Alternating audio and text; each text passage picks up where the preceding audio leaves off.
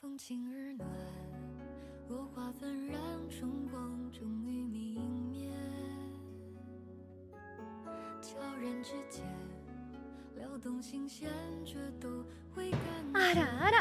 sayonara. Thank you. Mama David. Hi Jinhong. Hi Brett. Hi Jove. Hi Jovian. Hi Troy. What else is here? Amelia. Mino Kalu. You guys are super early. Hi. Thanks for remembering that we start early today. Wait, let me just connect something real quick. I think I'm missing one of my input stuff. What the?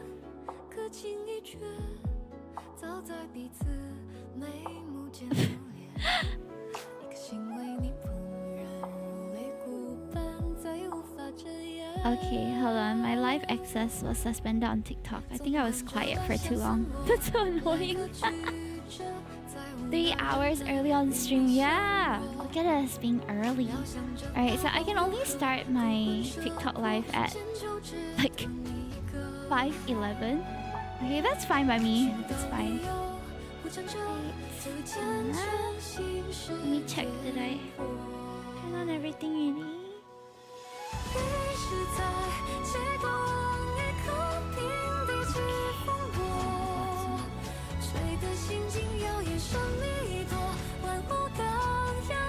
Aw, no Monday blues. That's so sweet.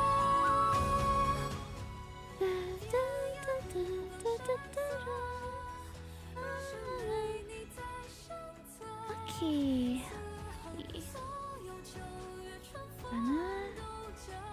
Temperature. Yeah, I'm still in nap time mode, so I'm a little bit slow, guys. Today I'm a bit slow, sorry. I'm not super used to you using this code. Chinese OST, ah! It's a Love and Deep Space song. Hi, Harina! Thank you so much for the pet. Eh? Yeah! Eh? Did it not connect? Hold on. Let me just quickly connect something. It's not very Hime. The branding is different, huh? Yeah, afternoon Hime hits different. Okay, I'm just going to quickly... Hold on, huh? Sorry about that. Something didn't activate. Let me activate it for you. I'll close both eyes because it's lat. Okay. Ah, here it is, Harina. Nice to see you this weekday. How's your weekday? Alright guys, so today we're a bit early. Hi! Nice to see you guys. We are gonna be playing some Otome games over this week, and we've got quite a packed schedule actually. So I've only allocated about 1 hour per game. Hopefully that's enough to get through a decent chunk of the demos. That's the average duration that I was given. So, but if there's any that needs a bit more time, then we'll probably same with yeah, Wednesday, Thursday it'll also be 5 to 7 and 8 to 10. And then on Saturday it will be just from 5 to 7. But if we have certain games that we need to allocate a bit more time to, then I'll be streaming again at 8 to 10 also. So very busy week for me, yeah. Yeah, lots of stuff to go through. Also because I think usually when it comes to my indie games and playing them back to back, I usually allocate about what 20 minutes or so per game. But because visual novels take that time to build the world and stuff, right? So I think there is only one game that we're playing on Saturday that is 20 minutes long, and the rest of them are all at least an hour for the demo. Hopefully that means we can still get through them, but I'm not sure. We'll have to see, guys. Okay, so I also wanted to kind of before we start today, I wanted to change the censorship on my model. And actually we don't need if I'm using this one. Let me just load the controllers a bit because my model will freeze a while. There we go. Yeah, you saw her freeze for a bit. Let me just open one of the files that I need for later so that I can pin it to my model. Hold on now. Or maybe I can put it on my screen. Okay, what I'm gonna do is I'm going to use the Otome Game Festival logo. Don't let it so big though. Just about. Oh, this is big enough. I'm gonna leave it.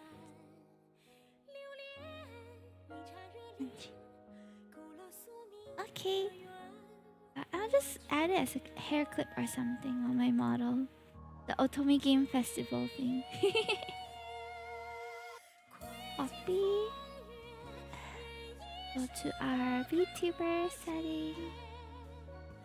Streaming assets, items. Logo. Okay, I got it.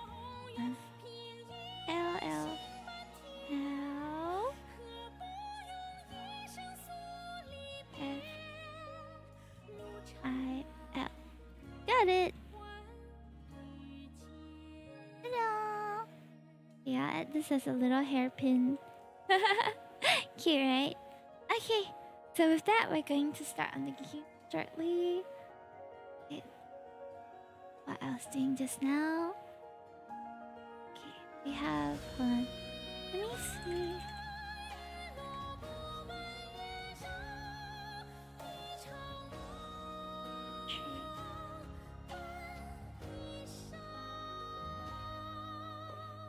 Found it. So this, first. Okay, so the first game that we're gonna play is called Fate's Masquerade, a Otome visual novel, and it is, I think, inspired by manhwa. So if you're a manhwa reader, this might appeal to you. I'm not sure if we can customize our MC, but the sprites have, as you can see, the sprites have some animation to it. There might be a bit of management aspects to some of these games too, and not just the visual novel aspect. Ooh. Yeah, it's gonna happen in... Oh, there's a timer for your choices too. Uh-oh. Oh no, it looks like we could die in this game, like, easily. Whoa, why did... Why did I get this jump scare in the trailer too? Oh my. Spicy. So that's Fate's Masquerade. We're gonna just... Also, hi Juju! Yes, I have pulled. I have, I believe I have Raphael, Xavier, and Silas for the new cards, but I don't know if I'll be streaming it anytime soon. Okay, let me just set this to full screen real quick. Yeah, I got 3. You can pick 3. Well, actually I can unlock one more, but I didn't unlock one more. I also don't know if it's safe to stream. That's why I haven't, like, set aside a day to stream it. However, we are trying some other Otome games today. So maybe we'll have a bit of a distraction, you know, from lads. Oh no! Every time I click away from it, it like does that thing where it blacks out a little. Okay, so this is Fate's Masquerade. Ooh, very cool. It like follows the title screen. Alright, hopefully I'll be able to share the full game, or we'll be able to see all the features. If not, I'll change my layout just a little bit, okay? Alright, let's go. Alright. Are you ready to unmask your fate? I guess so. Oh, thank you for the sketch, Redeem Harinyan. You can like DM me or just let me know what appeals to you. Oh my gosh, it's us, chat. They imported me. Oh wait, that's my mom. Okay, well, close enough. Golden ribbons of sunlight pour through the window and blanket me in warmth as I nestle on my mother's lap. She breathes life into the pages of a book with her low, melodic voice. Is that our father? Whoa! I see why we're hot stuff. Look at our dad! Oh my gosh! My father kneels in front of me and ruffles my hair with his large hand. Ouch! Ah, we're so cute! Look at her! Daddy, your hand is so rough. Ha ha ha! I don't know how to laugh like a rich guy, but ha ha ha! My little girl is 6 years old already? You're growing too fast. You can join me in the training grounds soon. What? Don't listen to him, sweetheart. Don't be a warrior. Be a scholar like me. Solve problems with your brain, not your brawn. Is that our brother? Happy birthday, sis. I know you'll excel at whatever you choose. Oh, what? We can choose? Oh, interesting. I'll be both. I'll be a scholar warrior. They look shocked. Now that's a novel idea. Then you'll have to work twice as hard. I will. The love and laughter fills the room. Their smiles are as warm and bright as sunlight. This is before they all die. I don't know if they all die, but I'm just assuming something tragic happens to her. Ah, alright. I called it, chat. A fire has... Do you hear the crackling of the flames? We're about to lose our family. Mommy? Daddy? Am I under the bed? Okay, hold on. I need to set up my TikTok live again. I just realized that it kicked me out just now because I wasn't talking for 5 minutes while I was getting water. It's so dumb. Hold on. Let me just... Live access removed. Okay. 4th May 5/11. Yeah, it is 4th May 5/12. Hold. I think I need to reload my TikTok studio thing. Sorry. Let the flames burn a little longer while I troubleshoot some streaming things. I'm so sorry. Little lady, hurry. Oh, we have our maid with us. Come on. Come on, live studio. Hold. There you are. TikTok just kicks you out if you're AFK for more than 5 minutes. It's kind of silly. This is why I don't really like streaming there. The logistics just to do this is so nonsense, guys.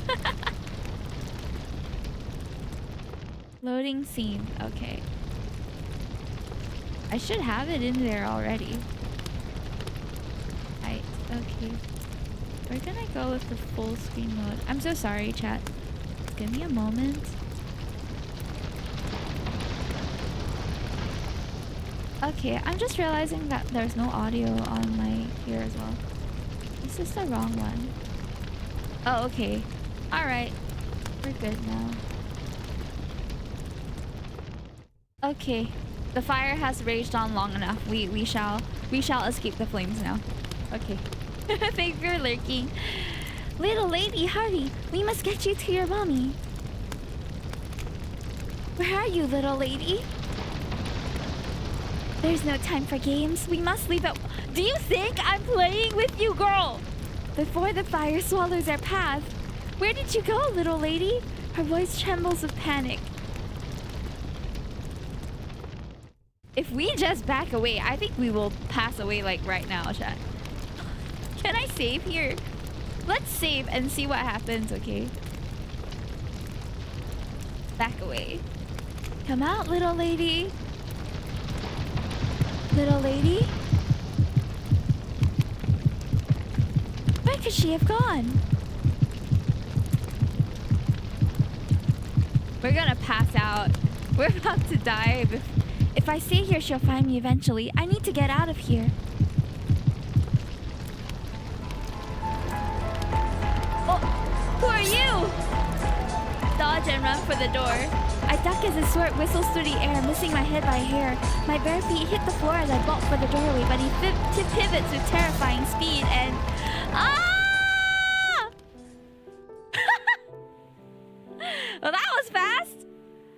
I guess... Stab, end of game, right? Yep. Well, better go with the maid then. Thank you for the stream.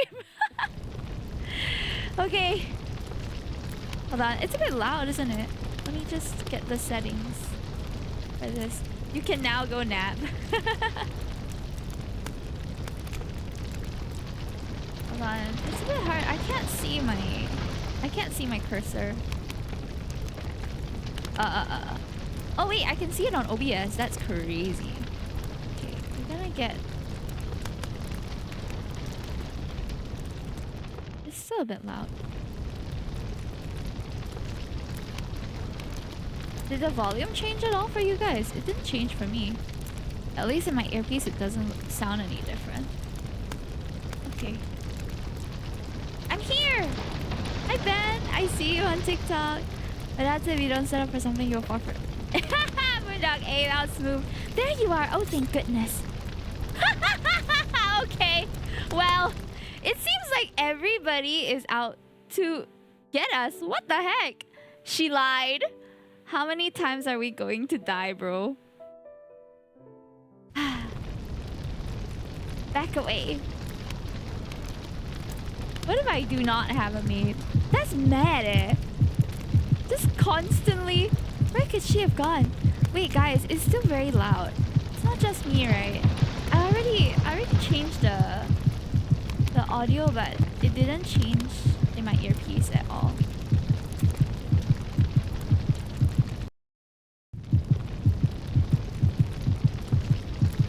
You see, it's just as loud. Okay, something is not working with the audio. Okay, in that case, let me just adjust it manually on my OBS. Hold on. I'm gonna put it down a bit because it's quite loud. Okay. Let me know if the audio is too loud or anything. Settings not working. Yeah, it seems like the settings have some issue. But it's okay. Alright. There we go. I don't want to die again. I need to get out of here. Ching! Get the fireplace poker. I roll towards the hearth and grab the iron poker. A jolt of force shoots through my arm. Ow! Die. Ah! Oh. Oh, it's Papa! Daddy! That was a great party. Go find our son. I'll get her to safety. What? Be careful. Let's get out of here. Sounds much better now. Thank you. Yeah, I thought it was too loud. The flames snap at us like starving dogs while distant screams tear through the night. My mother shields me, pushing forward through the blaze. Listen carefully. She places something hard in my palm. Be brave, be smart. Our legacy must live on. Ah, why are you speaking to me like you're gonna die, Mom? This family gives me no assurance whatsoever that I'm safe. Yes, Mommy. Oh! Immediately! What the... No! That's mad. Already? Damn. Wow. All the death, yeah. We just die at every turn. Someone dies. Ah, the same wretched nightmare again. Is it a dream or a memory? I'm not quite certain. I grab the ring that hangs on a delicate chain around my neck. The signet ring is real, so how much of the nightmare is real? With a heavy heart, I slowly lie down and stare at the dancing shadows on the wall. It's difficult to fall back asleep after waking up from this recurring nightmare. Even if I do, the sleep is restless and light. Ooh. In the morning finally breaks after a long sleepless night. I trace the ridges of the signet ring with my finger, then carefully put it away in my jewelry box. That's us, chat. Look at how pretty we are. My name is... you know what? I'll just go with Seraphina. My name is... Wait, what did I just press? Seraphina. I cannot continue.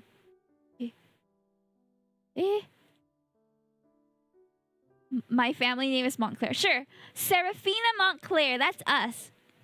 I woke up in an orphanage in Elderwell where girls were trained to become governesses, and I couldn't remember the events of my past. Nope, you've been dreaming them up, girl. Everyone called me Seraphina Montclair, but I was certain that I once had a different name. At first, the sound of every opening door, shifting window, and creaking floorboard filled me with fear.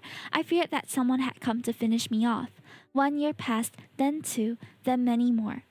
Okay, now it's too soft. Sorry, chat. I have to adjust. I have to adjust the input here and there. And then stab from behind, yeah, and then we die. No one came.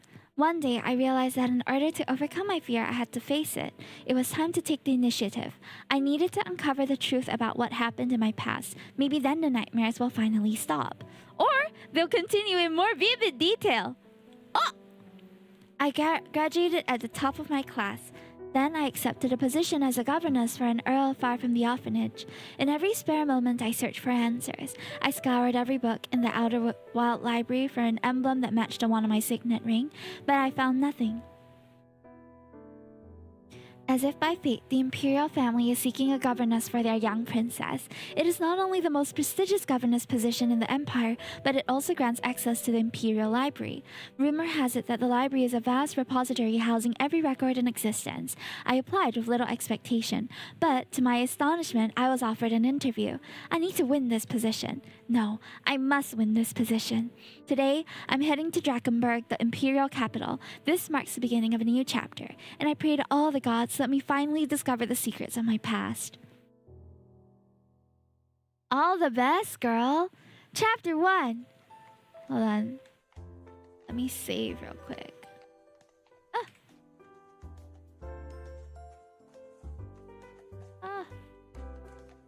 Okay, chapter 1 has begun. The journey from Elderwell to the Drakenberg, the heart of the empire, takes a whole month. Dang! Map is available in the menu. Oh, a childhood home over there? Where's Drakenberg? Oh, there it is. Wow, okay, that's far-ish. That's a lot of places. The mountains I know soften into rolling fields of flowers and then rise sharply again.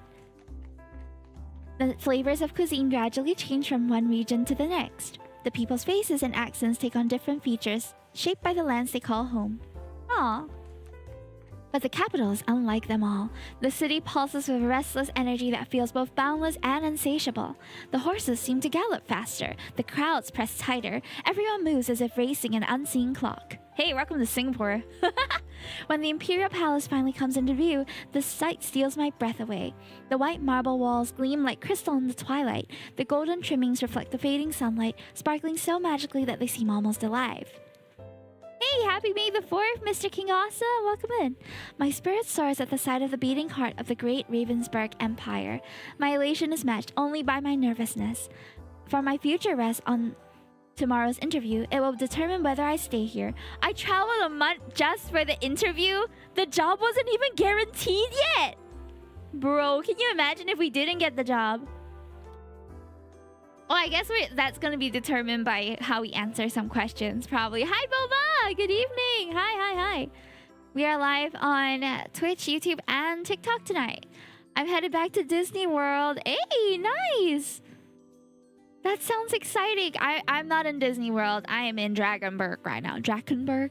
The servants have escorted me to the governess's room. I should be preparing for tomorrow's interview, but look at that view. Drawn by the palace's grandeur, I take a book with me and wander into the gardens to read. She should be studying, but she went, nah. This is where we're gonna find some hot guys instead. I find a secluded bench surrounded by the blooming flowers and let the floral fragrance surround me. Oh, look, it's them! I can hardly believe it. Both of them. I told you, today felt special. Your Highnesses. Oh, her face. Same girl. Oh! Enough to make our head turn. Where's the beauties? Show them to me. Hey! The classic blonde and black-haired duo of manhwas. Let's go. The Imperial Princess! I squint against the setting sun, but I can only make out their silhouettes against the fading light. Then sunset swallows them as they disappear down the path. By the heavens, they are so handsome! I almost forgot how to breathe. Is it just me, or does the Crown Prince seem taller every time I see him? He's not taller, you're just intimidated. Well, can you blame me? He's a legend. The Great Unification wouldn't have happened without him. That's true. We're about to show this region a real Great Unification. There's always a blonde and dark-haired one. Exactly. He's been leading troops ever since Ravenberg's first campaign, when he was just 14 years old. What? That's a total of 12 years. That makes him 26. Okay, nice. Yes, he only stopped last year when the conquest finally ended. Why did it stop? We still don't have Winterhaven and Almarath. The old Ravensburg kingdom has tripled in size and become an empire. We can't keep expanding. Still, imagine if we conquered the entire known world. Okay. Now you're just being greedy. Wars aren't just about gaining new territories, you know. People die. That's why they call Prince Maximilian the Crimson Reaper. Isn't that because of the color of the Windrake banners? No, it's because of all the bloodshed that follows in his wake. Blink, blink. Then I'm glad I was born on the winning side of the war. But the second prince couldn't be more different from the crown one. He has the warmest, most angelic smile. He does. Always polite, always generous. Exactly. Everyone at the court adores him. Well, almost everyone. Oh, Earl Hanroth didn't. Why not? I don't know. But when I passed by Prince Lucian's quarters last week, Hanroth came rushing out and nearly knocked me over. Then he just collapsed. I tried to help, but he wouldn't even look at me. He just kept muttering, "A devil! He's a devil!" I like how we're just eavesdropping on the maids right now, guys. Look at us gathering intel. We are smart indeed. Wait, wasn't he found dead last week? Yes, that very same evening. They said it was a gambling debt. I see. I see as well. I suppose even nobles can lose everything? Yes, that's wild. Speaking of wild, did you see the new governess candidate today? Where does that... Oh, that's us! We better save while we're at it. The eavesdropping time. Another candidate? How many now? 20, 30? It's an important position. They obviously want only the best. I thought for sure the one from yesterday would get the position. She was the governess to the Grand Duke's daughter. And yet she was rejected. So you saw the one today? What do you think? She has a northern accent. Actually, she's not from around here. Didn't you know? The imperial family offered several interviews to several governesses from outside the capital to give the other territories a chance to serve. But we all know it's just for show. Yes, I agree. The outsiders have no chance here. Ooh. Stay hidden and wait for them to leave. If you have time for idle gossip, then you have time to dust the Grand Hall again. Yes, milady. Who's this? She immediately sees us. The entire time, those two did not perceive us at all. I'm reading. You must be the governess. Reluctantly, I lower my book shield and try to hide my embarrassment. Yes. If you were trying to be discreet, reading your book upside down isn't the way to do it. I thought we were smart, chat. We can't even be incognito if the text is upside down. Girl, you can't be smart and silly. Well, I guess you could. We'll give her a pass this time. She's nervous. Ugh, it's my first evening at the palace and I've already made a complete fool of myself. Maids love unfounded gossip. Don't let that get to you. I'll keep that in mind, my lady. She seems nice, but you can't trust anyone here. If you're not already a governess to a duke or the imperial capital, then your recommendation must have been exceptional. Trust in yourself. Where are you from? I'm from Alderwild. Alderwild?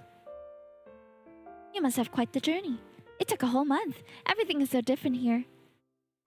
I know the feeling. I'm from Levenhof. Halt. We're practically neighbors. Don't let this place intimidate you. I think fresh blood like yourself is exactly what the little princess need.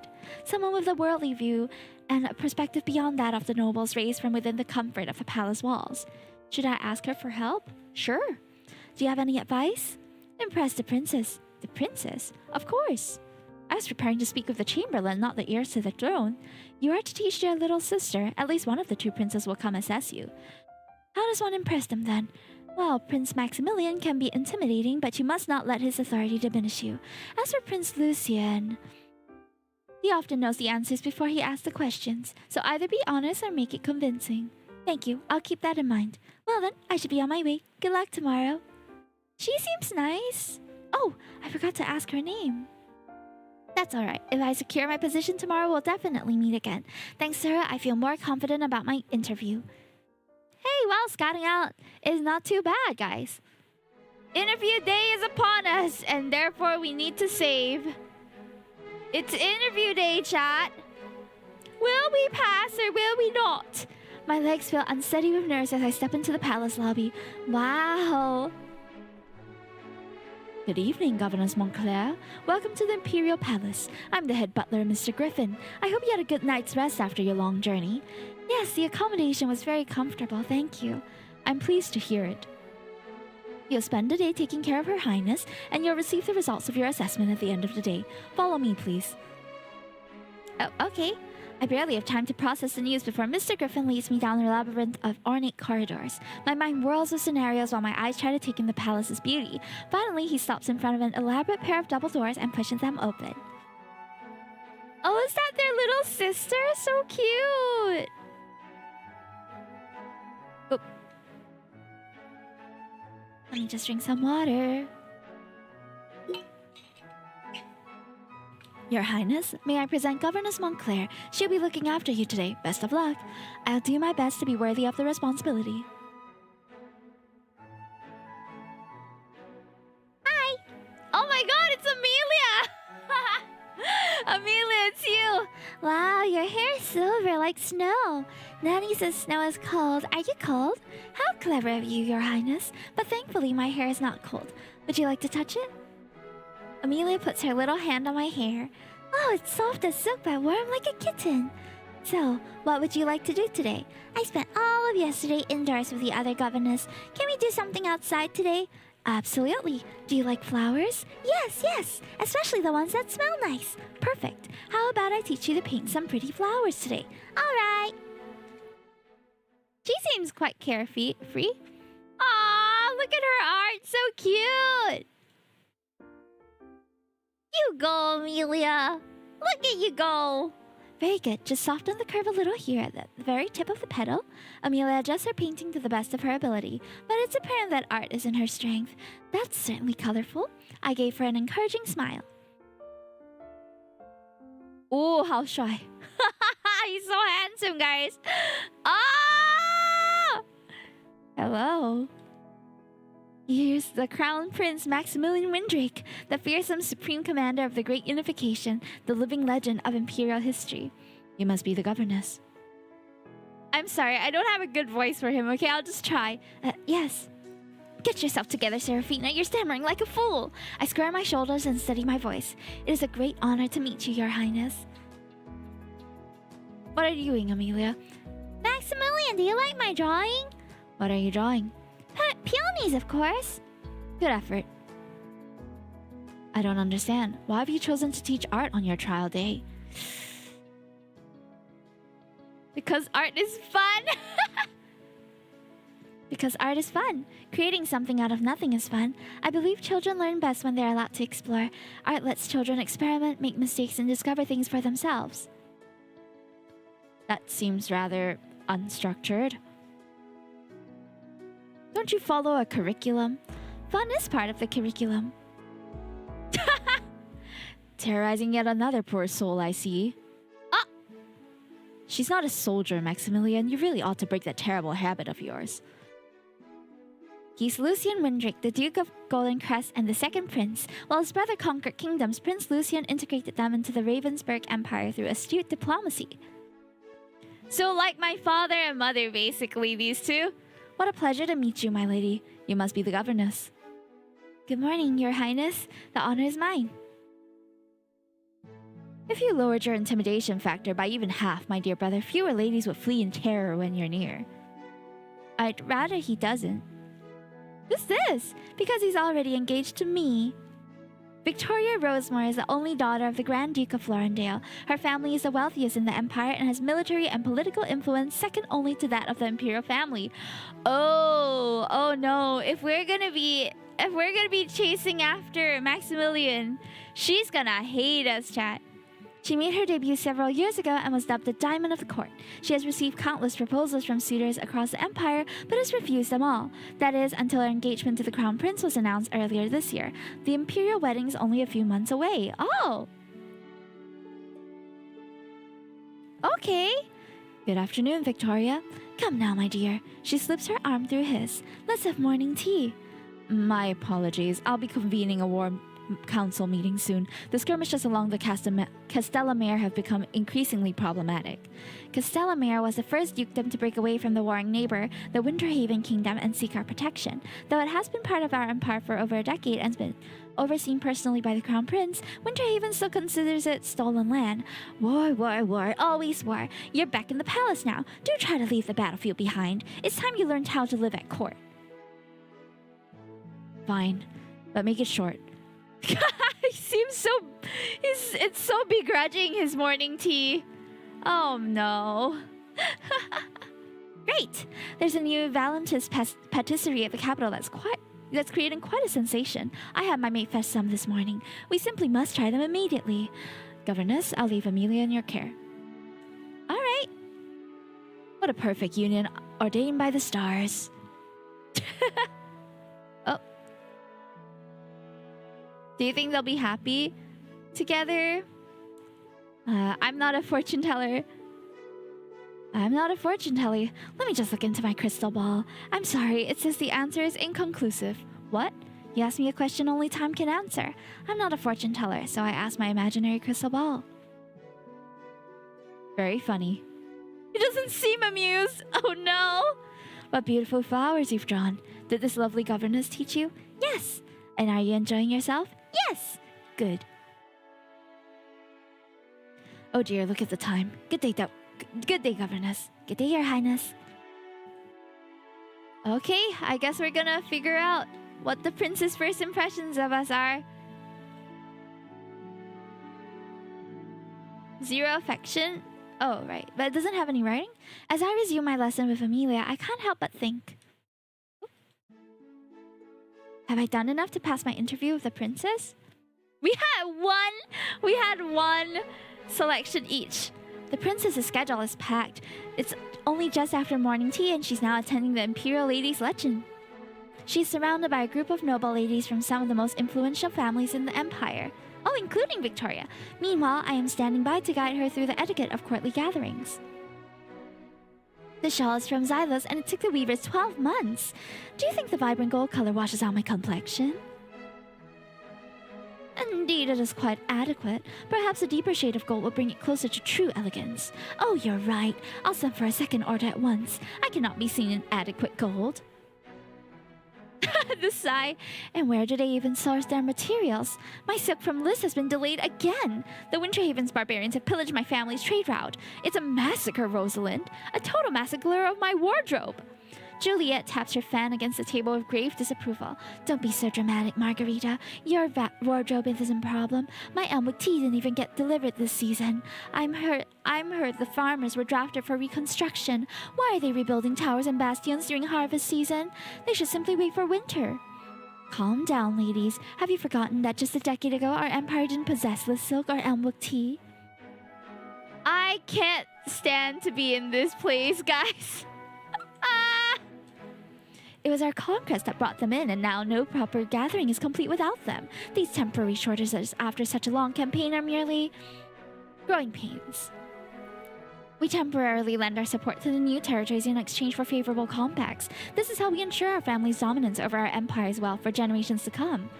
I mean, I will say Victoria is very well spoken. She is commanding the table. Respect for her to that. Respect to her for that. The girls murmur their agreement and resume their cheerful chatter. I watch them nibble on dainty sandwiches, their diamonds sparkling in the sunlight.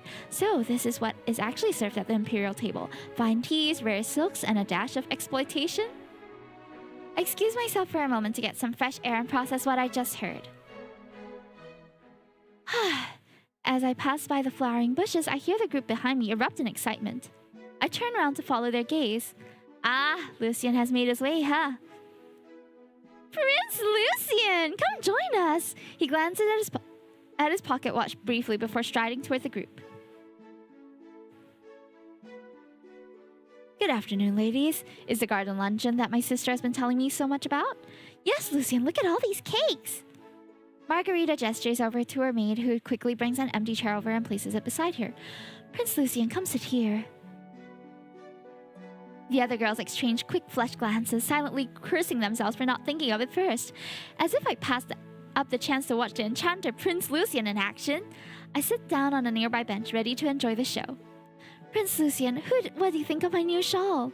Lucian studies it carefully. Silken and luxurious, masterfully woven. You have excellent taste, Lady Rosalind. But honestly, you could make burlap look fashionable. Oh! You tease me, Prince Lucian. The Xylos weavers took 12... Prince Lucian! Margarita cuts in before Rosalind could finish her sentence. Have you heard of the new opera, The Orpheus? As a musician yourself, I know you would love it. The music is soul-shattering. The way his eyes widen. Soul-shattering? Then I hope the audience survived the ordeal.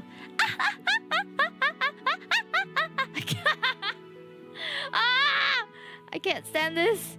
But in all seriousness, I'm intrigued about the new techniques they're using. Sadly, I haven't been able to go because I've been busy lately. That said, if you go again, feel free to take one of my grand boxes at the theater. Ooh, Prince Lucian, your generosity is legendary. How fortunate that our empire is to have you as our prince. Sorry for the interruption, Prince Lucian. I just acquired the most magnificent stallion. He's a purebred frosty wind and rides like a wild storm. At last, a horse with a spirit to match your own, Lady Juliet. I always had a weakness for the wild ones. Then you must come to the races next month. As their conversation continues, I watch Lucian skillfully offer each lady a tailored compliment or gesture that leaves them all giggling like teenage girls. If this isn't sorcery, then I don't know what is. Oh, you charmer, you. Thank you for your wonderful company, ladies, but I must get going. Enjoy the rest of your luncheon. The ladies nod and sigh regretfully as they watch him leave.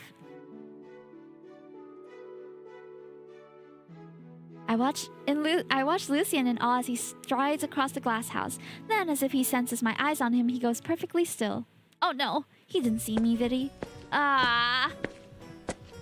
Goes still until he stops right beside my bench. Oh no, oh no, oh no, oh no, no, no, no, no. What do we have here? I gulp and force myself to look up. Oh, hi, Your Highness. He made himself comfortable. Sir, did you not say you had to go? Leave before these ladies hate me for you sitting next to me. Go, get! He sits next to me and rests his arm on the back of the bench. I'm trying to pass an interview here, sir. His fingers brush my shoulder as they pass. Oh! What are you trying to pull? He moves a little closer and I back away. Now my side is pressed against the rose bush, its thorn prickling through my blouse. The sweet scent of roses overwhelmed my senses, making me dizzy. Did you enjoy watching me? Ah!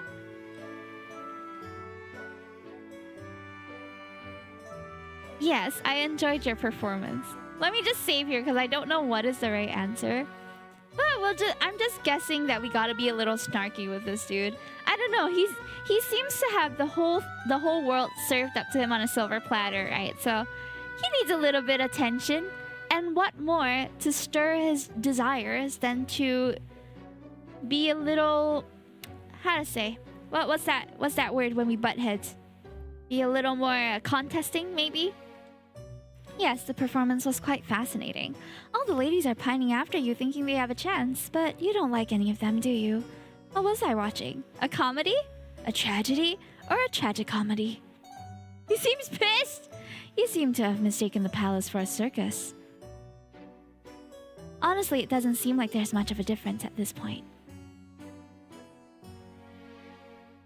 With all the plastic clown smiles and fake laughter. Okay, he likes that, I guess. I'm honestly not sure if you're bold or just reckless. Either way, it's highly entertaining. I shall allow you this indulgence, but should there be a next? He slowly tilts my chin up toward with a single finger. I won't be so forgiving. Good day, Governess Montclair. tell if he liked it or not, chat. Then he strolls away nonchalantly. Eek. That was close. I don't know how to romance that guy, but I'm just gonna play the route how I would probably respond to them. While Princess Amelia takes an afternoon nap, I head to the Imperial Library for a quick look around. Libraries have always been my refuge, filled with the scent of ink and dust and brimming with knowledge. Much to my surprise and delight, the library is far quieter than I imagined. The map of the Empire catches my eye. First, I find Alderwald on the map, which is a place where I grew up in the orphanage. Then my gaze drifted to the conquered lands. Frostwind, Elmwick, Pembroke, Valentis, Eldenwood, Saltspire, Xylos, Castellamere, Aelmar. The Great Unification brought together more than a dozen kingdoms and territories. I find myself wondering what life is like in those distant lands, and whether I might have come from one of them. My memory before 6 is hazy. I wander through the aisles, unable to suppress my soft oohs and ahs as I examine the ancient tomes and secret documents on display. If I win this position, the answer to my past are somehow in this room. I can feel it. The library door suddenly swings open, so I peek out from behind the bookshelf. Ooh, there he is. It's the Crown Prince. Fancy seeing him here. Griffin, I need a stronger stimulant. But Your Highness, the physicians have warned. Oh no, this is a personal conversation not meant for my ears. I hurry further down the aisle, only to reach a dead end and realize there's nowhere left to go. Looks like I'll just have to wait until they're gone. I'm well aware of their warnings, but the northern reports will not read themselves. Do as I instruct. Very well, Your Highness. I shall fetch the tonic immediately. Mr. Griffin's footsteps fade into the distance, but the steady rhythm of Maximilian's footsteps grow louder. I flatten myself against the shelf, my eyes fixed blankly on the rows of spines as I wait for him to pass. His footsteps move past me. You. Turn around, now. Oh, for goodness sake! Why did I sigh so loudly? Whoa! He immediately copied on us, guys. Who sent you to spy on me? You're the spy. I was here first, which would make you the one spying on me. That's... Governess? Pretending you didn't recognize me? That excuse is so unoriginal. But I'll let you off the hook this time. Because you're handsome. Whoa, she's so blunt. Cute. I'm engaged. Doesn't make you any less handsome. Oh, look at his beak. Ah! Oh no. Our MC is a homewrecker. Very well, as you were. I wander the aisles of the library for a while. Before long, it's time for me to return to my afternoon lessons. I make my way over to Maximilian's desk to say goodbye. It's only courteous. Aw, look at him. Oh, he's sleeping? He must be exhausted after all his responsibilities. That's right, he mentioned needing a stimulant earlier. Take a peek at his notes. He's reviewing the defense plan for the northeastern border. He's working on the defense plans for the northeastern border. I study his strategy for a moment. It's a wartime approach, costly but effective, and his handwriting is atrocious. There's a chaotic tangle of sharp, ineligible characters riddled with corrections. Nothing like the decisive, meticulous commander portrayed in the books.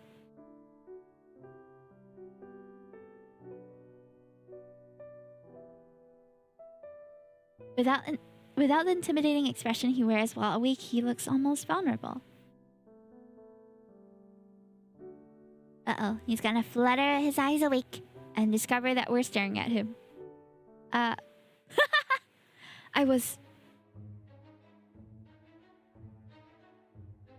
If you finish gawking, you may leave.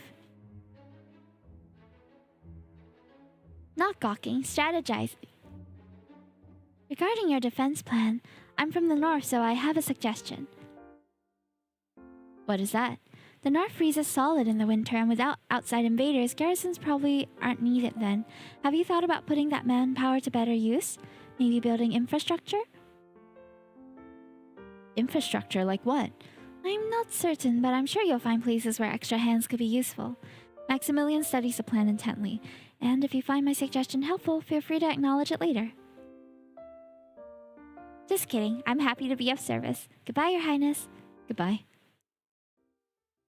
The rest of the afternoon with Amelia went by smoothly. Her eagerness is endearing. I can already tell that she'll be a diligent and attentive pupil. Any governess would be fortunate to teach her. When the day was finally over, she hugged me tightly and whispered that she hopes I'll be back tomorrow. At least I know for certain that the princess likes me, and that fills me with hope. There's a knock on the door. My heart skips a beat. Could this be the result of my interview? I rushed to the door. Oh! Mr. Griffin! Hi! He hands me a wax-sealed envelope.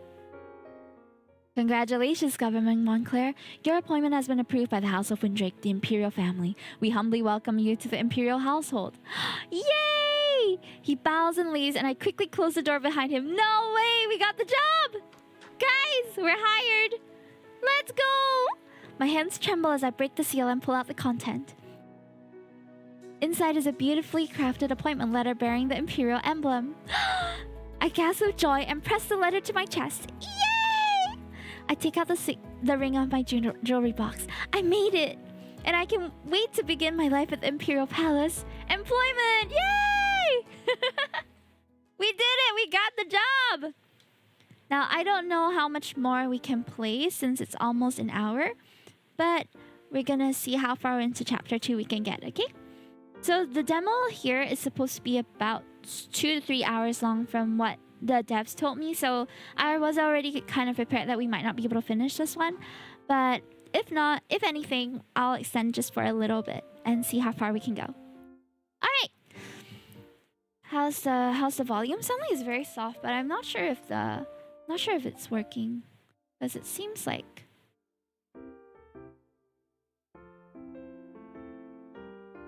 Oh, we did it! I stretch and yawn after hours at the Imperial Library. It's been weeks since I started living a double life, teaching Amelia by the day and searching for my lineage by night. Well, nothing's stopping her from being in the library, right? Good evening, Governess Montclair. Madame Evelyn is the head librarian. After spending nearly every evening here, I've gotten to know her quite well. She's as gentle as a grandmother, but enforces rules as strictly as a magistrate. Unless you're a cat, in which case she will let you get away with almost anything. Back again today? I don't believe I've seen a governess quite as hardworking as you. Ah, well, one can never know enough. I'm off to supper. Make sure you get to the dining hall before they clean up. Don't leave too late again. Thanks, madame, I will. She seems nice. I never thought I would feel sick at the sight of too many books. The growl of my stomach brings me to the present. Whatever the answer may be is for future Seraphina to worry about. I gather my books and head to the dining hall. As I make my way through the palace grounds, a familiar figure appears before me. It's the lady I met before. I must thank her for the advice she gave me. Good evening. Ah, it's you. Congratulations on securing the governess position. And it's all thanks to you. I don't think I would have passed without your advice. How have you been adjusting to life in the palace? The Imperial Palace is truly magnificent, and I'm provided with every comfort I could ask for. And Princess Amelia is a wonderful student. I still can't believe I'm really here. I saw myself mid-ramble, realizing we still haven't properly introduced ourselves. By the way, I am Seraphina Montclair from Elderwald. What a lovely name, Seraphina. I'm Nerissa Valiane. I assist His Majesty with his private affairs. She's the woman that everyone whispers about in the corridors, the seductress. The tragic death of the Empress after Amelia's birth left the Empire in mourning, except for the Emperor himself. Rumor has it he's been captivated by a commoner long before the Empress' untimely death. Her status as the Emperor's mistress gives her a little real power in court, though.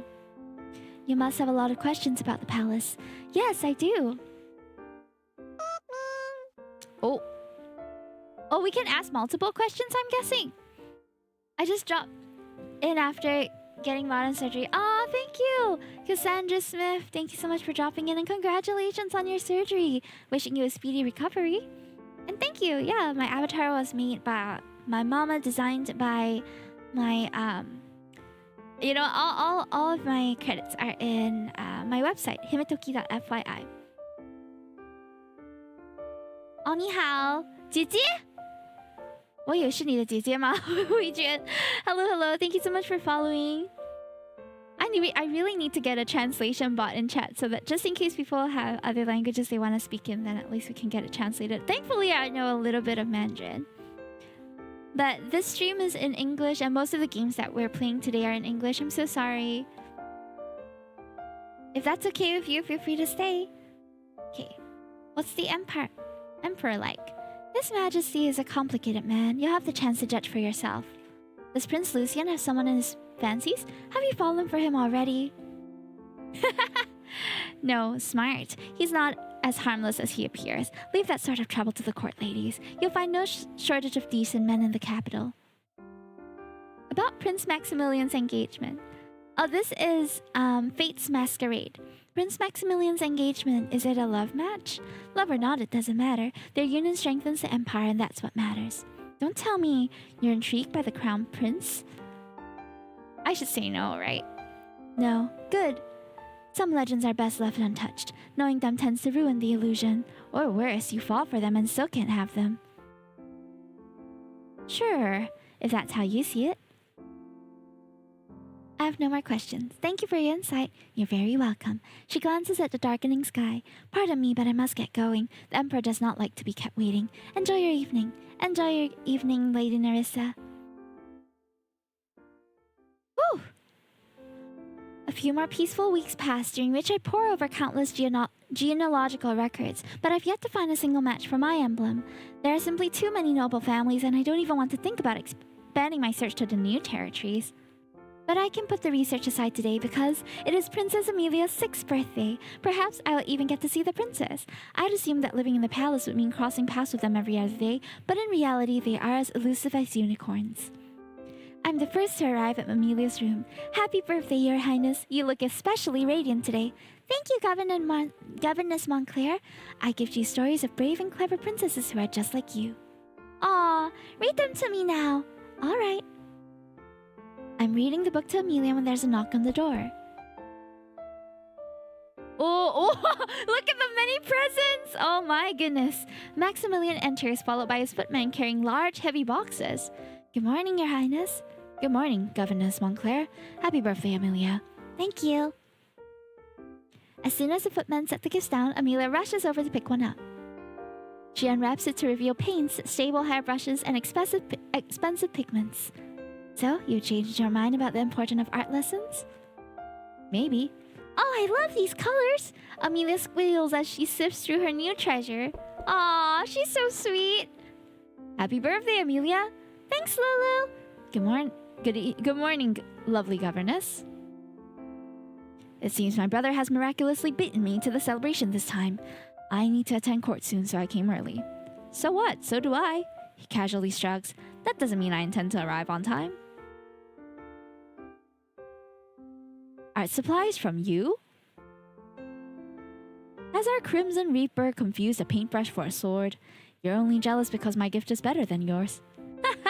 If you say so. He produces a small ornate box. Got this for you, little Amelia. Inside the box is a delicate locket that opens to reveal a painted miniature of the siblings. Aww! What a thoughtful gift. I wish I had a locket with my family's portrait so I could gaze upon their faces. Happy birthday, little one. Now I can see you two every day. Lucian gently ruffles her hair. Exactly. He casts a playful glance at Maximilian. Take note, brother. This is the true art of gift-giving. I believe a gift's worth is decided by the recipient, not the giver. Governess Montclair, if you were to receive our gifts, which would you prefer? Oh no, why does Lucian have to drag me into their crossfire? Every time I'm stumped by a decision. Both gifts are thoughtful. Either one would bring me great joy. The only thing worse than choosing the losing side, governess, is refusing to choose at all. Yes, one who tries to defend everything ends up defending nothing. Well, I'll be damned. We actually agree on something. That is rare. Great, I've embarrassed myself in front of both princes. Very well, I must go. I'll see you and Amelia at the dinner this evening. Bye, Maximilian. All right, I also need to get going. See you all tonight. Bye, Lucian. Goodbye, Your Highnesses. Bye. I thought you were planning to be late for court again. Who says I'm heading to court? Since you consider yourself an art connoisseur now, I'm on my way to commission a grand family portrait just for you. It'll be perfect for your study. Spare me the trouble and keep it for yourself. I chuckle at their light-hearted siblings sparring as their voices fade down the hallway. I look back at Amelia, who's now gazing at the portrait in the locket. What's the matter, princess? The portrait is missing Papa. I haven't seen him in such a long time. Oh, Emperor Alaric, the elusive Ravensburg sovereign. In the months I've served Amelia's governess, I haven't even seen him once. If he hasn't come to us, perhaps we could go to him instead? Go to Papa? You could even bring him a small gift. A gift? Like what? My gaze drifts back to the table where I see the paints and locket that the brothers have gifted, and an idea strikes me. I know. I lean closer and lower my voice conspiratorially. Something very special. What? What is it? Something I'm certain your father will love. I whisper the idea into her ear. Yes, I'll make it right away. We head down the long corridor towards the Emperor's chambers. Amelia skips ahead, her excitement evident. My heart pounds with a mix of trepidation and anticipation at the prospect of meeting the Emperor. What is he like? Princess Amelia would like to see His Majesty.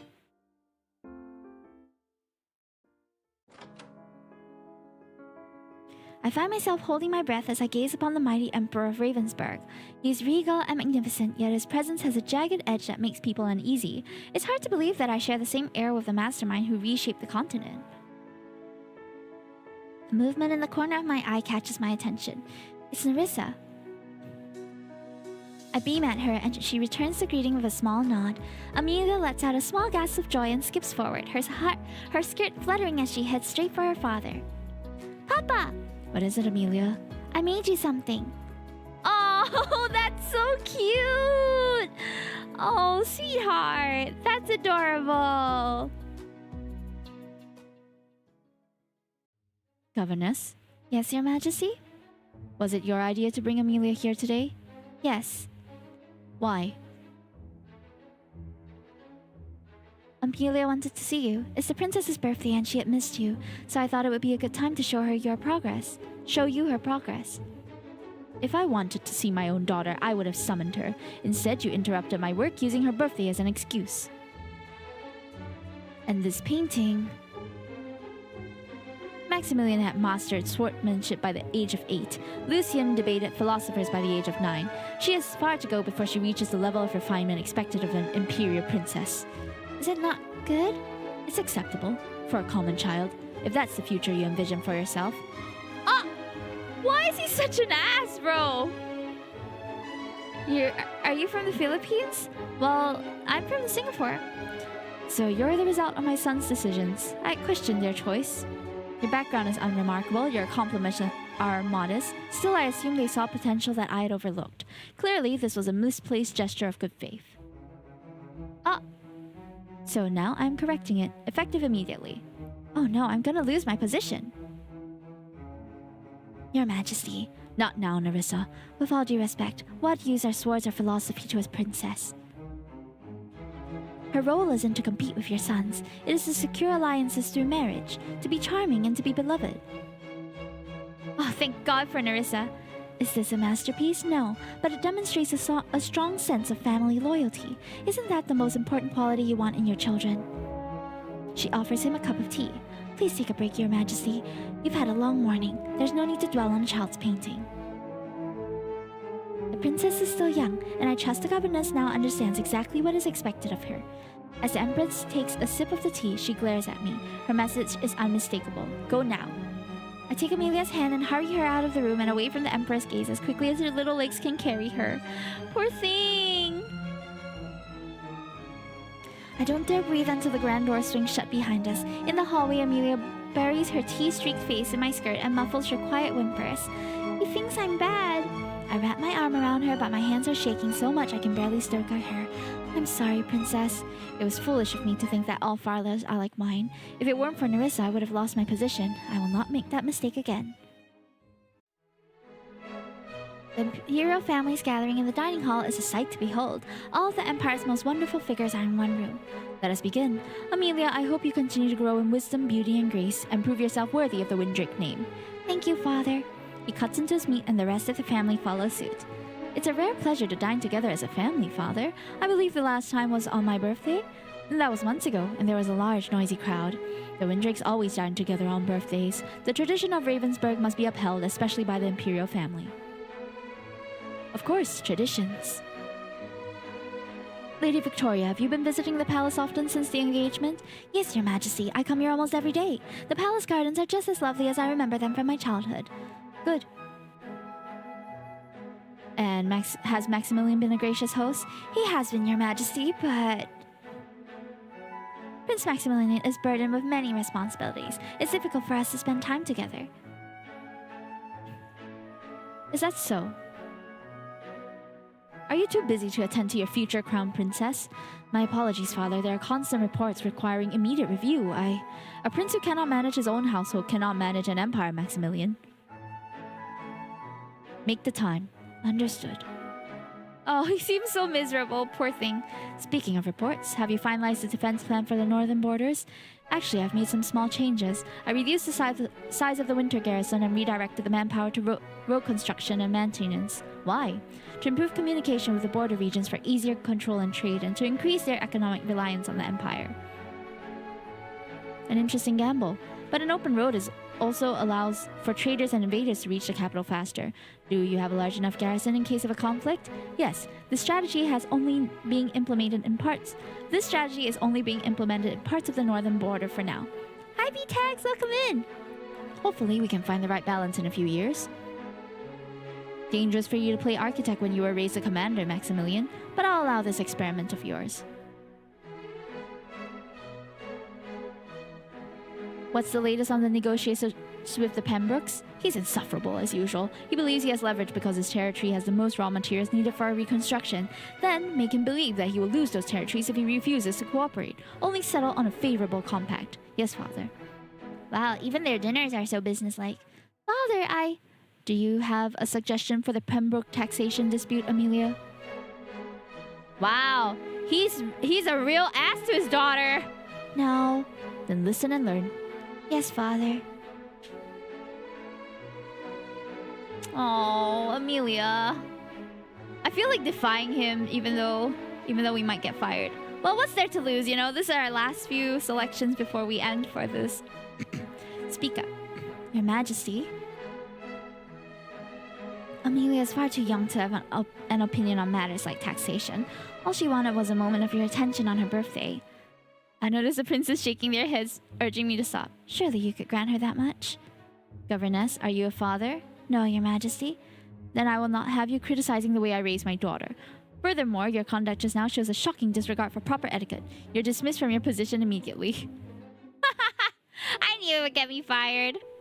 Some challenges are not worth it. Okay, let's see what happens if we lower our head and not say anything then.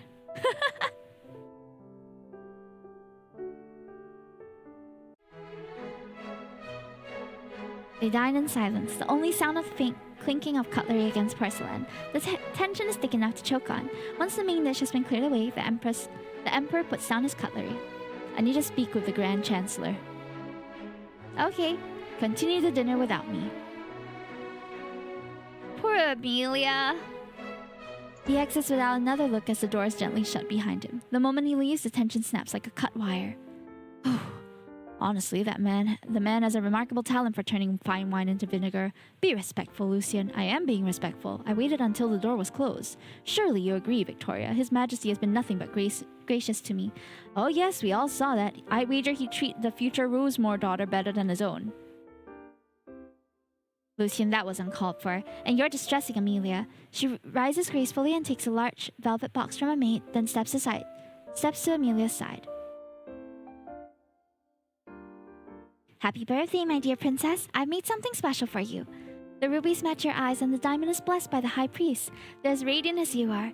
It's so pretty. Can I wear it now? Absolutely. She places it gently on Amelia's head. There, it fits perfectly. Oh, it's so heavy. And you look beautiful. Aw, at least Victoria's nice to her. You've always had a weakness for shiny things, Victoria. Yeah, and you have had weakness for things that won't yield. Won't yield. Won't yield. No, resistance is merely an illusion. That only makes the conquest more thrilling. I knew it! I knew he was that kind of love interest. Damn! Called it! Amelia seems tired. Perhaps it's time for her to retire? Princess? Governess Montclair. Come join us at the table. Oh, I couldn't possibly. Of course you can. With Father gone, it's just us. Make yourself comfortable. Where would you like to sit? Griffin will bring over a chair. Oh. Alright, well, if you want to find out what happens if you decide on where to sit. Now, I have been playing a very, very pacifist, like, and sort of professional. I've been professionally keeping a distance from these people where I should not be. But if you guys want to find out what happens if you push your luck, this is Fate's Masquerade, and you should check out the demo that's available to play on Steam. Yay! Now, we might continue this in a future playthrough or so, but for now, we've got some other matters to attend to. Alright, and that's the first game for Otome Games Celebration. Now, the second game for the day is... Let me check. I believe... where's my schedule? I've got it here somewhere. Just give me a moment. Trying to look for... Okay, the next is A Date with Death. Okay, this one is already a complete game, so not a demo. But I've never played it before, so we're gonna have to find out what this is about. Meanwhile, I'll also show you guys the trailer. Okay, hold on. Let me just get A Date with Death trailer on here.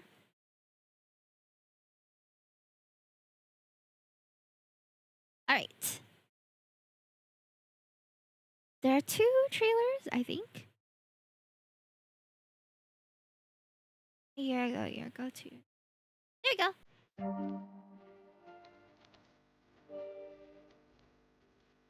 I think you're dating a Grim Reaper?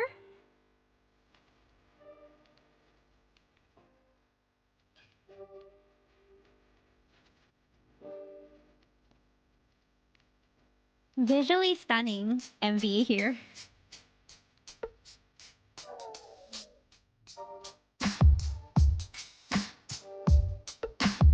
Oh. Domestic life with death? Cute!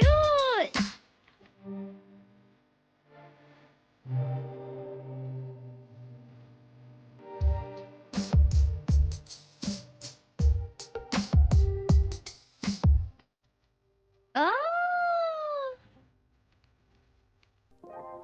Okay. So this game was released in 2024.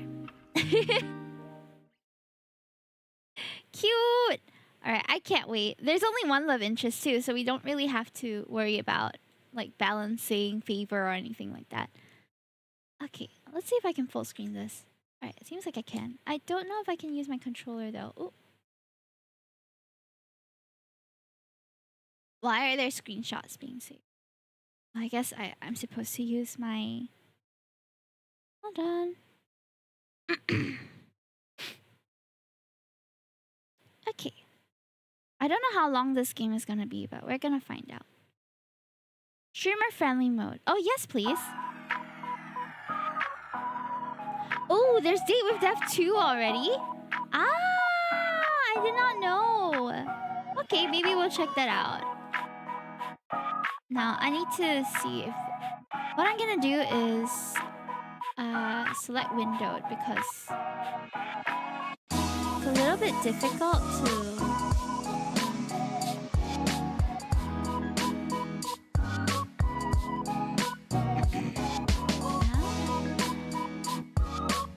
Dairy Queen in Singapore, we don't. I think the closest one we can get to is Malaysia, or maybe not Malaysia. But I've had Dairy Queen in China. Let me just the volume real quick.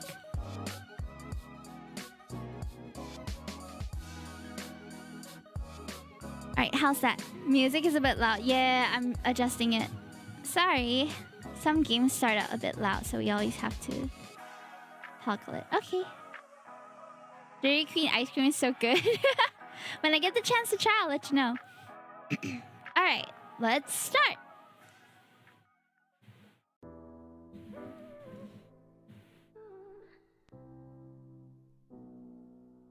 Ooh. Oh, let me push the main screen up a little. I'm gonna crop out a little bit of it. There we go. Ooh, shy. Ah, the movies are so pretty in this game. The trailer one and the intro one. Jeez. Ah. You've always been a perfectly ordinary person. I guess that's about to change. An ordinary person with an ordinary job and an ordinary apartment. That is, putting aside some of the strange occurrences that happen around you. Who hasn't been involved in a train crash, a house fire, a hurricane, and a parachute-related skydiving issue all in the span of a few months, after all? You've always been this way. You found yourself in many unlucky situations, but come out unscathed every time. Friends and family have always called you lucky, but at this point you don't even bat an eyelash at these occurrences. A piano falls from the sky 6 stories above you. Very simply, you step to the side. You trip on your shoelace and fall down a flight of stairs, not even a scratch. Oh, you don't... Ah, my bad then. I must have remembered wrong. Then the closest one I've had is in China. But yeah, Telluricene is yummy. What do you see? Oop. I might have missed some dialogue. Oh! Is this us? Oh, so pretty! I didn't know you could customize your MC. Oh, okay. It will take a bit. Hold on. I'm gonna end up spending so much time in the character creator if I don't stop. Let's at least get a, like, base that's kind of similar-ish to us. If we can get one. It is randomized after all. Okay. Let's see. Oh, we've got some super cute outfits on this. Oh, I love this! This looks like something that I would wear. Yeah. Oh, but this is what I would wear to work.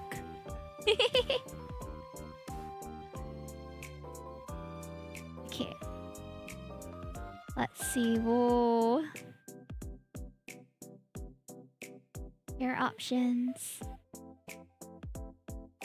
Do we have like just slightly corally hair? They've got so many styles, chat. I'm pretty ordinary. I think this is closest to my actual hair. We'll go for brown.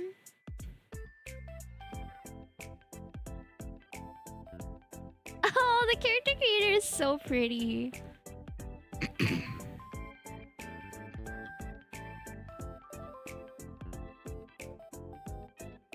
A little bit of a smile won't hurt. There we go.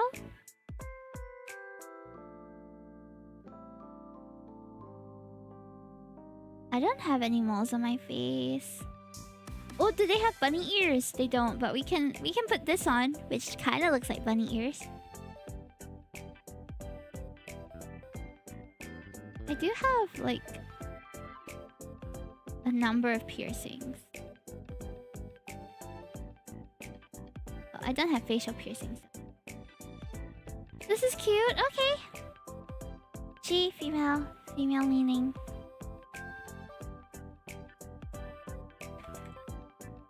Hime. Okay. Bunny. Let's go. Click here to input your character bio. You can update it along the way.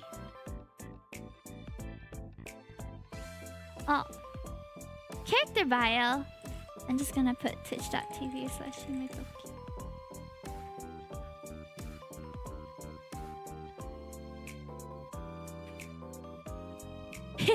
Okay. Next. Oh, our room is so cute! Wow, look at that! Oh my goodness, I love this! Yes! Oh, the fairy lights are gorgeous. Well, you know what? I prefer the Polaroids. Plant lovers. I don't have that many plants. Oh, I see. So that's how the customization works. Okay. Good night. Neat set. Wall color pink. Desk decor. This is the closest to my desk. Bit color. You know what? They kind of got it down pat already. This really does look like my old room. Yay! We created our MC! Oh, I love that you can customize your background. Okay, hold on. Let me just zoom in the game a little bit. Hold on. It keeps on. Let me zoom in because we're in window mode right now. There we go. I think... Let me know if you guys can see. Sunabali, no worries. My laptop. Your trusty laptop. It was your first purchase for yourself after you moved out. Remembering how you saved to be able to afford the one you wanted brings a smile to your face. Our pet bunny! Let's name them Truffles. Truffles!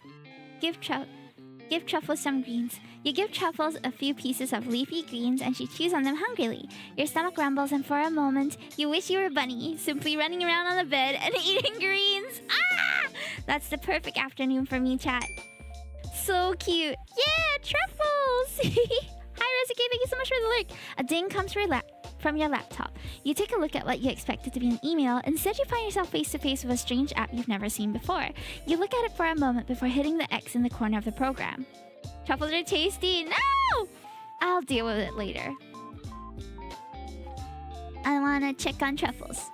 Truffles is currently zooming around in your bed playing with toys you bought recently. Truffles slow down for nobody. A second ding echoes through the room. Worried, you look back at your laptop screen. The app is once again open and flashing on your hotbar. You wonder for a moment if you somehow picked up some malware. Ignore it. Your laptop. Renovate and appearances. Your bed. Your comfortable bed. It's seen you through many a night's sleep. You're not that tired yet, though. You can't help but recall the day you bought this bed. It was your first piece of furniture you bought for yourself. Not only was it too big to fit up the narrow stairway, you had it wedged halfway up. You thought you were going to have to sleep there from now on. But eventually it came free, and then you stepped on a loose floorboard and nearly plummeted down a few flights of stairs. Whoops. It's certainly an experience you'll never forget, at least. The digs are coming much more frequently now. Someone or something wants your attention. You're not worried now, you're angry. The dinging is starting to annoy you. For a moment you contemplate throwing your laptop out of the window, but a calm before you possibly commit a crime by dropping a laptop from the fifth story of a building and knocking someone out. Delete the app. That's it. You think you're gonna commit a very bad act to this laptop of yours. You're halfway opened your window when you come to your senses and close the app once more. You quickly delete it from your desktop and empty your trash can. But 2 moments later, it reappears exactly what it was before and opens again. You think about the sketchy sites you've been on, but even then it's hard to concentrate on past the constant dingings. You attempt to delete it again, but it won't delete anymore. Ugh! Try again. Nothing happens. Try again, but angrier. Nothing continues to happen. Great. I guess I've got a virus. Click on the app. You click on the app, finally taking a good look at it. It's some kind of chat room, at least looks somewhat retro too. A date with death. Grim Reaper, foolish mortal, you shall evade me no more. I've had enough of you fiddling around your room and ignoring me. What? I've come to reap your soul. That is far more important. Hand it over willingly, for I am not here to play games. Why does he type in like all titles? Answer me at once. Hello? I see you wish to ignore my demands. Foolish. Incredibly foolish. Please respond. Does it not work after all? Well, this is quite embarrassing. Testing, 1, 2, 3. Hello, testing. Frick me. Hello to you too. Soul 8,128. That was one hell of an introduction. About time you made your way here. You've kept me waiting long enough. What? I don't even know you. Are my words not simple enough for you? I've waited far too long. Far too long. I mean, it was like 5 minutes. 5 minutes too long? I'm a busy man, a very busy man. Well, don't let me keep up your precious time. Hi, Shaco, welcome in. Off you go. No, I cannot go until my job here is fulfilled. Seriously, is this a virus or something? A virus? Do not be absurd. This is an application that I've created. Huh? Or messaging you. Why? I don't even know who you are. Wait, are you a bot? A what? You know, a bot. Beep beep. A robot? Don't be absurd. Robots anywhere near my level of charisma, charm, and good looks are not possible. Sounds like something a bot would say. I'm not a robot! Robots say, huh? Huh? Gotcha. I've not come here to play your games, mortal. Why are you here then? I've told you, I've come to reap your soul. Wait, what did you come here for? To reap your soul! Sorry, one more time, you're cutting out. I said to reap your soul. Man, really bad reception here. Oh, have a good one, Benangs. Can't make out what you're saying at all. Do not belittle me. I'm coming for what is owed to me, that is all. It would do well for you to not get in my way. Are you trying to threaten me or something? Do you feel threatened by me? If so, then I'm doing my job correctly. This bodes well. Yeah, I'm terrified. Really? Huh. Good. Your instincts serve you well. Yep, really, really scared at the moment.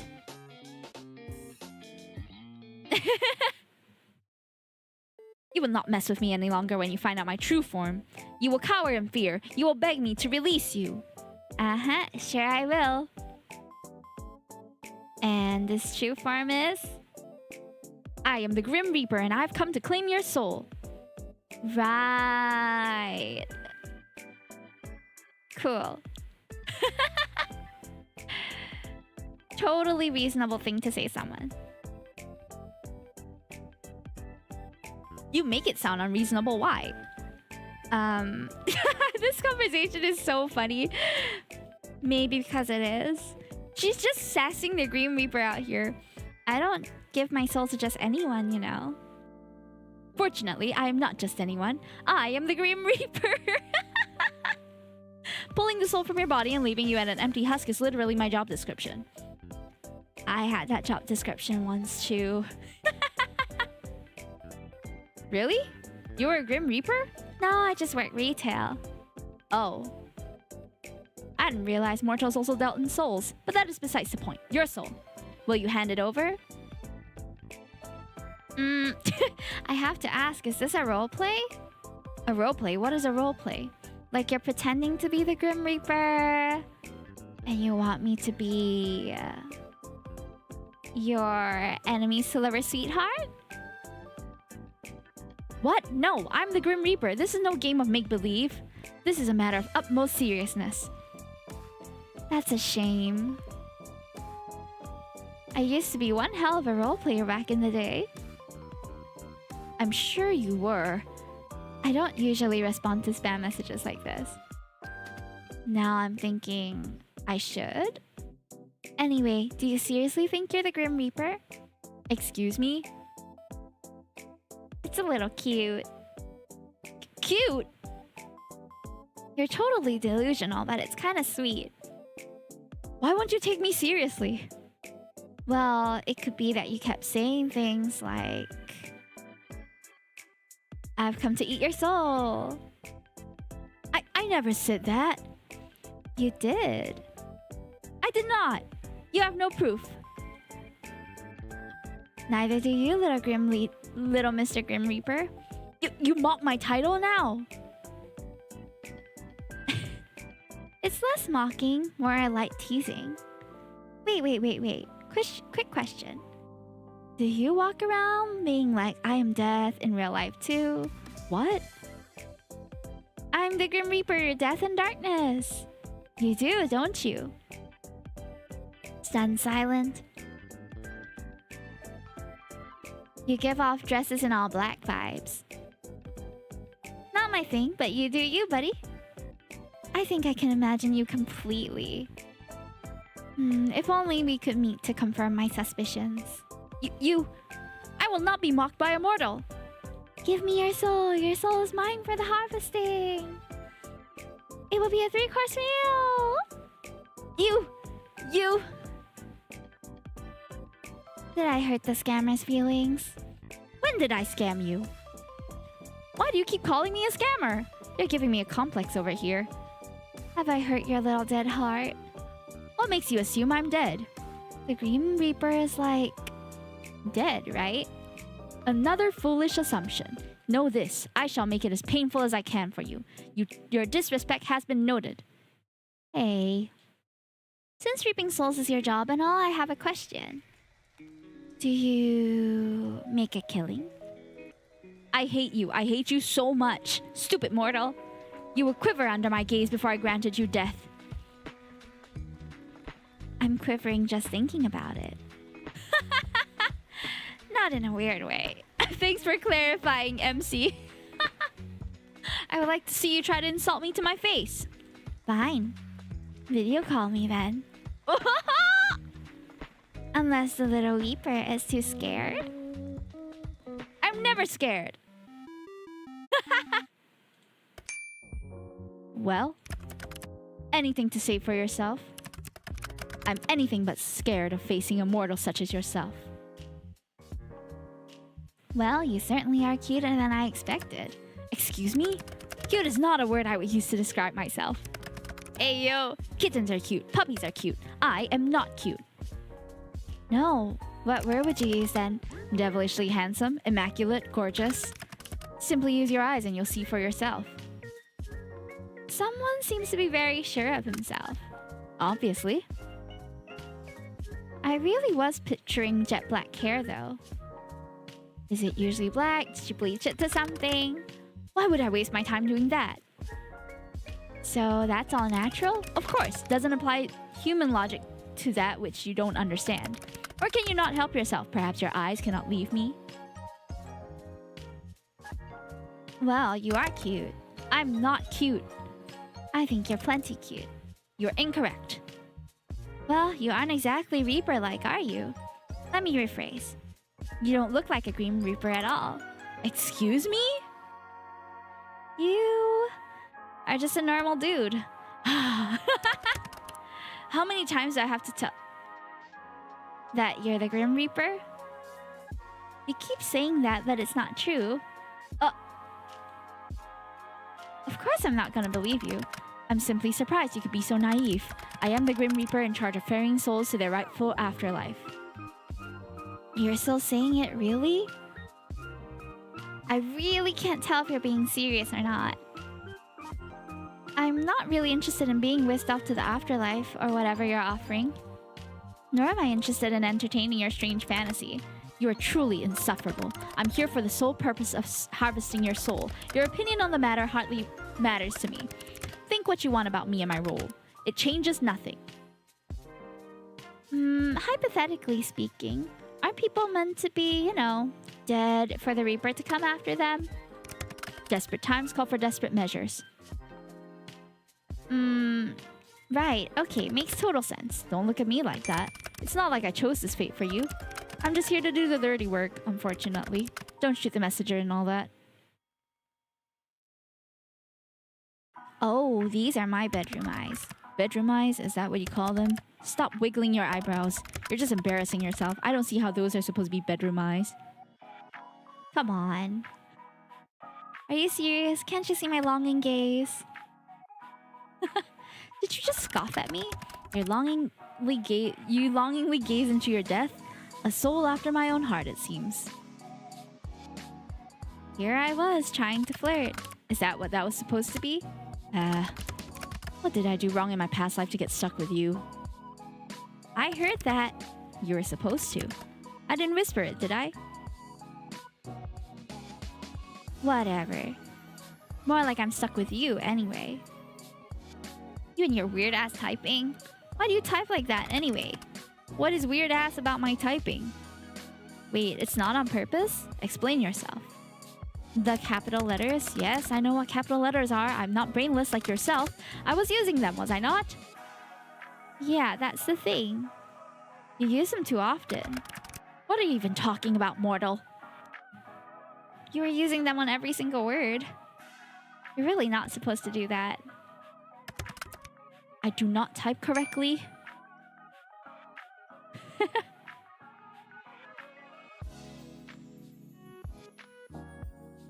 Huh? That's exactly what I'm telling you. How embarrassing. I do not type correctly. What? What do you hang up for? Hello? Come on, I was finally having fun. Why'd you leave the call? There's no particular reason. None whatsoever. I'm not trying to make fun of you or anything, but... That's still not right. Well, if you have nothing to say, guess I'll head to bed.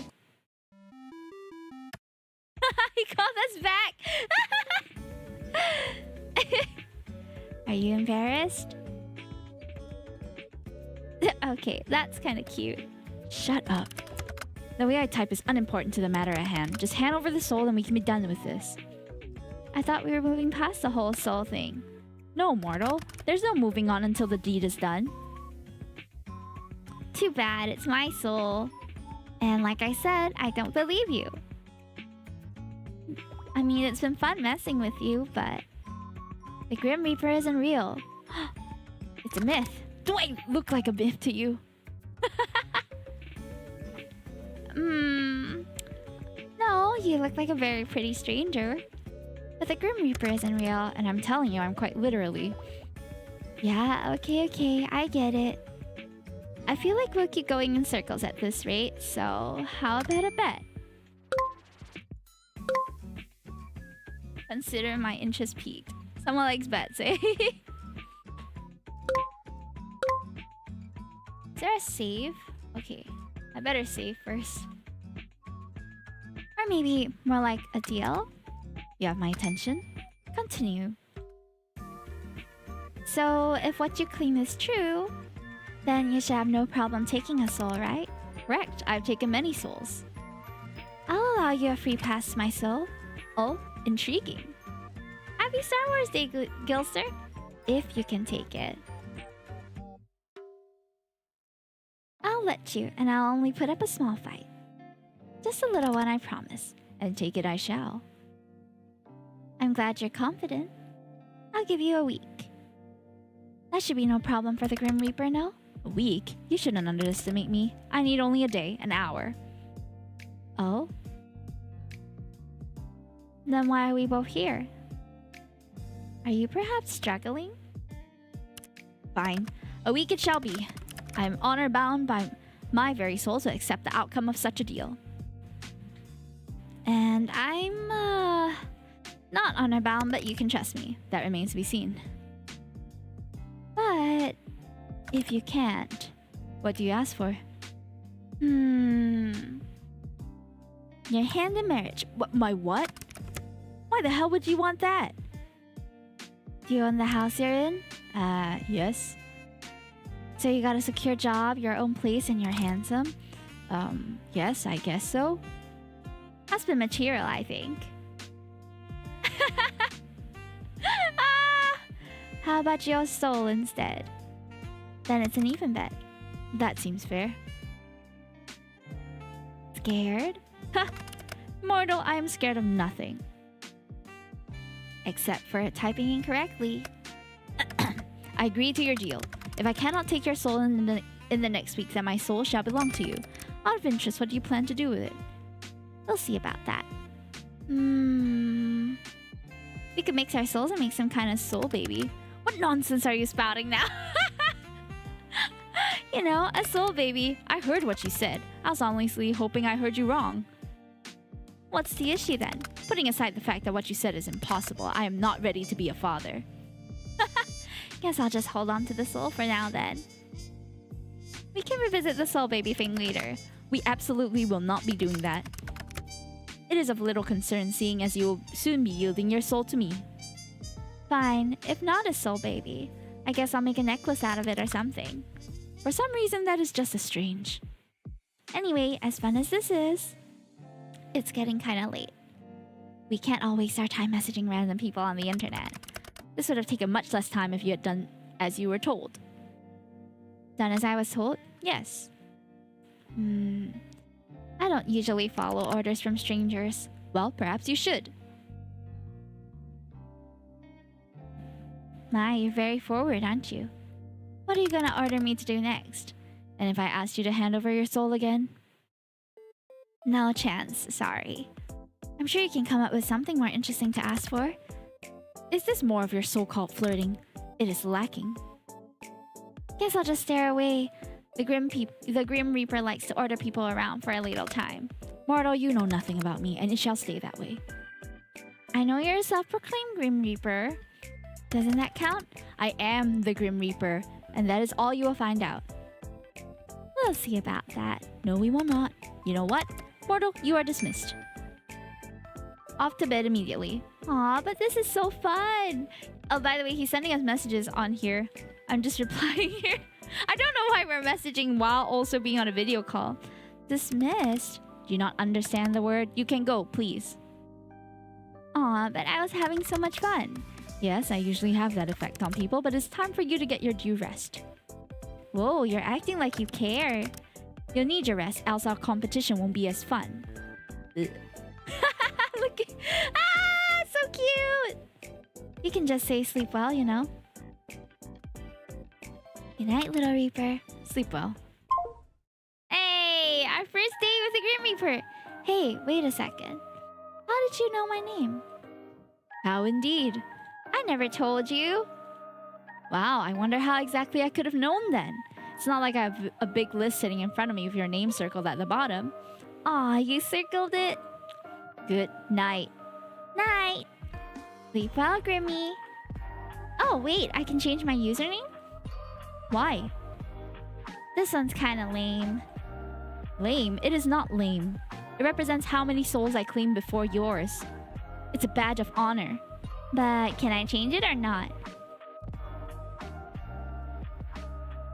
Fine. What about my picture? You're a needy little thing, aren't you? Just for you. Fine. I've turned on the features for you. Oh, so many cute things.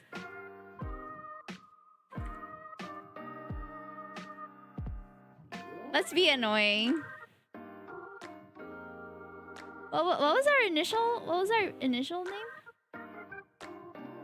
Ah! Thanks, Grimmy. Night night. You can click on your little picture and change it now, whatever. Yeah, I worked that quickly. You may be impressed. Enjoy. Night. Cute! We have a little chat room with the Grim Reaper who's kind of cute. After a restless night's sleep, you wake up and head off to work. Oh, we're employed! The day passes uneventfully, but you can't get your mind off the strange things that happened last night. That man certainly wasn't the Grim Reaper, but you can't deny that something felt special about him either. You're thinking about him as you begin to walk back to your apartment. It's dark out. You finished work later than usual today. You believe that's why you didn't see the banana peel someone had left on the sidewalk. You slip over just in time to see a heavy metal beam fall from the construction site directly overhead. It falls towards you at a rapid pace. Wait and see what happens. Better save first. It falls towards you faster and faster before a powerful gust of wind pushes it to the side. It clatters to the ground beside you. You blink a few times in surprise, then stand. Just another normal day, huh? You walk for a little while longer and finally arrive back at your apartment. Your comfortable bed. Yay! He's not really the Grim Reaper. That would be absurd. Check your computer.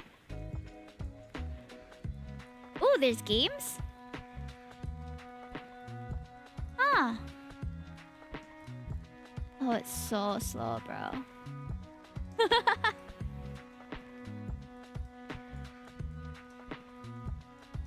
Bing.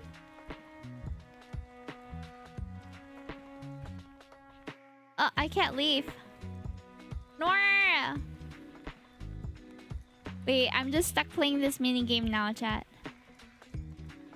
What did I do? Is it getting faster? Oh. Runner. Wordlet. Huh. Ooh.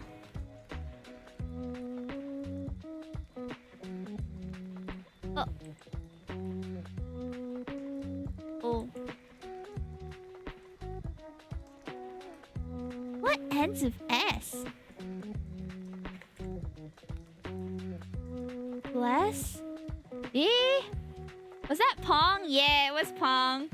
And we have Wordlet too.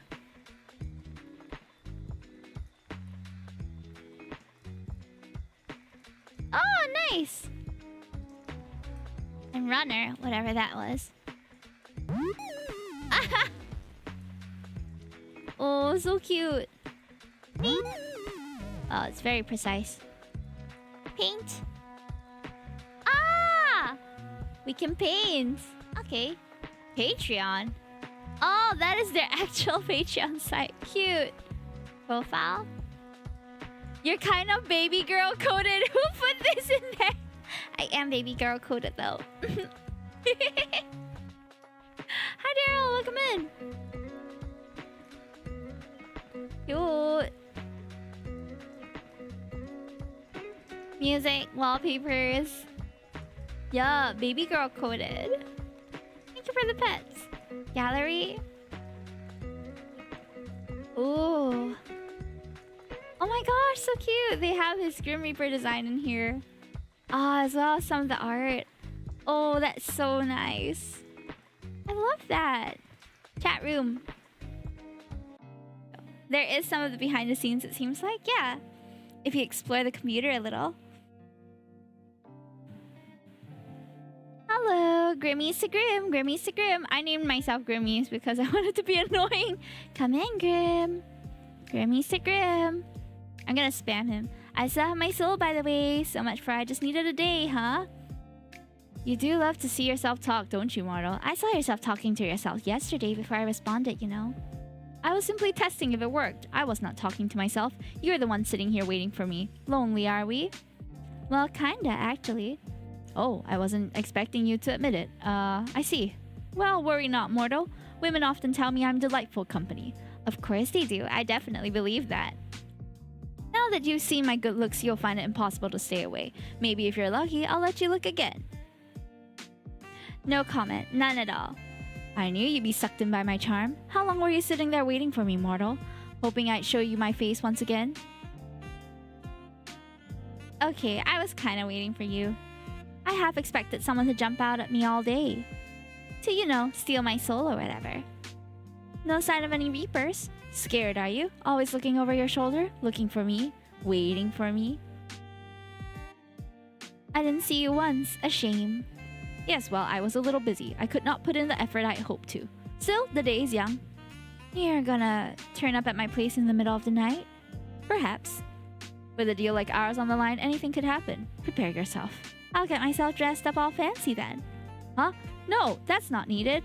We'll make a special night out of it. No, I don't think we should do that. Or do you plan to let me win the bet that easily? Right, the bet. The one that's totally real. I bet I have with the literal Grim Reaper.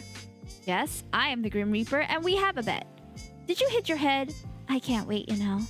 Or, I can't wait for the day where you have to admit that you're a liar. Or that you too are just a poor mortal. I'll do my best to remember your fate lies in my hands. You would do best to remember your fate lies in my hands. Your life can come to an end at any moment. Yeah, so why am I still here? Well... Didn't you say you'd have my soul in an hour? I've simply decided not to rush. What have you been doing today then? Stealing other poor mortal souls? Here I thought I was special. Interested in my day-to-day life, are we? Actually, yes. By the way, is that you in your profile picture? Is that a selfie? So what if it is? You're so embarrassing. I bet you took it just for me. You're pretty much obsessed with me, aren't you? Shut up. You're stupid and talk too much. Forget my picture. Let's go back to talking about my day. It was busy, as per usual. And you, mortal? What takes your time during the days? Work, obviously. Elaborate. Who's interested in whose day-to-day life now? Oh, there's so many. I work in a school, I'm an artist, I work in fashion, I do freelance. So many options. Let's just go with I am an artist. An artist? Like one that draws and paints and such. I suppose I have become your newest muse. Have you already drawn me, then stared at my figure longingly? Oh, an admission of guilt. Go on, you can tell me of your sins. Fine, I drew you. I knew it. I would like to see this artwork of yours. Please send it. Well, that depends. Depends on if you would be a good boy. A good boy? I'm not a dog. Now there's an idea. Say woof and I'll send it to you. Huh? What? I'm kidding. Good, that would have been an illogical ask of someone like me. I do not bark. Maybe for the right person. I'm a Grim Reaper. Grim Reapers do not bark. Back on the topic of hand, though.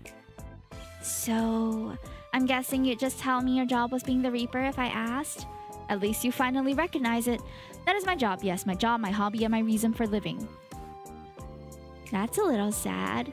How do you do it then? Stick your hand in their chest and pull it right out? Stick your teeth in their neck, vampire style? You sure have a wild imagination. That is definitely not how it is done. Though I must admit, I would make a dashing vampire. Then how do you do it? It is a very beautiful experience. You'll undergo it soon enough. I'll pull your very essence from your body. There'll be a cold and heat and love and hate, and it will be glorious. How about lust? Lust? Well, I suppose there would also be lust if that is your desire. Lust is a natural thing, just like death. Anyway, back to the matter at hand. Do you have a daily quota you have to fill soul-wise? What if you don't get enough one day? Pick a random human and they'll do. What? No, it's predetermined, obviously. I have no hand in the matter. I'm simply assigned jobs and I complete them. Usually, anyway, but here we are. Aw, so you don't pick me out? And here I thought I was special.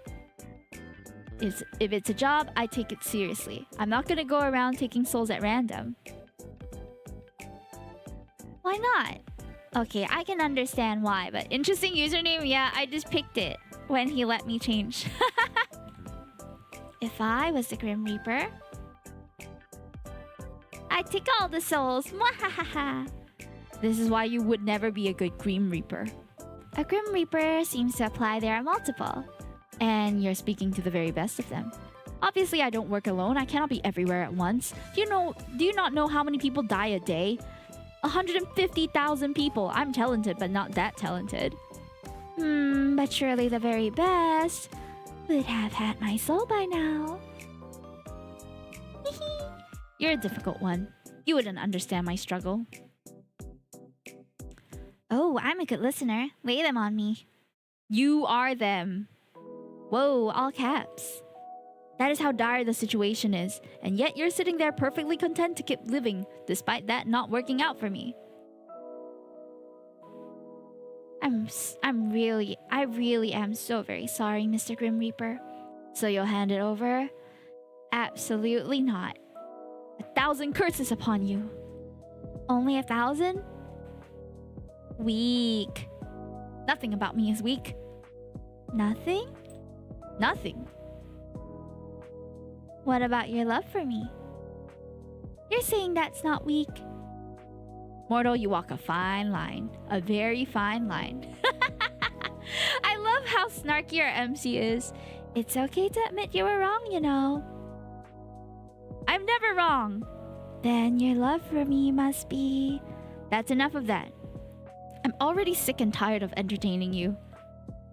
Got nobody else to talk to, huh? Does that matter? I suppose not. I don't mind holding all of your attention. Perhaps I'll charm you with my charm and you'll hand over what I desire. Anyway, since I have your full attention now... This is... Wait.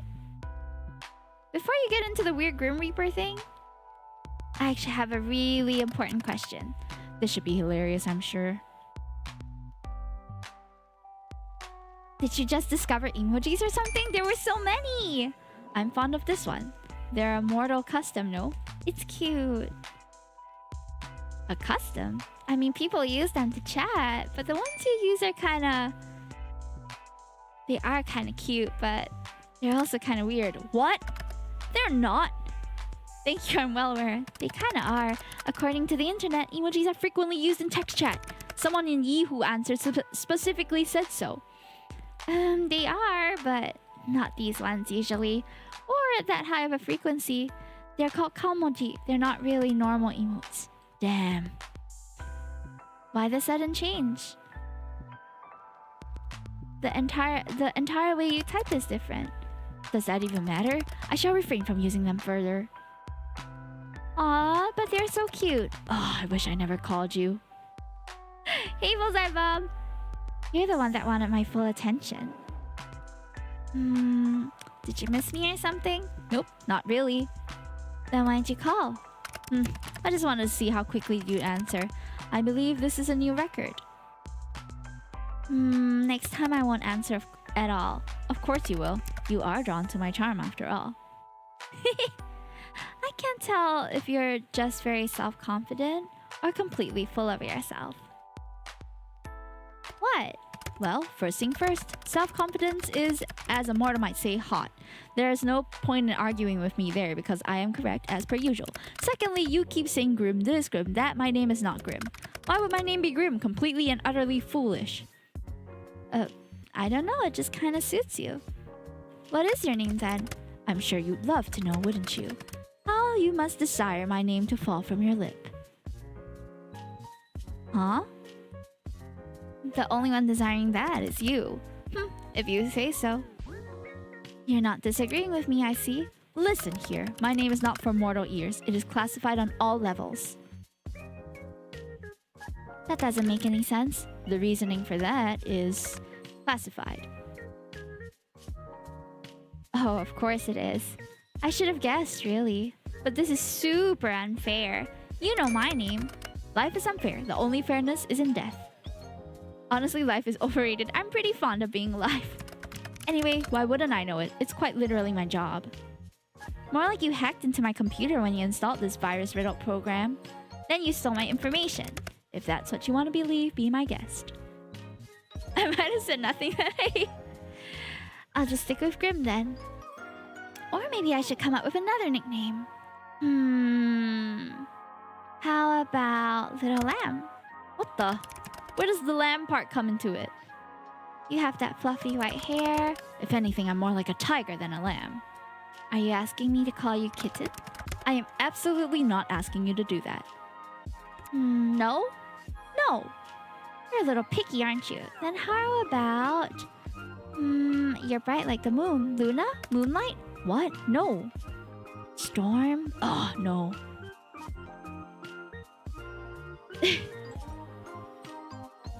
Q-tip? Why would anyone want to be called that? I thought it was a good one. Phantom? Phantom? I can't think of anything else that's kind of edgy. Ice? Steve? No! Then, you know what? Grim will do just fine. Lord, please help me. Please don't subject me to these nicknames any longer. Okay, Steve. No need to overreact, Grim. You... Me? Yes, you. You are the only one here. Your words make me want to wring your neck myself. I don't know if I'm into that kind of thing. What? It's not a kink thing. It is. It is not. It is an act of frustration. Hey, I'm equally frustrated over here. I just want to know the name of the man who wants to kill me. I know, the MC is great, isn't she? Hi, Dragona! Nice to see you! Thank you so much for coming. I think last stream we rated Dragona. Can we get a shout out for her, please? Or unless I memorized the IGN wrongly. Wouldn't anyone? Where's the fun in that? Keep me in your mind wondering. Just call me Grim. If I have to listen to even one more of your stupid nicknames, then I may just combust on the spot. What about me? What about you what? Do I get a nickname? Why would you need a nickname? I know your name perfectly well. Hime, perhaps you find yourself too flustered hearing your name spoken by someone like me. What if I am? Oh, well, I wasn't expecting that, honestly, but I appreciate it. Just kidding. You make me the opposite of flustered. I'm so calm and unbothered by you that I enter a state of serenity. My mind transcends space and time whenever you speak. That's how relaxed I am. Really? Then what's that dusting of pink on your cheeks? You must be looking in a mirror. Look, a nickname is unnecessary. But if you had to pick one, what would you pick? Annoying, irritating, infuriating. Those are adjectives. My bad. I didn't realize we had the nickname police here. Oh, I love their banter. They are so cute. Also, I'm so sorry. I think my mods are not here, so I will do the shout out myself. One moment, please. I have to spell your name right. Give me a proper nickname. No, nicknames breed from familiarity, and as hilarious as that would be, I don't want you becoming attached to me. Come on, don't be such a downer. I don't think VIPs can do the shoutouts. Fine, but don't come crying to me if you don't like it. Well, are you gonna tell me or not? Thank you. Hold on, I can copy paste that. That helps. Hold on, I can copy paste it. Thank you, Bullseye Pop. My Twitch shot is just being super slow right now. Hold on. Why is it so slow? Hold on. Masquerade. We were just playing Fate's Masquerade earlier today. Right before this, actually. Oh, there, we got it. Yay! I've given it some thought. And... Grim, don't leave a girl hanging. Sunshine. Ah! So cute! Ah! Sunshine! Aww! Sunshine? You think I'm like sunshine? Sorry, I misspoke. I meant nightmare. I think you meant it, actually. I don't mind being your sunshine. Please refrain from speaking anymore. So cute! I'm stuffing my ears, la la la, I cannot hear you. You are literally not doing that. It is rather grating. La la la la. You see, Grim, and you are delusional. Completely and utterly. You don't seem so sure. There's nothing I'm more certain of in life, or death for that matter. Fine, then I'm completely and utterly delusional. But you think I'm like the sunshine, so I have that going for me. He's so freaking cute! And this game is free to play, by the way, so if you want to experience this guy for yourself. We still don't know his name, but yeah, when did that axolotl get here? I feel like yesterday when he called, it wasn't there.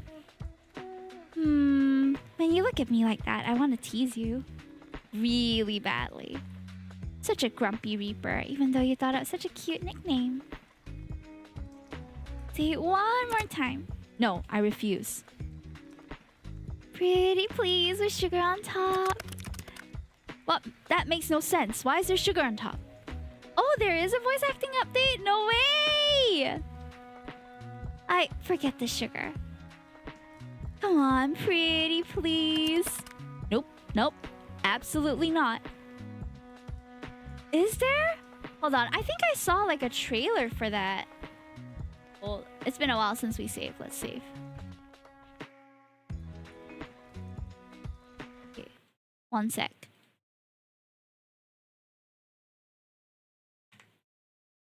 I think I saw the trailer.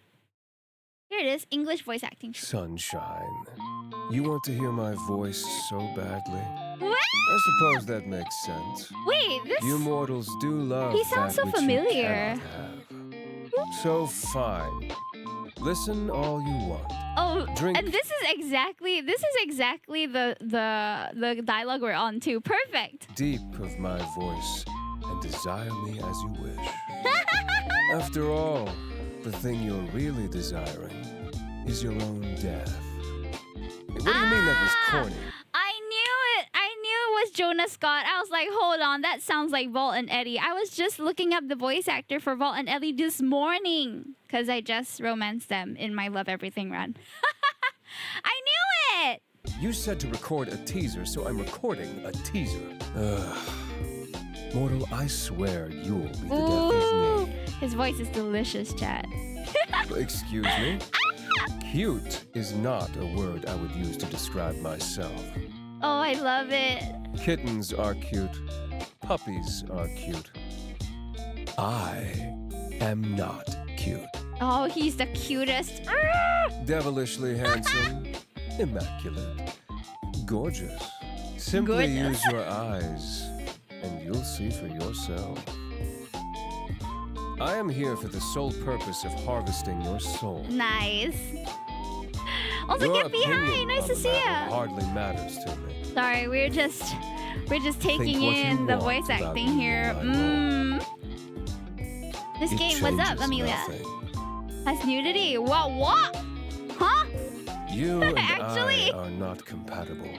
You are the hunted, and I am in the hunter. DLC. Putting aside any thought of attraction between us, that fact will never not be true. Oh? Did I say that? Why don't we go back to talking about my This name? is super popular. I did not play it. Sun. Sunshine. Oh man, he's so cute. A Date Without. I mean, okay, Sorry, the I writing misspoke. is so fun to play through. I love MC's Nightmare. dialogue. I love his dialogue options. Like, dang. It was hype like in 2023 and 2024. They have A Date with Death Please, 2 coming refrain out. from A speaking trailer for anymore. it. Hold on. It's rather grating. Date with Death 2. Yeah, there is a oh, hold on. Mate. And so the Hold on. Where'd it go? I had a window here. Here it is. Date with Death 2 Remnants is coming. Same studio. I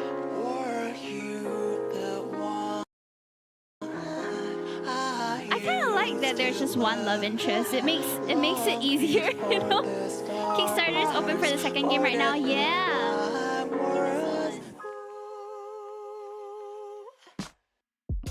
Ooh, the jazzy music. Yes! They always hit with the movies, chat. The trailers are gorgeous. The opening thing is gorgeous. The thing with Casper, what? Is that his name? I didn't know his name.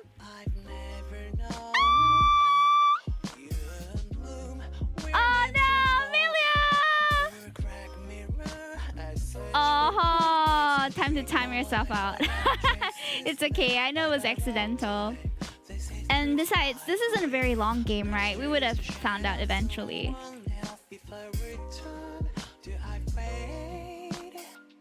And anyway, the game's been out for 2 years. It's kind of my fault for not playing it earlier. Whoa, hold on! Bro! I've never had such a low-backed shirt in my life!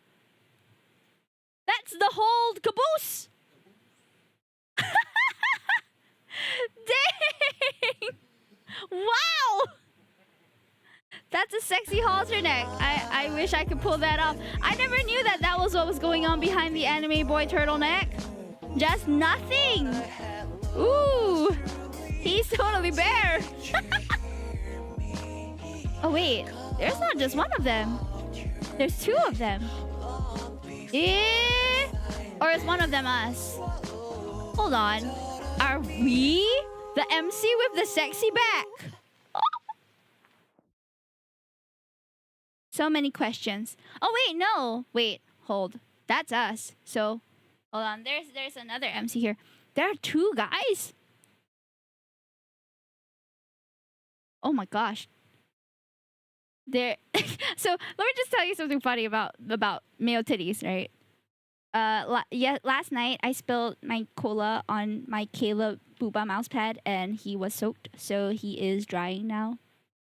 I think they would make pretty good booba mouse pads. Both of them. This one's more cushy. That's crazy. Oh, Kickstarter is open? Nice. Hey, I scrubbed it thoroughly, okay? He's gonna be fine, I promise. Meanwhile, I have my little cat one. The interface looks very different from Date with Death 1. But yeah, if you wanna... As long as it's gonna be... Can I have one for Zane? I'm sure there's a Zane one somewhere. Mine's a Caleb one, though. Yes, I will take a photo of you for it and show you. Oh, and Jonah Altman. Oh, and Jonah Altman and this MC's voice, same energy. Ooh, what do you mean? I did not understand that. Hold on, is it already 7? Oh, dang, it's dinner for me. Oh, Jonah Ji, hi. Yeah, true. Jonah has a really nice voice. He does this kind of like... He does have some voice line stuff that he does on YouTube, right? For some of the Genshin or Honkai Star Rail characters. He would slay at playing this, I think. if he is willing to stream this. It's free to play after all. But yeah, man. I'm enjoying this so much. Let me just search how long this game is. Date with Death. Duration. Okay, the game is about 3 to 3.5 hours long. You know what? I might dedicate a day just to play this on another day. But it is time for my dinner. Let's just get through this day first, and then once the next day comes around, then we'll stop, okay? But yeah, what are you eating? That's a good question. I have some like microwavable pasta that I'll probably put in the microwave. What if I just hand over my soul for it? You really do that? I wouldn't. I'm scamming him. Who's the real scammer here? It's Ase. TBH, we are the scammer, guys. I absolutely will. Then hand it over now. Okay, I actually don't want to. But I do want you to say it again. Really, you can only blame yourself for coming up with such a cute nickname. There's no reason to be so shy, my little Reaper. Shy? You call me shy? I'm anything but. That's why you're so flustered right now. I'm not flustered. I can call you whatever I want. So timid, so shy, so hesitant, adorable. You're just way too easy to tease. I am the Grim Reaper, for God's sake. I'm none of those things. Then prove it. Take your time. I can wait. Seriously, you're seriously hellspawn. You're like sunshine in the worst of ways. You're far too bright. I hate sunlight. I don't mind casting some of my rays down at you. Please don't. Grim. What now? If you blush like that, you make me want to tease you more. You know what? My cat's on fire. I gotta go. Your what?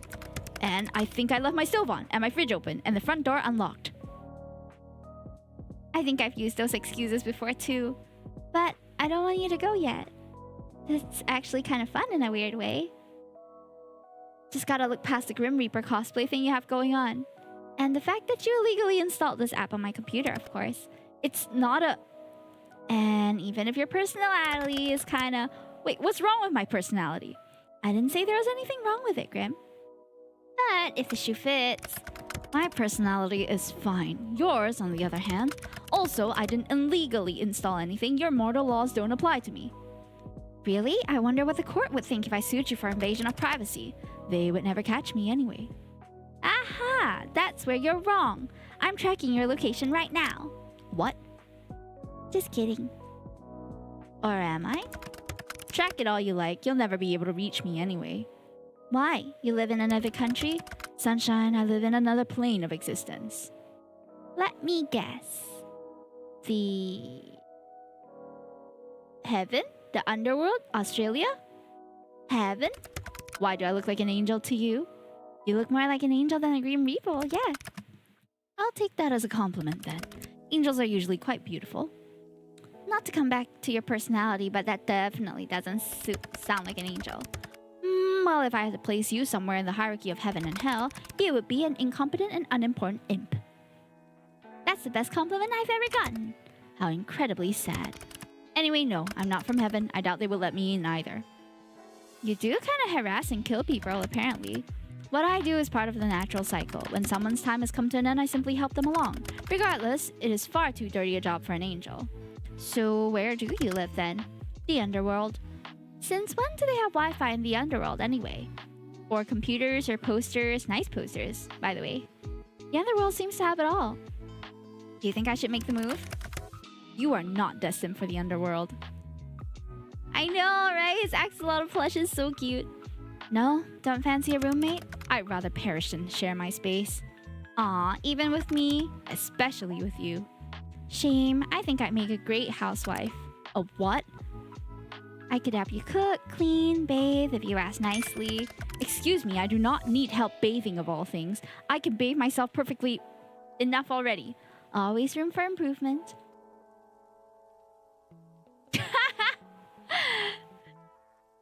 You don't want me to wash your back, Grim? Shame! I love our MC. She's so shameless. I could even wash hair for you. I think I could offer a good full body scrub. Huh?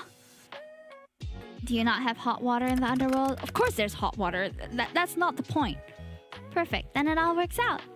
Maybe I'll even throw in a massage. If you give me one too. There will be no massaging or cooking together or sharing a house, do you understand? But the bathing is still on the table then? No, it is absolutely not. Well, if you ever change your mind, I assure you I won't. Anyway, you're changing the topic. If anyone's changing the topic, it's you. How did you even learn to install this virus in my computer? Did you take an advanced underworld hacking class, Grim? What? No, don't be stupid. I learned it myself. All on your own? Yeah, got a problem with that? Not gonna lie, I'm impressed, as you should be. My talents are plentiful and perfected.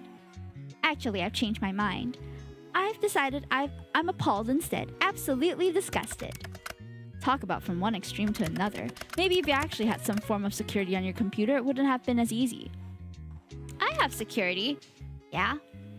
What, one? Whatever one came with the computer. Right, it wasn't hacked to get into at all. Are you sure you aren't some sort of super hacker? As if I have the free time for nonsense like that. Reaping souls is hard work, you know. Is it? I mean, every time we talk, you're just sitting in your room. Do you expect me to be working 24/7? As a Grim Reaper? Yeah, kinda. Anyway, so you really just made up this whole program yourself? Like I've already said, yes. How? How? What a loaded question. You wouldn't understand at all, trust me. Not that I'd tell you how anyway. Did you pay someone else to make it? Are you an idiot? I said I made it. I do not lie. But if you have to know, I did watch a tutorial. A tutorial? Like a video on programming? Yeah. I mean, use of the resources I had. Is that a problem for you? Not at all. Very resourceful of you. I shall add this to the list of attributes I associate you with. And what exactly does that list say, dare I ask? Annoying, creepy, weird, kinda cute, very resourceful. I am near none of these things. You are all of these things. Especially the cute part. I have exactly 0 traits that relate to cuteness. None whatsoever. Not true. I'm the Grim Reaper. The Grim Reaper is not cute. How do you not understand something so elementary? You should tremble. Tremble? Yes. You should be terrified. Wait a second. Oh my god. What is that behind you? What are you on about? That plushie on your bed. It's so cute. What? Oh no. It's so cute. You did not see that. Not a word about it. Do you understand? Wait, how'd you move it so fast? Bring it back. It's adorable. What is its name? Why the hell would I give it a name? Oh, a he? Ah, shit. This is the highlight of my day. Stop talking. He's so cute and pink. Let me name him for you. No. How about? No. Oh, I've got the perfect. His name is Azariel. Azariel. Of course it is. I should have seen this coming. Obviously I would call him that. You need but glance at him and he strikes fear into your heart. The Angel of Death. Of course you would name him Azrael. It is much better than any of the god-awful names I'm sure you were about to spout. I would have given him a great name, actually. Something positively devious. Well, he has a name.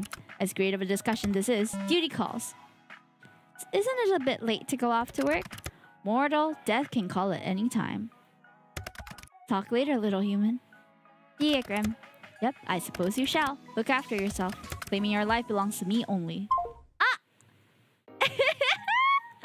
I like that. That almost sounded romantic. Death can be quite romantic, don't you think? Have a good night. Good luck avoiding me tomorrow. And with that, we completed day 2. It only took about an hour. I'm guessing that the story is going to conclude after the week ends. So there's that. So I hope you guys enjoyed the 2 games we managed to cover a little bit today. I didn't manage to finish any of them, but Otome games and visual novels are not meant to be rushed through, honestly. So enjoy them, savor them to its fullest. I don't think that I have the... I think the voice acting might be a DLC, I'm not sure. I'm back, but my dog bit the cable to my router, so no Wi-Fi. Oh no, I'm sorry to hear that. I'm using my phone internet. Well, do manage accordingly. We are going off. I am going off though for dinner for a short minute. Well, not a short minute, a short 40 minutes. So I will be back later. Meanwhile, I'm going to probably... You know what? We can probably find something that I've played in the past that we can put on here. Yeah. At least for a bit. Okay. Alright, so that is A Date with Death, and go and support Date with Death 2. That is ongoing on Kickstarter right now. Okay, let me look for a video that we can put on real quick. Coming games. I have a playlist of visual novels I've played in the past. We'll probably just pick something from here. We did play Knee Deep in Love recently. I think most of you were there for that. There is the horse one, which was interesting. Seeing as I'm here. Hot tofu boyfriend, but with seafood. Let me try to find something that is approximately 40-ish minutes. I think one that really impacted me was this one. Have I showed this before? Running a body mod clinic. I think I have, but I can probably... Oh, Love and the Milky Way Diner is a really great one. I wonder how this is... This was one of my favorite demos for visual novels at the time. I don't know if it's out already. Oh, it is! Oh, I should really go get it. Okie dokie. So I'm gonna leave you guys with this. I will see you in a moment. Hold on. Yeah, I'll see you in a moment. I'll be back at 8 p.m. Do I have the time on here? I think we do. Hold on. Vega. Cook meals for your customers. Discover alien recipes. I'll be right back. Make friends. And find love. Love at the Milky Way Diner. Okay, I'm excited to try this one. Alright, let's see what Love at the Milky Way Diner is all about. Let's go. I have this already, so Love at the Milky Way Diner demo. Okay, steam is starting up. I'm ready. I'm looking forward to the cooking part. Hi y'all, I'm having a fun time with the Steam Next Fest demos. Are you guys trying any on your own?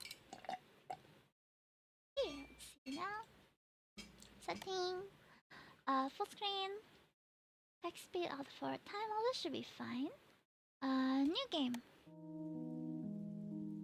Hi traveler, what is your name? My first name is Hime. My last name is Toki. Your name is Himetokki. You know what? Let's try a different name. Let's try Ayu Ojo. I feel like that would fit more in the alien world a bit more. Yes, Ayu Ojo. Thank you. Enjoy your journey. I rub my eyes, still feeling groggy and stiff from the time in the transport ship's stasis pods. I stare out of the ship's many windows and into the emptiness of deep space. I'm sitting in the observation lounge of Argo 24. Your best choice for inter-system travel, leaving the Helios system with prices that won't break the bank. Hello, can I graduate from school soon? Ah, congratulations, Neil. I hope you have good graduations. There are far more glamorous methods for space travel, 5-star cruising ships with luxurious rooms and great meals, where you can spend a long trip between star systems in leisure and comfort. But comfort costs credits, and I'm pretty short on those. So it's budget travel and budget stasis pods for me, and the Argo spacelet is known for being especially no frills. The ship dips, and my destination comes into view. The D Space Station Hesperide's my new home. It's a sleek Aurelian design with habitat and docking wings orbiting the station's main superstructure. D-Space, love, he was gonna lose a lot of hours in this game. Spacecraft zip in and out and around the station like bees circling a hive. Unfamiliar alien designs and unexpected shapes. Thankfully, I was able to utilize an onboard sonic shower and freshen up before making my way here. My stomach rumbles and I pull out the complimentary juice box and small biscuits that were left by my pod for me to find when I woke up. I tear open the package and nibble on the slightly sweet and crumbly digestive. Have the overall volume to be down a little bit. It's a bit loud for me. Okay. The biscuit is plain and the strawberry juice box is warm, but it's my body's first solid food in 2 weeks, and it's a relief to my empty stomach. I watch as one of the smaller ships head towards a spot in space marked by blinking buoys. There's a flash as the ship speeds past them and into the wormhole, disappearing from sight. There are 4 other spots like this in the area around the Hesperides? Stable wormholes, each leading to a different place light years away from here. Attention all passengers, we are now beginning docking procedures for Deep Space Station Hesperides. Please make sure to bring all your belongings with you as you disembark. On behalf of the captain and all of our crew, we thank you for choosing Argo Space Travel. Or Space Transport, sorry. I disembarked from the Argo 24 into a massive arrivals hangar. I'm immediately met with a shift in Artigoth. The difference between the calibration of the transport ship and the station is slight, but there's a bit more bounce. Boing, boing, boing. All around me are ships from all sizes and shapes from across the galaxy, from large passenger cruisers and large cargo freighters to smaller personal crafts and aliens. I've never seen so many different species all in one place, hustling between ships, trying to make connections, lining up to collect their bags and moving cargo around. A dizzying flurry of fur and scales and tentacles and tails. It's too much to take in. The Helio system doesn't really get that much interstellar tourism, so seeing other species is a rarity. But this is the Hesperides space station, gateway to the Theta sector and the fridge colonies therein. In this part of the galaxy, humans are the minority. I see empty anchor. Attention! This is the final boarding call for flight X-Ray 6B6 with service to Cache Raw 4. All passengers should now be on board at gate C32. Out of the way! A voice from behind me calls, and before I can react, I'm shoved hard to one side. I'm thrown off balance by the impact and I tumble forward, hitting the ground hard. My travel bags slide a few feet away from me on the metal floor. I look up just in time to see a Sketrion with a large backpack run and shove their way through the crowd. Hey, watch where you're going! Growls another voice as I heard footfalls jog toward me. The owner of the voice stops in front of me and crouches down to meet my eyes. Hey, are you okay? She says with concern in her deep voice. She's an alien, Atria. A deep voice? I don't know how to do a deep voice though. She had a worried look in her golden eyes. Pulling up next to her is a hover cart piled high with boxes. You're not hurt, are you? I'm okay. I might just have a bruise or two though. I say sheepishly as I rub my right elbow, which bears the brunt of the impact. Here, let me help you stand. She extends her large clawed hand towards me, and I take it. She pulls me up with ease, and I can't help but be slightly startled by her strength. Thanks. I say and crane my neck to look behind her, trying to spot my errand bag. Following my gaze, she turns around. Oh, don't mention it. She says brightly as she reaches down and grabs my 2 bags, throwing them both over one of her shoulders with ease. I'm Kaeo, by the way.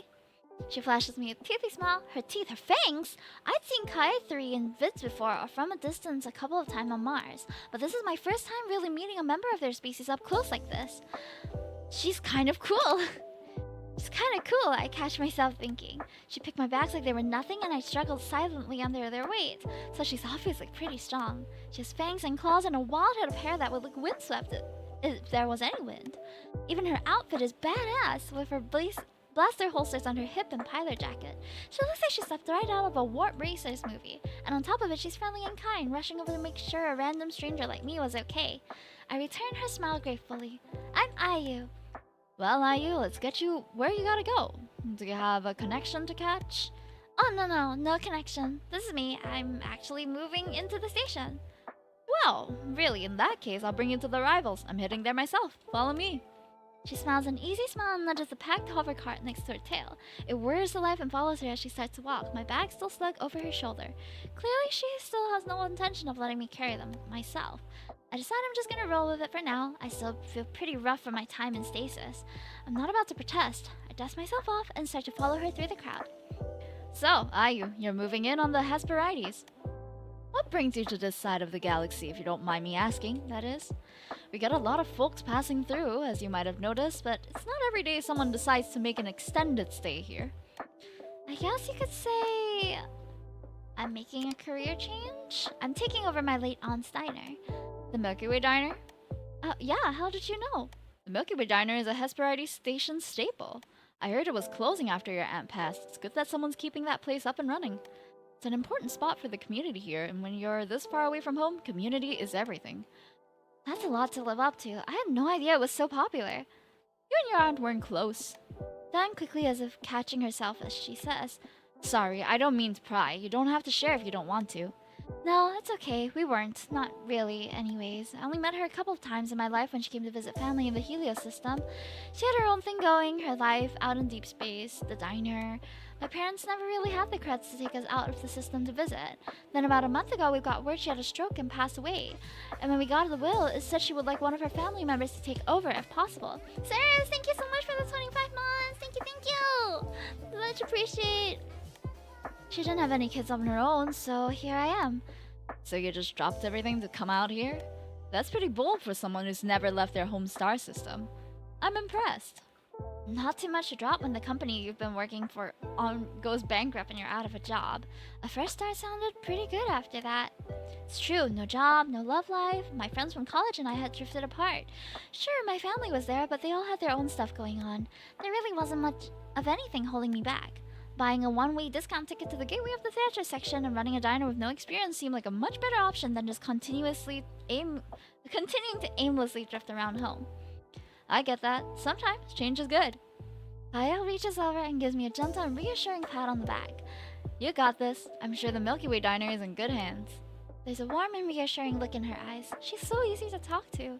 I'm thankful to have met someone as kind as Kyle as soon as I arrived. And what about you? You say we get a lot of folks passing through, so I guess it's safe to assume you live on the station? I'm a cargo runner, so I'd sooner say I live on my ship rather than here.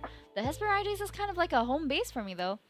Got a good steady list of clients here, not too far a trip from Ranon, and the people here are nice. And what kind of cargo do you run? That depends. On? Kyle's amber eyes narrow and her ears switch slightly. You're not a Gabi agent, are you? Kyle said with a conspiratorial edge to her voice, the Galactic Alliance Bureau of Investigation. No? There's an obvious uneasy tone in my voice. I'm just messing with you, she says with a laugh. I transport the usual stuff, tech, food, alcohol, medicine, fun stuff like that. I do supply runs for a couple of the on-station merchants. You could place an order with me if you needed some ingredients that can't grow on the agricultural deck. I've great whiskerfish supplier back on Ranon, also. She leans it a bit closer and says, just a bit quieter. I've connections in just about every sector of this galaxy. Whatever it is that you need, I can find it. For the right price, of course. Or the right person. Kyle says with a wink and undeniably fully turned in her voice. Am I being hit on by a Chocolatier right now? Kyle isn't exactly being subtle. I'm not necessarily surprised she'd be interested in a member of a different sapient species. After all, interspecies couplings aren't unheard of. People from different star systems have been living side by side for centuries. There was even a Martian drama series a few years back about a Naru and a human. I'm surprised she's interested in me. Flirt back! Let's get it! We got Riz chat! Hello, human, hello chat, how you gonna say? Oh, and how would someone like me, for example, go about becoming the right person? Well, you can start by letting me buy you a drink, and maybe who knows, I might just decide I like you. Decide you like me? So you haven't decided yet? I'm hurt. I say with a mock offense, putting my hands on my heart. Kaya lets out a chuckle. Maybe I just want to make sure I was right, to have a good feeling about you. Then I'll have to take you up on that offer, won't I? Maybe I'll even cook you something on the house to really win you over. Can Chocolatier eat pancakes? I feel like pancakes are diner food. And easy to make, I think of myself. We can. I've had them before and enjoyed them. I like sweet things. No wonder you had a good feeling about me then. Kyle's ears prick up a bit in surprise. For a moment, I think I might have caught her off guard. Damn, girl! We're risen her up! But she quickly recovers from a devilish smile.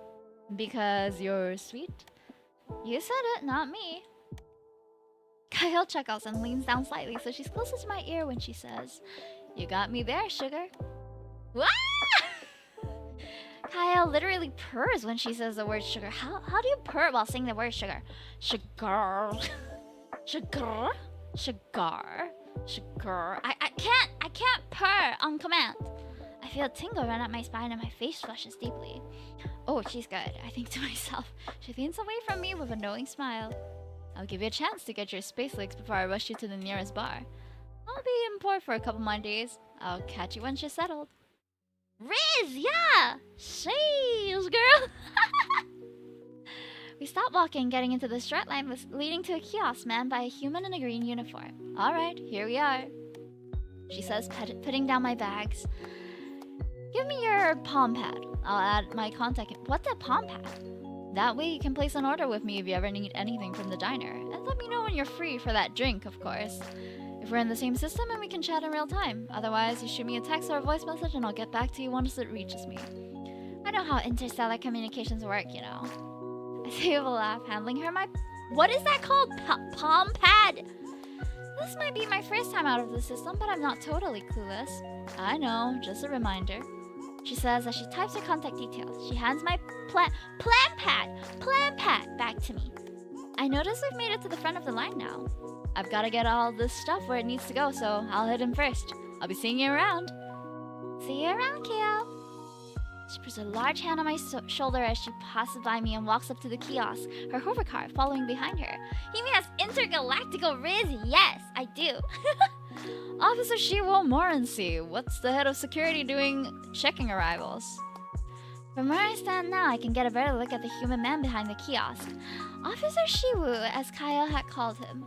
He has wavy chocolate brown hair that curls around the nape of his neck and a stern expression on his face. He's not too tall, with an athlete's build.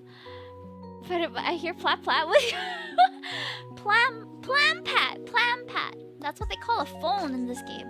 I can't help but notice the prominent bags under his dark eyes. He looks like he hasn't had a good night's sleep in ages. Officer Escort called in sick today, so I'm taking over his duties for now. Can I please get your name and purpose for your visit to the station? His voice is deep and soft, with a stern edge and a slight fringe planet accent. Fringe planet accent? Do you like... cowboy? Really, Shiwo? We gotta do this whole song and dance every time? It's not like you don't know my name and call sign by now. I know your name, Kyle, but regulations are regulations, and there are questions I need to answer every person who goes through arrivals. Now, can I please get your name and purpose for your visit to the Hesperide station? Kyle's tail twitches slightly in irritation as she rolls her eyes. Kyle Vashruna, cargo delivery for Ashkesk General, Haley's Roswell's, and Wayfarer's Rest. Shipping manifest will be all under this call sign Starblazer. Shiwo types away quickly at the hull screen in front of him, giving him the manifest a quick read. Thank you. Everything looks like it's in order. Looks up from the screen at Kyle. Also, this is your reminder that all weapons are left on the ship. She flips open the flaps of her holsters with a flourish, revealing the empty pockets. I know. It's not like it's my first time here. I'm only reminding you because you forgot last time. Because I was in a hurry. I had that row that needed to get back into temperature control. It was losing freshness by the second. You're going back and forth like this, but Kyle doesn't sound angry. Just mildly annoyed at the bureaucracy of it all. Kyle seems to be the type that chafes it up against rules and regulations, and Shu doesn't seem to be the type that loosens protocol for anyone. Arms out, just gonna give you a quick scan, then you're free to go. A pair of spherical float droids deploy from behind the kiosk and float on either side of Kyle and her hovercart. Scanning, please hold still. The two droids emit green scanning beams. Scanning beams? Scanning beams and float around Kyle, scanning her and her cargo. By the way, you look more exhausted than usual today. Are you holding up all right? That was Shiro's turn to roll his eyes. He sighs a bit and rubs the back of his neck. I appreciate your continued concern about my well-being, but really, I'm fine. It's nothing new. Still, you should check in with Saria. I did a couple days ago, but As I said, I'm fine. Shiwa's face softens as he speaks. The droids finish their scans and the green light goes off. No forbidden articles or pathogens detected. Airborne Runa, you are free to proceed into the station. Please enjoy your stay. Okay. I brought you some new herbal tea from Ranon. I'll leave it at your mail locker. Thanks, Kyle. I'll be sure to try it before bed tonight. You better, and let me know how it goes. I'll catch you later, bud. That Kyle gives her cart a nudge and she walks into the station, not before long looking over her shoulder at me and giving me a smile and a wave. See ya, sugar. And with that, she disappears around the corner. I grab my bags and lug them over to the kiosk where Shiwa stands. Welcome to the Masquerade. Can I please get your name and purpose for your visit to the station? Shiwa says, meeting my eyes over his holoscreen. I get Ojo. I'm moving on to the Hesperides to take over the management of the Milky Way Diner. Shiwa raises his thick eyebrows, and the corners of his mouth slightly lift into a small smile. Ah yes, we've been expecting you. Welcome aboard. I'm Officer Shiwu Morency, Head of Security. Can I please get you to confirm that these details are correct? I'll also need your travel documents. He hands me the holoscreen. Let me see. Ayojo. She, her. Human Helios. Nuclear European. Sure, I think that's about right. I scan my wrist chip on the holoscreen before handing it back to Shiwa and gives one a quick over. Alright, everything looks good. This is a GA Category 3 station, so all Class 4 and above weapons are strictly prohibited on the Hesperides. If you are carrying any energy blasters, phasers, electropulse emitters, or laser swords, please leave them with me. We'll store them in a secure location till such time as you leave the station. Good thing I don't carry any weapons then. Can't say I have any need for them. Shiwa smiles a bit at that. I wish more people shared that sentiment. Do a lot of Sapiens try to bring weapons on board? I ask, a bit worried. I heard stories on the news of the lawlessness of certain points of the galaxy where the GA had less control. Stories about pirates and bounty hunters armed to the teeth. Was this station the galactic equivalent of a frontier town like in the old-time Western movies? All this weapon talk better not be for voting. I hope so. We're not too far from some fringe colonies. Things are a lot rougher out there, but personally I've always felt that carrying a weapon invites more trouble than it solves. He looks up from the screen to meet my eyes. I must look worried because he quickly clarifies. You don't have anything to worry about. The station is completely safe. The Hesperides is under GA protection, and we take our no weapons policy very seriously. You won't be seeing any shootouts on the promenade. Anyway, let's see. I'll go ahead and update your access file so you can use your wrist chip to access the Milky Way Diner as well as your quarters. If you'd like, I can have someone from the agricultural deck drop some ingredients off at the diner for you. Oh yeah, that would be great. I like to take the kitchen for a spin. I figured that much. Let's see, what else? You'll be in room 3 of Living Block B. Your room will have a bathroom with water and sonic showers, a tub, and a kitchenette as well as your bed. Sheets and pillows are provided and the room has been prepped for your arrival. There's also a common space with a living area and larger kitchen. Your neighbors have already been told to expect you. Please make sure to introduce yourself when you get the chance as you'll be sharing the space with them. I heard about similar setups in other stations and space colonies. Life in space can be isolating, so dwellings and neighborhoods are often planned with an emphasis on community building. Noted. Do you like living here? I've never lived off-world, so I'm not super familiar with station life. I do, and I'm sure you will too. Sharing space with your neighbors and living alongside different species can take some getting used to if you're not accustomed to it, but you'll get settled soon, so try not to worry too much. That's reassuring to hear. This is all so new to me. It's not the biggest station. Functionally, it's kind of like living in a small town. There's the good and the bad that comes with that. For example, once news got out that the Milky Way Diner wasn't actually closing down and Cassie's family member was coming from Helios to take it over, let's just say you've been the talk of the town. Small town gossip is a thing even at the gateway to the theater section, huh? Pretty much, I'm sorry to say. She says with a shrug of his massive shoulder. Massive shoulders! Woo! He's built! On the bright side, you're the human that's bringing back a beloved station eatery, so I'm sure you'll receive a warm welcome as a result. Kyle mentioned earlier that the diner was pretty popular.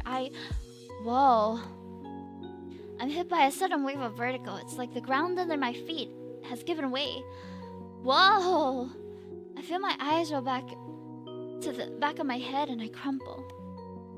I'm fully expecting to hit the ground for a second time in less than an hour, but the impact doesn't come. That was close. Hey, welcome back, Joy. Hi, Binary. Hi, Tilo. I hear Shiwa's voice, closer and softer now than it was before. My eyes flutter open and I realize why I'm not currently concussed. He caught me. Shiwa's face is only a handful of inches away from mine. This close-up I'm struck by This close up, I'm struck by just how handsome he is. His hair falls into his eyes and his thick brows are knitted in concern, a slight frown from his soft-looking lips. Why am I gooning over everybody on this game? She's so thirsty, oh my god. One of his hands supports his head, the other is wrapped around the small of my bag. He must have vaulted over the kiosk and caught me just before I hit the ground. My head is spinning, my eyes going in and out of focus. I don't dare to try and stand on my own. Easy there. Looks like there is still some Saintess in your system from the stasis pod. She says gently. We look into each other's eyes for a few moments. I find myself increasingly aware of the feeling of his hands under my back and head supporting my weight with ease. Is it just me, or do the dark circles under his eyes somehow make him look more handsome? I think to myself, she is so... I can't stand this MG, she's so funny. This is a future game visual novel. Yes, this is a like space station setting. Oh, he's blushing! I notice a dusting of pink starts to cover his cheeks as he averts his eyes from mine. Do you think you can stand? I come back to reality, suddenly finding myself a bit self-conscious. Yeah, I think so. Thanks for catching me. All part of the job. Shu helps me stand, supporting me as I try putting weight on my wobbly legs. Thankfully, I feel the vertigo waning. Ugh, I feel awful. I say as he lets me stand on my own once again. I get my bearings as he walks back to his post behind the security kiosk. If sending consolation, you're not the first person to faint from cheap stasis sedatives. Still, you should head straight to the medbay once you've been scanned and cleared. Dr. Saria will take a look at you, and she can give you something to help as the drugs leave your system. So far, I've met 2 of the characters, and they're all very charming. I think the difficulty for me is voicing all these characters. Alright, arms out. No forbidden articles or pathogens detected. Ayodo, you are free to proceed into the station. Please enjoy your stay. I start to pick up my heavy bags. You can leave those here. I'll get a delivery bot to take your bags to your room. Just focus on getting to the medbay. It's on level 5. He takes a series of commands into the screen and a rectangular bot comes speeding around the corner and skids to a stop in front of me. With a series of cheerful sounding beeps, beep beep beep beep beep, it splits from the vertical seam down its middle and a compartment filling the gap between its 2 halves. As I place my bags into the compartments, I notice a small velvet cylinder perched on top of the front half of the bot. Is it wearing a bellhop hat? Beep beep beep boop. Chirps the bot. I know better than to enter more precise simple AIs like this, but I can't help but think it sounds happy. It's certainly not regulation. I'll have to talk to Roswell about this. Shiwu mutters under his breath. Now loaded with his cargo, the delivery bot closes the compartment and it speeds away as fast as it came. Thanks, Shiwu. I guess I'll see you around then? Shiwu gives me a full bright smile. See you around, Ayu. Enjoy the rest of your day. She struggled. Yeah, I struggle with the low voices very much. And behind me, I can hear Shiwu call up the next person in line and start his spiel all over again once more. A light chime goes off as I enter the medbay. I'll be with you in just a minute, calls out a calm feminine voice. Just take a seat in the waiting area. The office is small with a dividing wall separating the treatment and waiting area. As I take a seat, I sneak a peek into the treatment room. There's an examination table as well as an open med pod where a short Aurelian woman in a hospital gown sits. A Nari in a doctor's coat faces her, looking her at the nose in her holopad. The same voice from before, the one belonging to the doctor, continues. As I was saying, thankfully your time in the med pod has healed up your skin from the burns you suffered, and all damage in your eye was thankfully reversible. I'd still advise limiting exposure to unnecessary visual strain for a few days, limit screen time, and get a lot of rest. However, Vega, I'm afraid you'll have some permanent discoloration in your skin. I doubt this is what you wanted to hear. Sadly, Aurelian skin is particularly prone to scarring, especially after a trauma like the one you faced. There is, of course, a possibility that it will continue to fade as time goes on, and if you'd like, I could put you into contact with a cosmetic dermatology specialist in Kaios. It's an old colleague of mine and very skilled with reconstructive procedures on Aurelian skin. The patient sitting on the metapod, Vega speaks up. Her voice is sweet and carries almost a melodic-sounding Aurelian accent. Thank you so much for your treatment, Dr. Saria. That's okay, really. I don't mind the scarring too much. I'm just happy I'm safe. You're incredibly fortunate that Officer Shiwu was able to get there when he did. From what he told me, that rusty old ship you flew in was a death trap. You're lucky only the tertiary fuel line burst. If it had been the secondary, or stars forbid the primary, there may not have been anything left of you to put in the med pod. Now, here are your clothes. You can go ahead and get changed in the washroom over there. I'm going to take a look at the next patient. Thank you, Vega says as she hops across the med pod and walks over to the bathroom, closing the door behind her. Alright, you can come over now and take a seat on the examination table here. I follow the doctor's instructions, walking to the examination table and taking a seat. Hello, I'm Dr. Saria. How can I help you today? I'm Ayu, and I just got off a long-haul trip. I've been out of stasis for about 2 hours, but I've been feeling kind of off.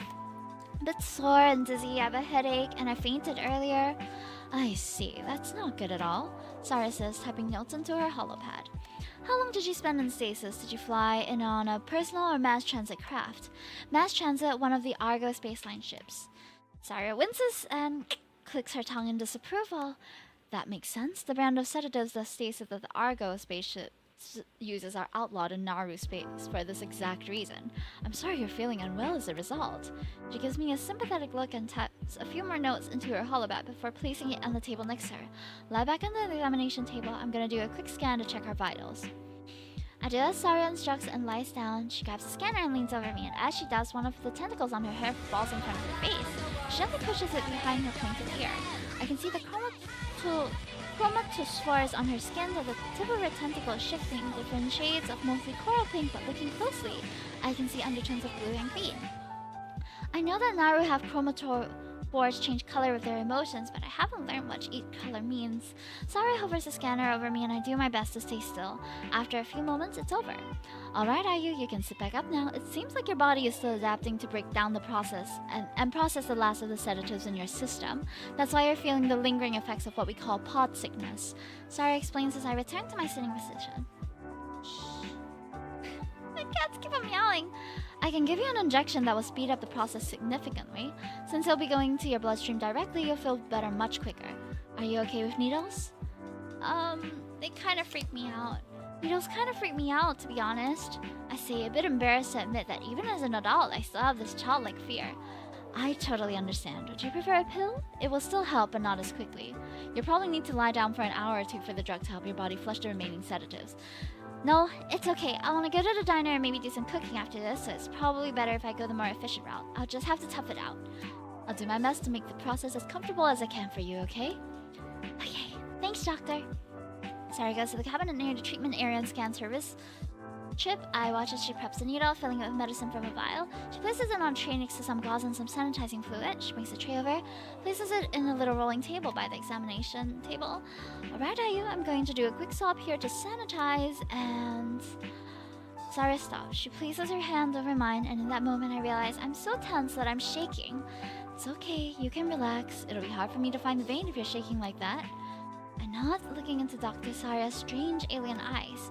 I feel a touch of her cool skin from the part of her hand that isn't covered by her glove. Her touch is cool and incredibly smooth. Let's do a little breathing exercise together. First breathe in and out, and count to 4 slowly.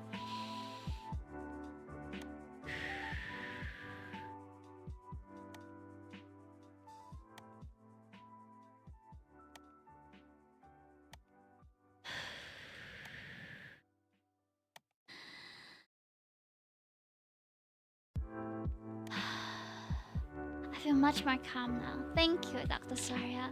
It's no trouble at all, Ayu. Do you feel like you're ready now? Yeah, I think so. Good. Here, you can hold on to this if you'd like. She holds me a soft jelly-filled stress ball, and I give it a few experimental squeezes. Hey, Greatest-Chan, welcome in! Hey, yo! Hey, yo! We're playing Love at the Milky Way Diner today. We're doing a few of the Steam Next Fest demos, and this one is, I think, the 8th game that we've tried. But I only have about half an hour more, so we'll probably try like one more game before we end stream today. Long time no see! Yeah, it's been busy. How have you been? Are you trying out any of the Steam Next Fest demos? Saria smiles and sanitizes the spot on my lower arm once again. I look at the ceiling so I don't have to see the needle go in. This is literally me at the doctor. Alright.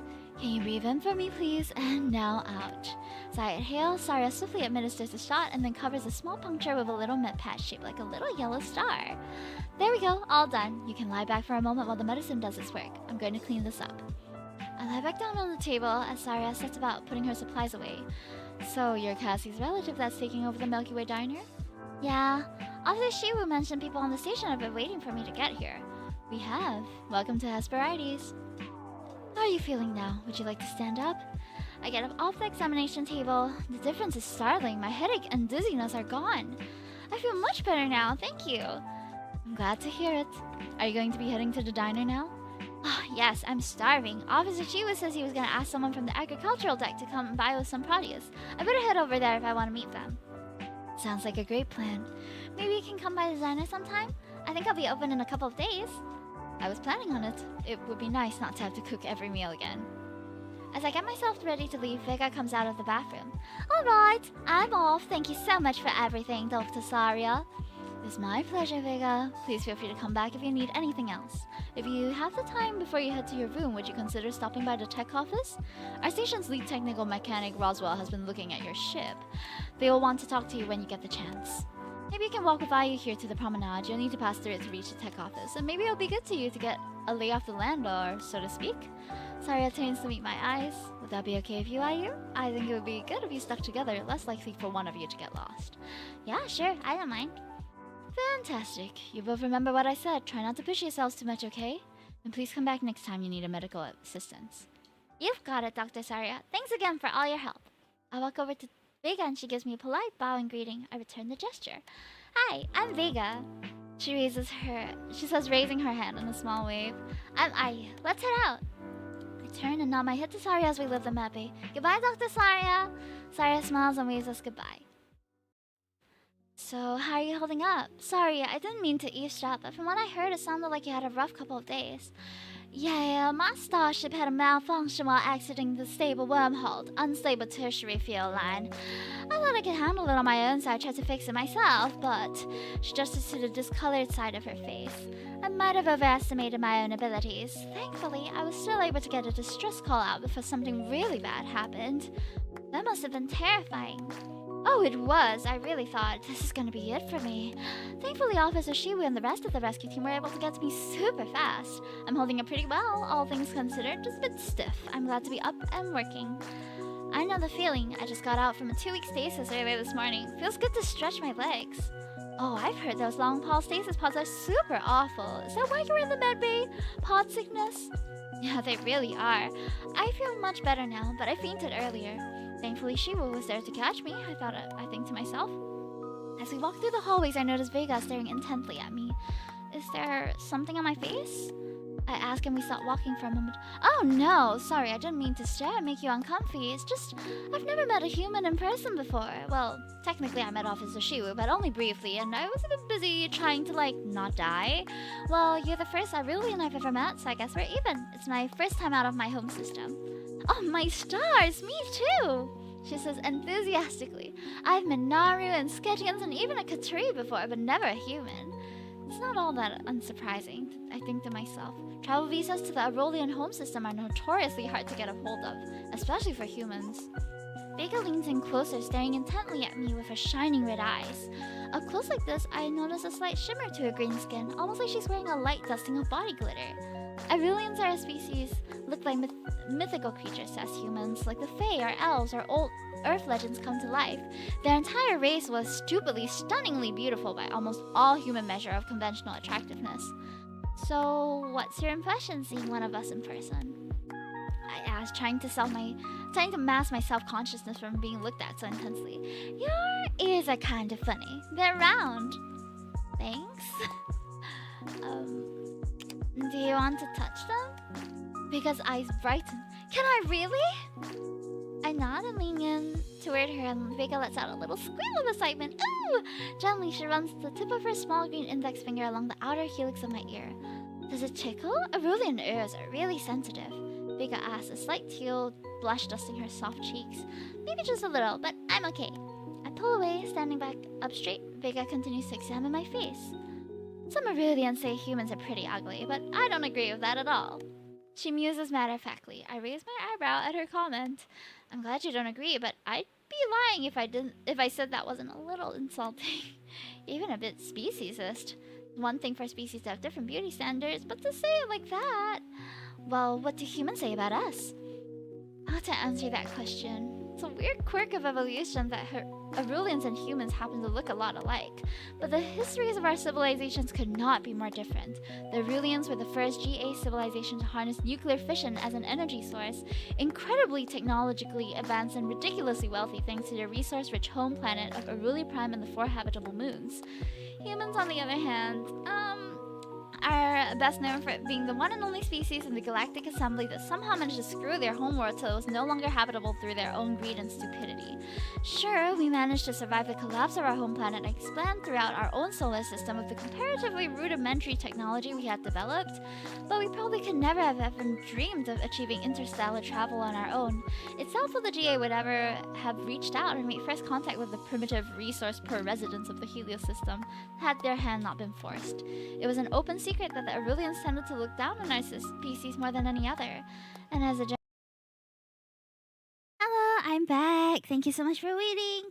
I'm sorry I went for dinner and I had some good old fried rice. It was very yummy. Okie so if you want to continue watching the rest of this playthrough, this is the Love at the Milky Way Diner demo that I tried, I think,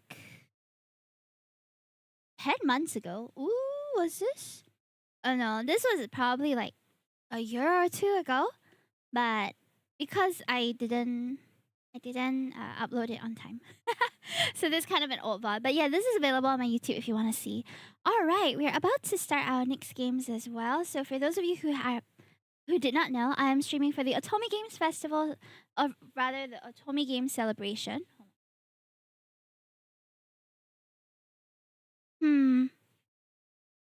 Testing. My monitoring is very soft and I don't know why. Okay, I think it's a little better now. Okay. Can you hear me? Are we good? Alright, thank you so much, Kozumi, for the read just now. I really appreciate it. I'm so sorry that I was away for a be right back. We are streaming for the Otome Game Celebration Steam Festival over this week, and we have a lot of games that are up for us to try. So today we've already played a bit of Fate's Masquerade as well as A Date with Death. We played about an hour each, so we didn't manage to clear the demo for Fate's Masquerade, and we have cleared up to day 2, I believe, for A Date with Death. So next we'll be playing Your Crown Is Mine and Sweet Valentine Chocolatier. With that, let's for the Your Crown Is Mine trailer first. There we go. Okay. A bit loud. Hold on. Sorry, that's very loud. Luna? Okay, let's try. Better.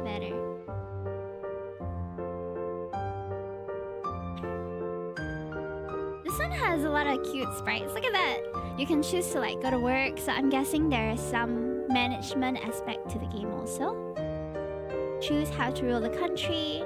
Lots of reading. Some Yuri. Yes. Some girl love, I think.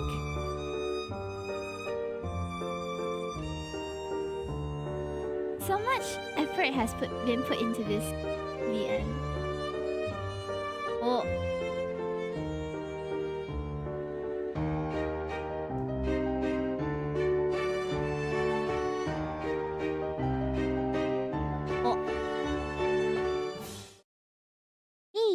That is Your Crown Is Mine. I have downloaded the demo already. So I'm gonna see if I can put it on my full screen, but if it's blocking stuff, then I might not. Okay, let's try this. Oh, it's very loud. Hold on.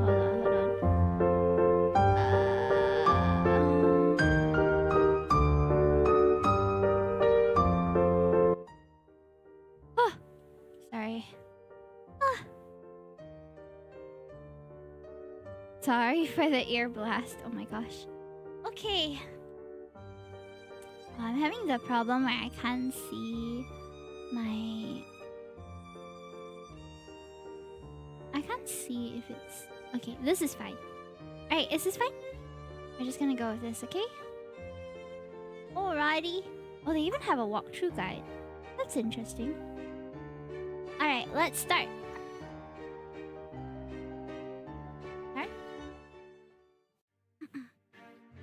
Congratulations to the Duke on his betrothal. The soon-to-be Duchess. Who is she? Duke shocks everyone he will marry a low-born girl. Lucena, let's break off our engagement. Oh. My controller is not working. What?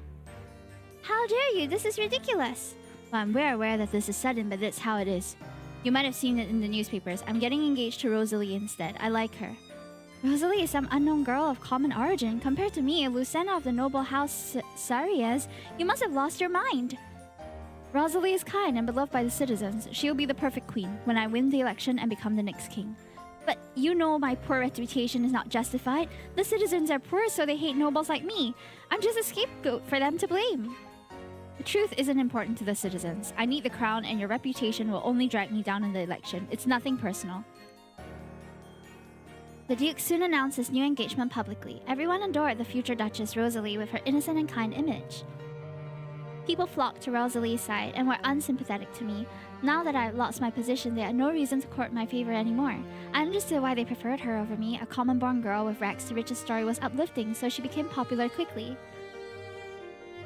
Now that I'd lost my position, I was powerless, so the tabloids could make me the people's common enemy without retribution, slandering me with lies. For the Duke to destroy our alliance so abruptly, of course I would feel blindsided, humiliated, and vengeful. I admit I may be pretty self-absorbed, but I'll still make a better leader than you. That's why I'm running against you in the election. Oh! What? You can't do that. Look, you made Rosalie cry. You're truly the villainess that they call you. Rosalie, let's go.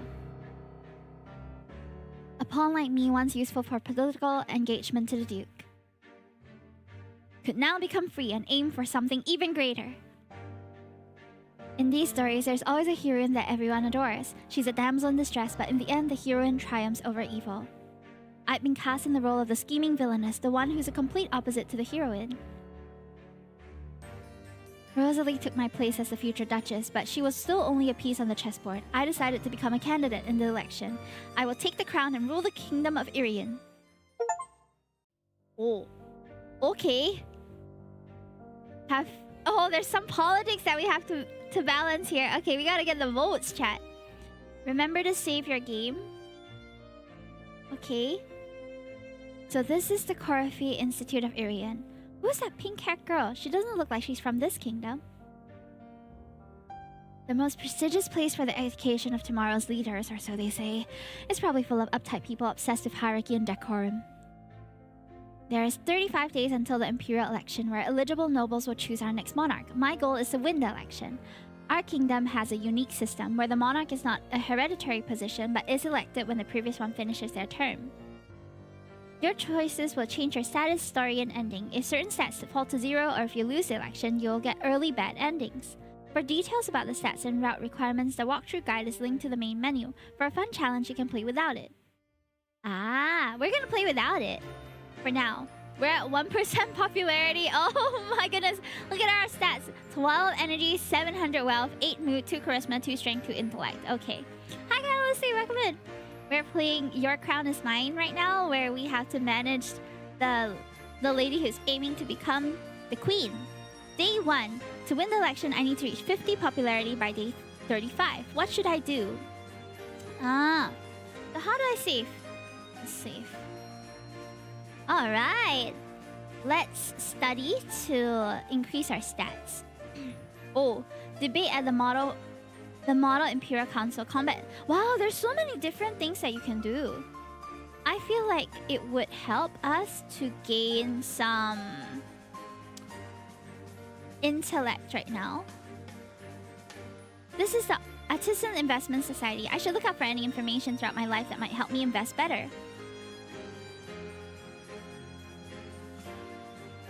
Wow, can I skip the reports? Okay. Which of these companies? What? I can only read one? Well, I think energy is pretty good. I think Densha, the Artisan Energy Company, will perform well. Nice. Oh, we gain bonus wealth. Continue. What a long day. Ooh. Good afternoon. Welcome, my lady. What sort of clothes are you looking for today? A suit fitting for business? A pretty dress? I feel like a suit would be good. I've just the thing. Wow! My lady, please wait a moment. Another customer is here. Oh? Huh, I saw you this morning at the Institute. Oh, what a coincidence. You could have greeted me when you saw me. Did I look that intimidating? I should introduce myself. I'm Arias Dell, a new member of the Core 5th Institute. It's nice to meet you, Lady Arias. You know who I am? It seems my reputation precedes me. It's nice to meet you. Is it that surprising when someone recognizes you? But don't worry, I don't believe you as the villainess as the tabloids say. Thank you, that's very nice of you. No problem. Tabloids are just propaganda. If they speak ill of you, it means you're on the wrong side of their owners. It's nothing to do with your true personality. Even if you are an evil villainess, then I only have to make sure I'm not your enemy. You seem pragmatic, after all. That's a unique way of seeing it. Ariasel, you're not from Irian. Wait, let me guess. You're from the kingdom of Artistia, right? Across the sea of the west? Wow, that's right. How could you tell? Actually, you said back home earlier. I could become Casiris or Lystaria or some other place you've never heard of. You could be discovering new land. Your intuition is good enough, though, I'll give you that. I am from Artistia. How boring, I know. Did you come all this way just for the Institute? Artistia also has great educational organizations. I guess I have no reason to be dishonest. My family sent me here to do business, and my own goal is to prevent a war. What sort of business? Boring business is dollar stacks of legal papers. You don't have to talk about it if you don't want to. What's it like being an heiress? I imagine it's something like this. You sure have an active imagination. Maybe that will be me one day, but not yet. I'm still learning the ropes. Everything here is so established, unlike back home. Artistia has a rising power, or so they say. It's just a nicer name for a backwater nation. Artistia sounds exciting, though, at the forefront of new things like Condensia Energy or the Bloom's new empires. You sure know a lot about our companies. I surmise you've been doing some research, perhaps for investment opportunities? Anyway, I like Irian a lot so far. The Institute is world-class, and if I hadn't come here, I wouldn't have met you. Aww. Ah, you flatter me. You were buying some clothes, right? You can put them on my bill. I can get them expensed and deducted from my family's business tax. Thank you. You're welcome. Well then, let me check out the clothes over here. Enjoy your shopping. What war does she think is coming?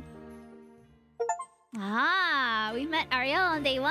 Okay, so as we go along, I guess we'll naturally meet all the characters. We have not increased our popularity, but we're gonna continue studying, and maybe we can get more insight and meet more people.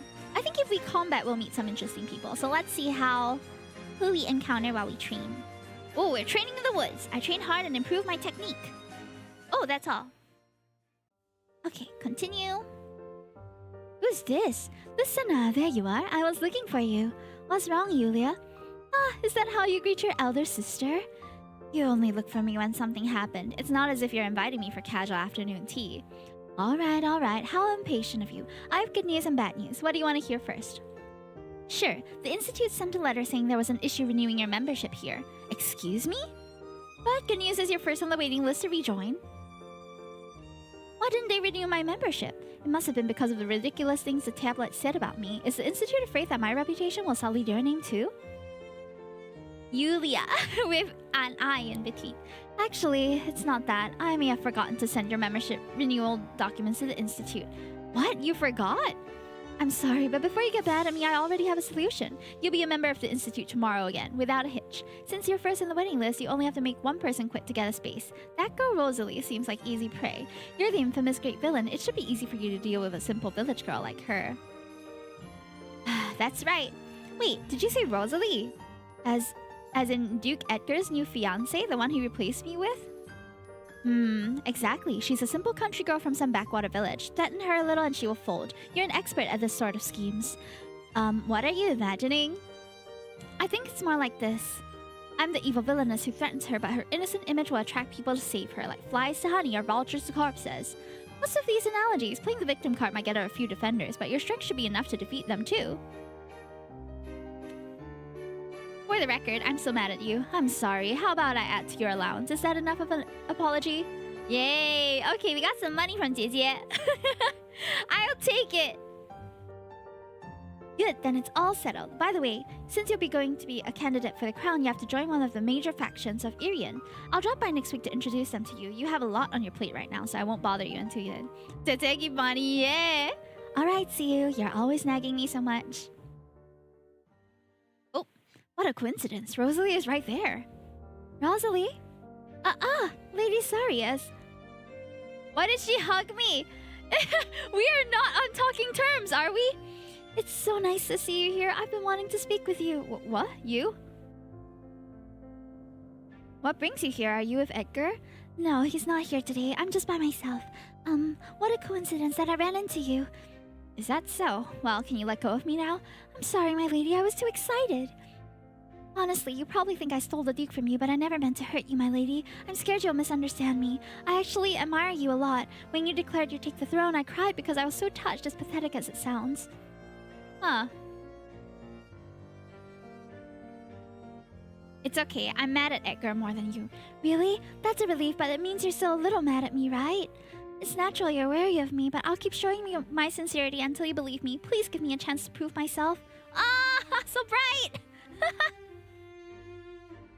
Nothing, I was distracted. So far she's been on the offensive. It's time for me to make her quit the Institute now that her guard is down.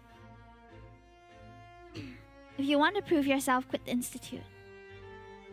That's what you wanted, my lady? Well, it's simple enough. I'll go submit my documents and quit right away. I didn't even threaten you properly yet. Oh, did you prepare some threatening lines? You can still say them. I'd love to hear them. Never mind. But if you're gonna do as I say and quit the Institute just like that... Oh, yes, like I said, I proved my sincerity to you. Do you believe me a little more now? You must have had a rational, pragmatic reason to ask me to quit. And even if you don't, if it's just to see me suffer, I'm happy to fulfill such a desire too. Thank you so much. Well, if you have any more requests, your wish is my command. I'll go submit my documents now. I'll request a guest pass from the Duke so I can still come visit you if I'm not a member here. See you then, my lady. Well, that was not difficult. She's different. Very different from what I expected. Still, at least now I can renew my membership. She says she supports me, but if she has to choose between the Duke and myself, who would Rosalie choose? Oh. Day 3. To win the election, I need to reach 50 popularity. I feel like we still need to study, guys. We probably need a bit more strength to deal with Rosalie's haters, right? So let's go. Our energy is low. Ooh. I should go home and rest today. Okay, let's rest. I took a nap and rested well. Great! Over there, that's the disgraced woman who lost her place to a common girl. Serves her right for being a scheming villainess. Don't be so loud, she can probably hear you. Huh, we have nothing to fear. She doesn't have the power to do anything now that she's not the future Duchess anymore.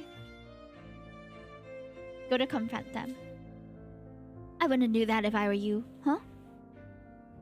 Well, Lucena, it's been a while. Ah, good afternoon, Your Grace. Of course you're being passive-aggressive. No, I'm not, Your Grace. It must be your imagination. Are you feeling well? Ah, I knew you'd be like this. What do you mean by that? Bitter, vengeful, dripping with resentment. Like what everyone says you are. You'd be happier if you just let it go. Scared I'll beat you and take the throne? I'm not scared, are you? If I may be frank, you're only making a mockery of yourself. Did you hear what people are saying? You don't have anyone's support for the election. I simply don't want you to fall any further. You can still live a good life as a normal lady instead of fighting for the crown. Rosalie's popularity can help me win the election. After that, I'll have the power to help the citizens, and you too. What do you mean by helping me? Oh, how concerned you are. Huh? Area style? Oh, there's a confrontation! Ah! So drama!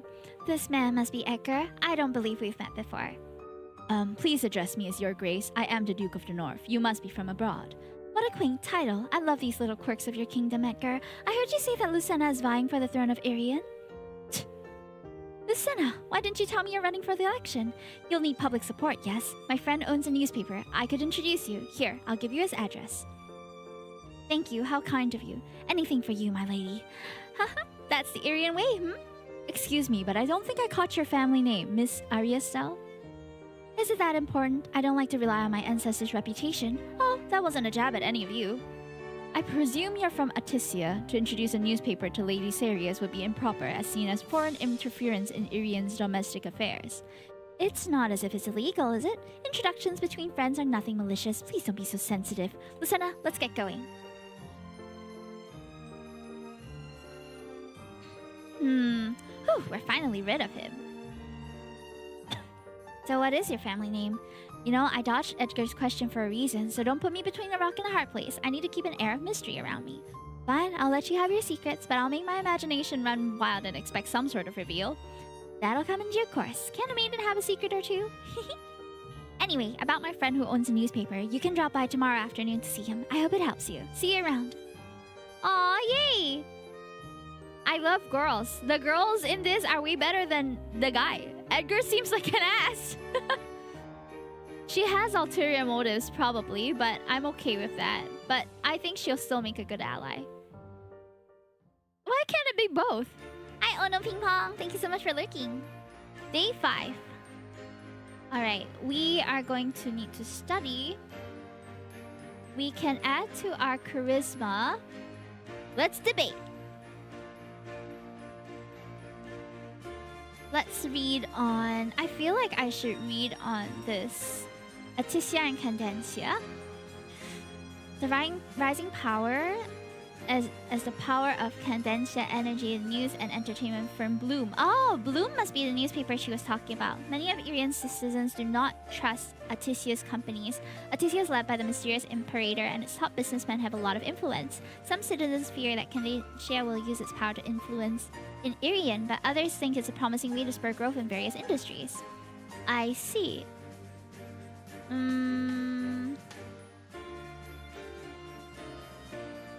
Should Irian have closer relations to Lysteria? Irian has poor relationships with the Kingdom of Lysteria due to both prejudice and historical clashes. Lysteria is less powerful than Irian. Yes, we should be close allies. Irian needs a strong ally, so it's a great chance to set down any previous conflicts and start anew. Everyone wishes for peace, right? Share my opinion. Ah. Okay. Now, this was the address that Ariastel gave me. The architecture has this distinctly Atisian style to it. I keep forgetting to save. Oh no! There's someone on the grass. Who the heck is this? Why is it just lying on the floor? Huh? A visitor? I'm sorry to disturb you, but I'm here to see the lord of this house. You haven't disturbed me. I'll get up. Who's this? Good afternoon, my lady. I don't believe we've met before. I'm Lucena. I was told to come here by Ariastel. Ah, yes, we received a letter from her about your arrival. My name is Helios, and I'm from Atisia. Pleased to meet your acquaintance. It's my pleasure to meet you. So why did she suggest you come here? This house is for the suburbs away from the heart of the city. It rarely gets visitors. She told me about the newspaper. I'm running for the upcoming election, so she thought it might help me. Did she? Ariastel is correct that the newspaper coverage will help you gain popularity, but let's not talk business so soon. There's a small house made of glass in the estate, good for nurturing the flowers. Are you familiar with flower arrangement? Yes, I arrange flowers at the Institute. We have something in common then. If it interests you, just drop by when you're free. I have a lot of plants here, quite apt for the house named Bloom Manor. Bloom? Ah, that slipped out. My full name is Helios Bloom, as in the news and entertainment company, but I don't like to make a big deal out of it. Sorry, you must get that a lot from people. It's just the way Ariastel puts it. It sounded like you owned a small local newspaper. She knows I value modesty. You yourself are a prominent figure here in Irian. Ariastel has told me a great deal about you, all praise, of course. I hear you're one of the candidates in the race for the next leader, but it seems you have quite a poor reputation as a villainess. What's your plan? I was hoping you could help me. I'll get closer to Rosalie as she's popular. I was hoping you could help me. Bloom's network and newspapers are the best to improve your reputation. People often believe they know a lot merely after reading some headlines. If you can control the news they consume, you can control their minds. A much more potent weapon than any Candencia-powered artillery produced by a Tisian sword.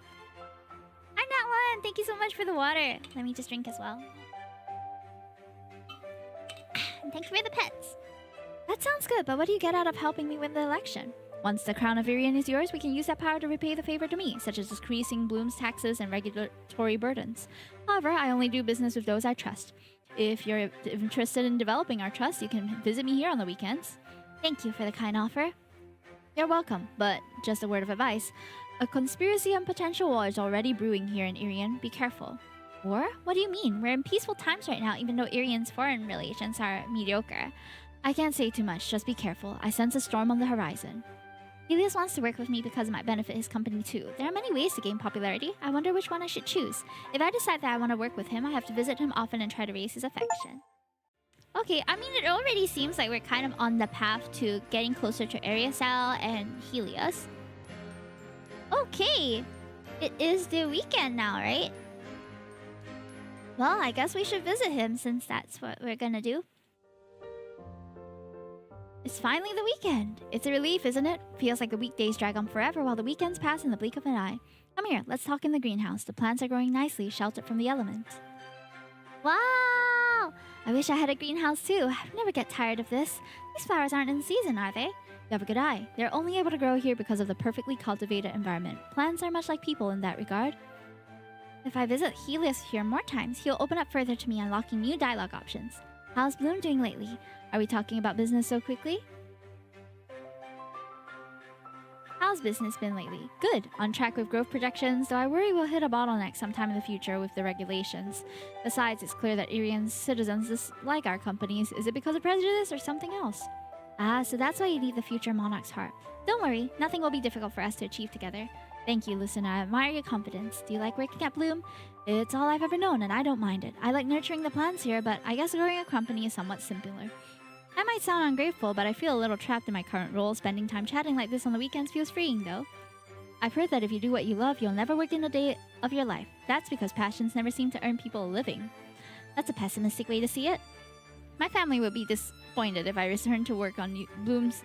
If I refuse to work on Bloom's newspapers. I guess they're just being realistic, but who knows? Maybe one day I'll have the opportunity to find my true calling, even if it sounds naive. I didn't notice, but the sun's going to set soon. You should get back before it's too late. See you. I had a good time today. Yay! We got 2 affection. Nice! And we got more charisma, too. I should go home and rest. Okay. It's still the weekend. Let's go to... Oh, should we talk to... I feel like we should go to the village and see what they say. Eh? What a pretty lady! A child? Oh, wait, you shouldn't run off by yourself. Huh? Lucena? It's great to see you. What brings you to the village, my lady? I thought you might be here. Me? Who's this child, by the way? You should introduce yourself as I taught you. Don't be shy. This pretty lady is very nice. Oh, don't be shy. Every day is a weekend whenever Hime's streaming. Aw, so sweet. I guess I'll just tell you myself. This is one of the village children whom I tutor. I used to live around here when I was younger. You see the debris everywhere, right? It happened during the previous war and no one has the resources to repair the building since then. I deliver food and supplies here every weekend. It's the only home that the villagers have, so some of them stayed in the area. I want to help too. Really? Thank you so much. We'd be glad to have you. Yay! Wow, she's already super affectionate with us. Our current affection for her is 7. Why? By the way, I wanted to ask, are you still mad at me for taking your position as the Duchess? Don't be silly, I'm not mad at you. Rather than being the Duchess, I'm aiming for the crown. Besides, it wasn't your fault in the first place. I couldn't possibly be angry at you. And I'm relieved. Everyone here seems to like you a lot due to your rags to riches story and your warm personality, compared to me. But I like you, even if you're unpopular with the citizens. If only they saw your good qualities too. Aw, thank you. But if you became really popular, I would feel a little left behind. You have to remember that I was your first supporter, alright? Anyway, I'm here every weekend, so feel free to visit again if you'd like to. I have to distribute some supplies over there now. Oh, yay! I enjoyed my time in the village. That's fantastic! Okay. I feel like we should rest more because it feels like we can't continue the day when we are. Let's rest again. Get it up to 10. Oh, Lucena, there you are. I see you've renewed your institute membership successfully. Well done. Yeah, Rosalie agreed instantly to quit the institute before I even did anything to persuade her. I wonder why. Have you heard of informational edge or asymmetric information? You should have told me that sooner. She could be on your way to take down Edgar. Well, now you know. I'll tell you sooner next time. Anyway, the time has come for you to join one of Irian's major schools of thought. Are you trying to poach me for your own, the Amethyst?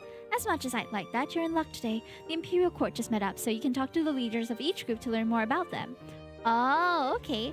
Everyone wants a place to place one of their own on the throne, so everyone will be eager to meet you. You and Edgar are the only two serious candidates, really. Why didn't you join the... Why? What's wrong with the others? There are many requirements to be electable. You have to be from a top noble house, if not already an established elite, and so many more. Not many people can satisfy these criteria. The only two people with real chance at winning are you and Edgar. Interesting. Formal introductions are in order. Your Grace, this is my younger sister, Lucina. Lucina, this is His Grace, the King Carcian Eris. He leads Irian's Amethyst faction. It's my honor to meet you, Your Grace. Yulia, you can skip the formalities with me. I'm Syria Rize, leader of the Malachite, and Duchess of the South of Irian. Very well, the final faction is the Sapphire of the North. It is led by Duke Etwald Larston, that's Edgar's father. He's not here today, unfortunately. I hope you consider us carefully. Yulia is your sister, but you aren't obligated to follow her in footsteps. Don't hesitate to ask if you have any questions. About the Amethyst. Amethyst members are mainly from the Midlands, which include the capital city, Coryphae. I lead the Amethyst and your sister is a member too. Our core supporter base are noble houses who have historically held power. We uphold traditional values. Our members dislike drastic change. They want to maintain the status quo so they can continue to hold power. Many of them do not trust Aticia. Interesting. The Malachite's members are mainly from southern Irian. We are popular with the common people and lesser lords. Our core is embracing modernity. Recently, we had close relationships with Atician businessmen such as the Energy Company and Bloom and use... About the Sapphire. Duke Larson isn't here, so I'll introduce Sapphire and his steed. Its members are mainly from the northern Irian, including Edgar and his father. They have a reputation as war heroes and keepers of the northern border against the wild beasts here. They recently gained some support from the common people since the future Duchess Rosalie joined. She's very popular as the people's Saintess. The north of Irian has been depraved ever since the previous war. It seems that the Duke has riled up his people's general discontent and they demand change. Not the kind you're thinking of, mind you. They dislike Aticia's modernity and unfamiliarity. They want to return to the myth of the good old times. I see. Time to choose a house, huh? I think I will join... I am quite close with the Aticians so far, so let's go with the Aticians. I chose Malachite because it embraces modernity. That's a great reason. Yay! Alright. Let's work and get some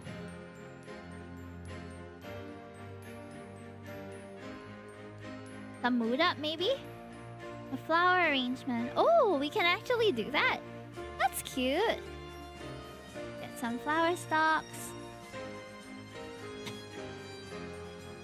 Shalala, shalala. Cute. Your calendar of events.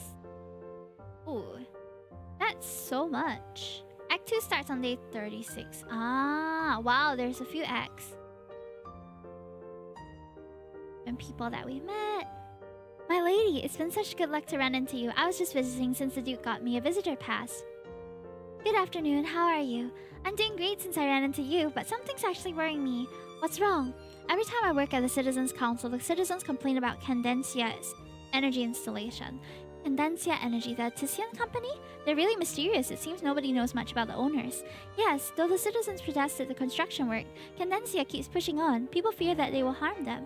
The company insists it's safe. They say it's a new energy resource that's more efficient than oil lamps, but won't say more due to trade secrets. If it's newly discovered, how do we know Candencia is safe for sure? It might have long-term effects that we don't know about. I'll look into it. You also to the council about it, right? Maybe they can help the citizens. That's the issue. The government has taken Candencia's money, so they won't do anything about the complaints.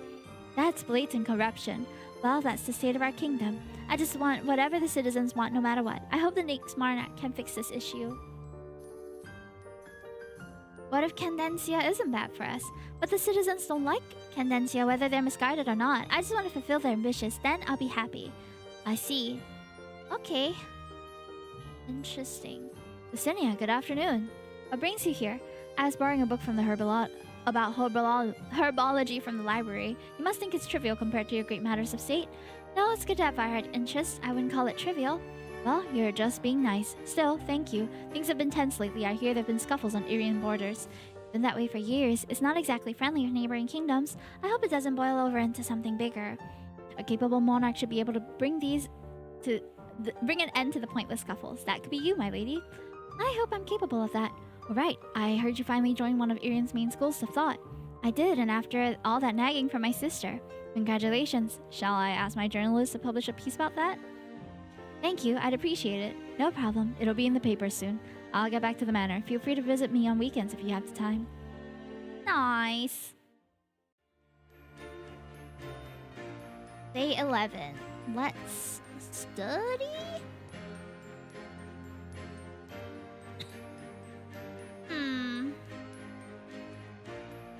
I feel like we should read the reports on the energy sector. Candentia Energy is a new power source originating from Etisia. It's cheap and powerful, but not much is known about it yet. The company says it can be used to power lamps and help weave fabric. There are applications in agriculture too. Some people are heralding this exciting technological advancement. Others feel skeptical and fear it might be unsafe. Ooh, let's see. Which of these companies do I think will do good? I feel like Eris and Co. Trade and logistics seems pretty normal, yeah? Huh. I'll gain bonus off the other effects. Ah, okay. So these are things that we don't know about yet. Ah! I've been hired to call you Stinky. Hello, Kiro Kilmaki. Yeah, get that bed. I'm a stinky little goober. I hope your client is satisfied. What's the commotion? Thank you for the egg. Did you see the news? An Irian port was just attacked. Oh no! I heard it might be the Etisians. They've been trying to gain power for some time now. We should have had a crackdown on them sooner. Oh no! Who's Daku? Oh no. Ooh.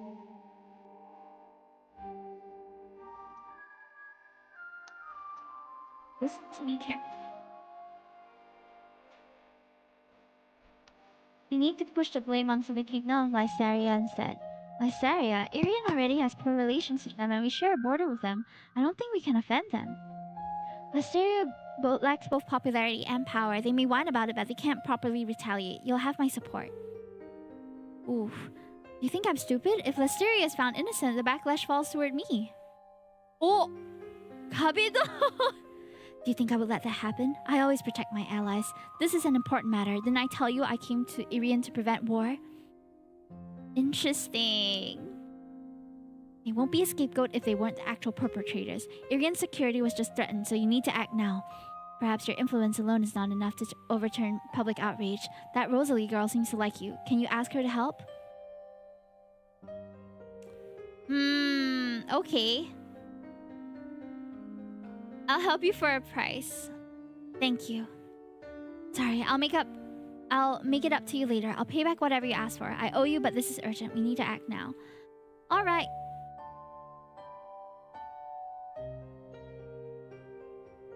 Ariel cares about Leticia's reputation much more than I expected. So let's not panic and wait for further news. It's understandable that everyone is alarmed, but please get some rest. Tomorrow there will be more information. The Imperial Court is investigating this issue and they will update us as soon as possible. Oh, Lucina, I didn't see you earlier, my lady. You're speechless now. You managed to calm everyone down. You're too kind. I just didn't want to see everyone in a panic, so I tried my best. I'm glad you thought it was good. The situation is so terrifying. I was so scared when I heard the news. Who's targeting Irian and why? Oh, it's alright. I'm here now. There. You did so well earlier. It's alright now. Like you said, the Imperial Council will take care of these things, so you should get some rest. Where were you earlier? I looked through the crowd today and I didn't see you. I assumed you weren't at the Institute today. I was speaking to Ariasal. Maybe you haven't met her, but she's a member of the Institute too. I need your help, please. Huh? I'm glad to be able to do a favor for you. Anything for you. What's the matter? I'd be really thankful if you could tell the citizens that Aticia wasn't involved in the attack. They trust you, so they'll believe you. It's my pleasure to be able to help you. I was always afraid I'd be a useless burden, but I can do this much at least. You're not a burden at all. Your speech earlier, how you managed to calm everyone down, was amazing. But I don't know what to say when people speculate about who causes the attacks. They're not satisfied if I tell them to wait for more news. You could blame Lysteria. Lysteria? The kingdom? Wouldn't it be bad if I blamed Lysteria when they're innocent? It would make the citizens happy. Lysteria is unpopular and the people need a common enemy, a scapegoat to get angry at. I don't know much about things like that. Thank you for the 63 months, Akichi! Thank you! It's been so long, eh? How have you been? How's work and everything? You're so knowledgeable. I'll do as you say. Thank you, Lucina. Well, let's hope that she can help the situation. Oh, man. The music is so tragic, majestic, epic, like everything at once, right? So this is called Your Crown Is Mine, and it's kind of like a management game where you have to manage your own energy and your like stats and your relationships and everything. A lot more than a romance thing, but there are some tensions here and there. Oh, preparing for Dojima? Are you boofing? It's quite interesting. I feel like I should do this one.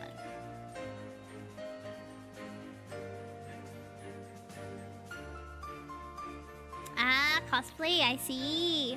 Good luck with that. I hope I can catch you. I'm still not sure whether I'll go on Saturday or Sunday, but one of the days, I think.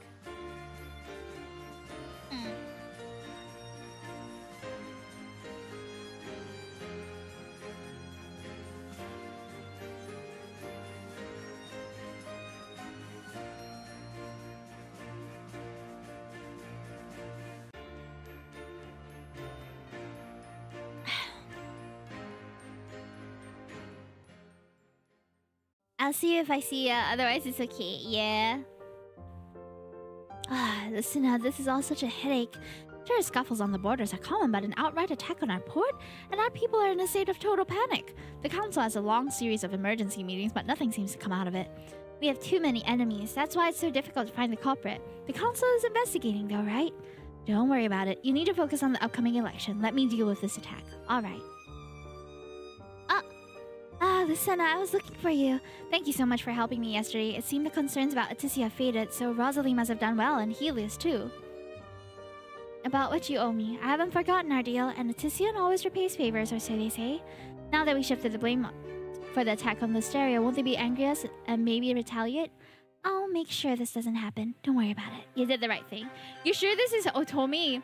I'm not sure about the exact classification. Shoujo ai? What's that? Is that a subgenre? Shoujo ai? Girl?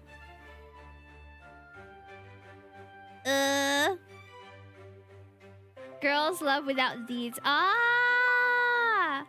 Interesting. I have no, there are guys that you can romance also. But I guess because the MC is fixed as a girl, so maybe that's why. You know that deeds. Oh dear. But there is a lot of girl love in this. Way more girls than there are guys. What would you like? What should we... Like, Shonen Ai is less intense. What should we ask her for? Money, affection? I would like to... Ball slaps is crazy. No, the thing is, I feel like affection, we already have been building it with her, so we don't need it technically. But we do need, like, popularity. She's already helped us get Helios, though. Help me get smarter at investing. Yeah. Artisan companies.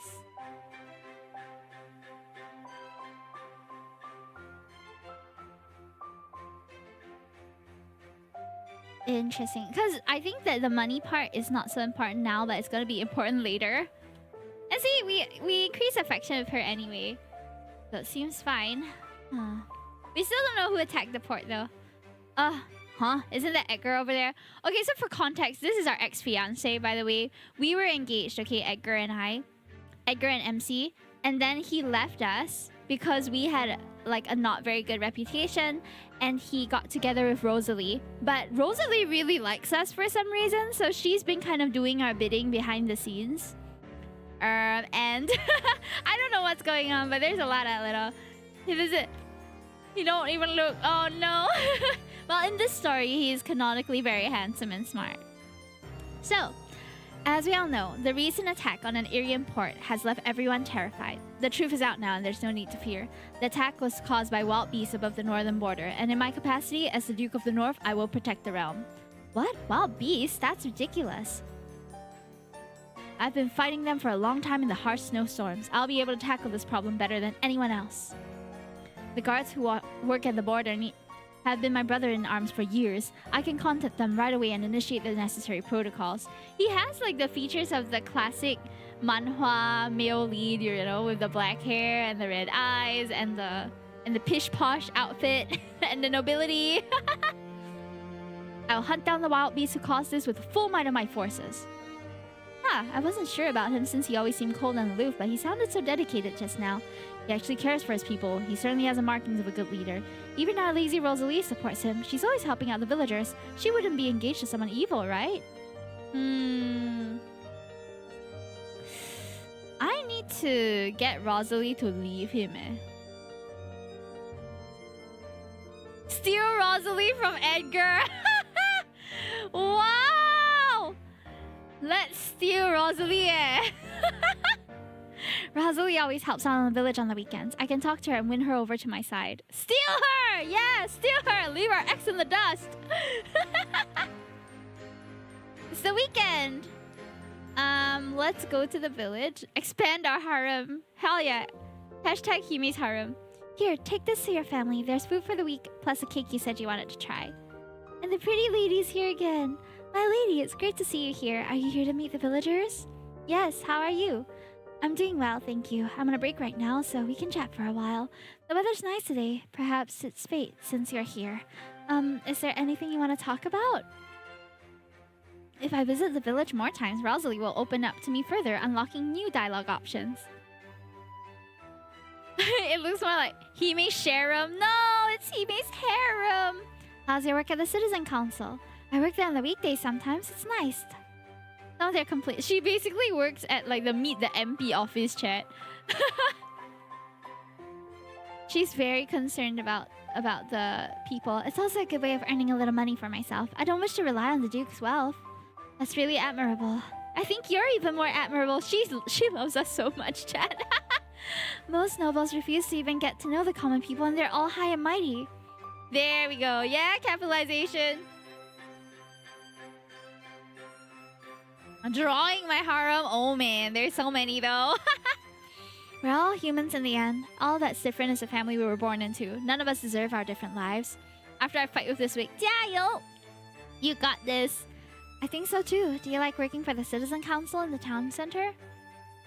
It's a little overwhelming since it's so busy. Hi Violet, thank you so much for the pets. But I like the atmosphere. It's nice to see so many people out and about. Oh, it's already time to go back to work. I find myself hoping you'll visit more often, although I know you're busy.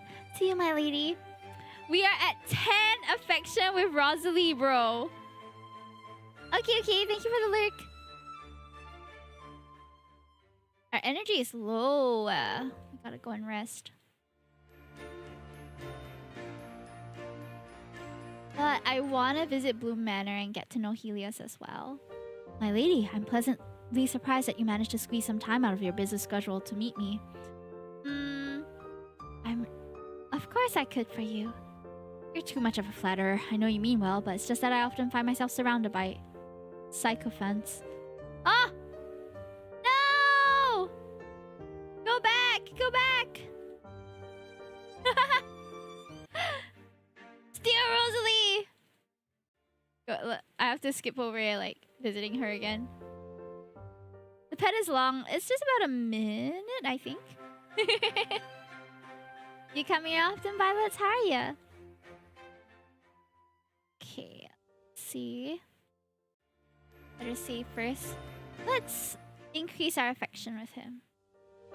I'm sure you're even busier.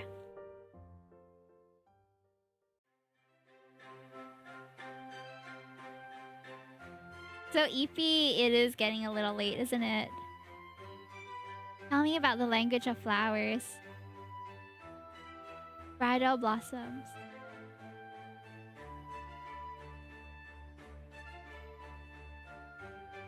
Oh, okay. Affection 3. 9 AM for you. Oh, good morning. Which time zone are you in? We gotta rest, guys. We're freaking dying over here. Ah! Daku. Still, who is this? So, who are y'all voting for? The election's in a couple weeks. Ooh.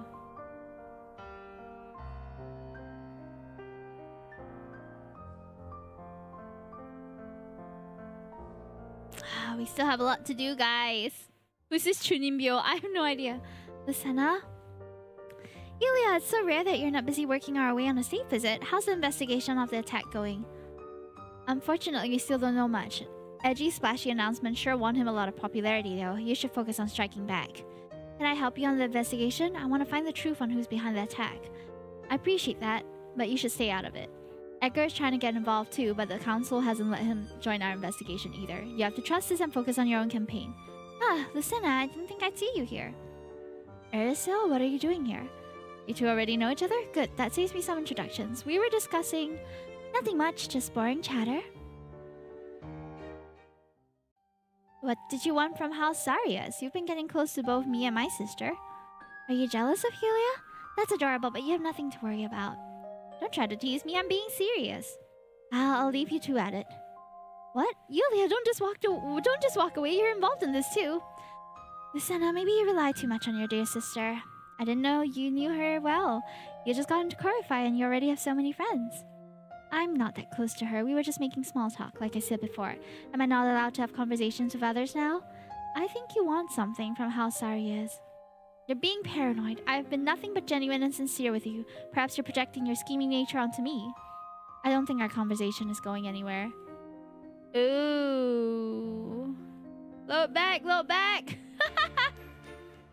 Right, it was still... Yes, finally it's the weekend! Da da da da da da da da da.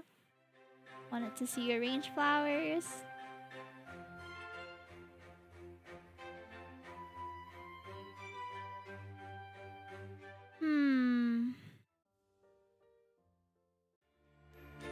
What were we doing? We were resting, right?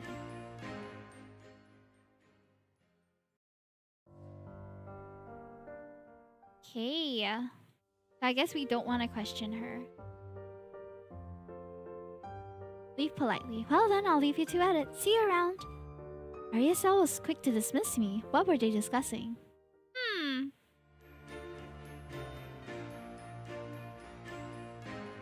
I guess it's time to study again. I feel like we should get more charisma. Get everything up to a 10 at least.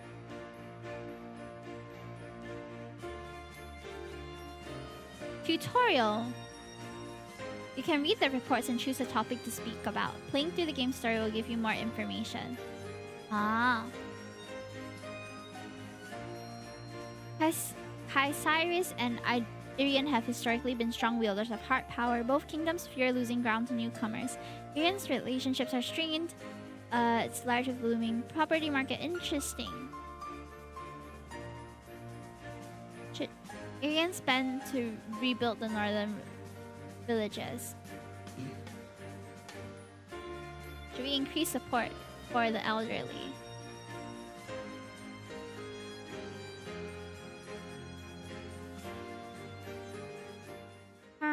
Okay. Oh, more random encounters.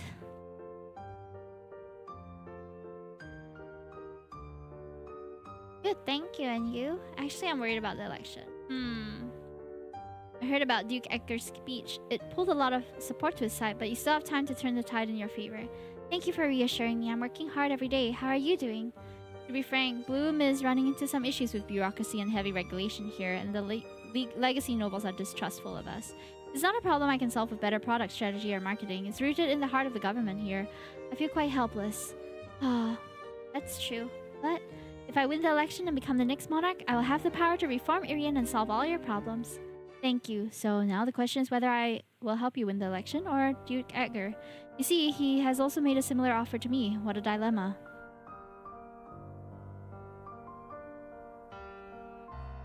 Don't trust Edgar. He hates Aticia.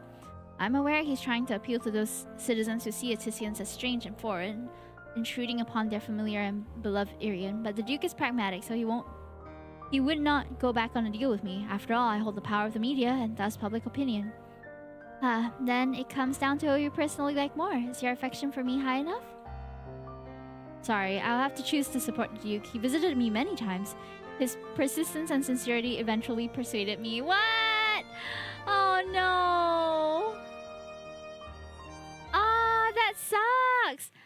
I visited him. Oh wait, I guess I should be visiting him on both weekends rather than just one weekend, because I visited him every weekend. But I also visited Rosalie. Well, in that case, so this is a pretty tricky game. Your crown is mine, but I'll keep at it.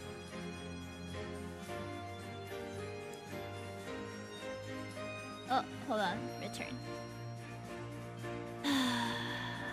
Let's go and increase our strength. I'm so frustrated. Need a book from the top shelf.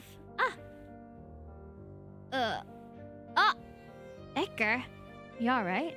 I think so. The ladder fell so suddenly. If you're not hurt, could you get off me now? Ouch, it hurts. I can't get up. Here, I'll lend you a hand. Thank you. It's fortunate that I caught you. That would have been quite the fall. Thank you. Are you alright? Yes, it takes much more than that to hurt me. I wonder why the ladder fell so suddenly. I was standing still on it and it should have been attached to the shelf. Actually, I saw someone push the ladder, but by the time I caught you, the culprit was gone. I was pushed? Long blonde hair and a pink gown. I think it looked like Rosalie. Rosalie? Why are you slandering your fiancé? I don't help people blindly. I saw Rosalie do something wrong, so it's only right to let you know. She acts friendly, but it's a facade. You should know very well that some people are like flowers who hide thorns. Why are you, of all people, accusing your beloved of that? Did she not dislike me precisely because I'm a schemer? Lady Ceres and the Duke, is something wrong?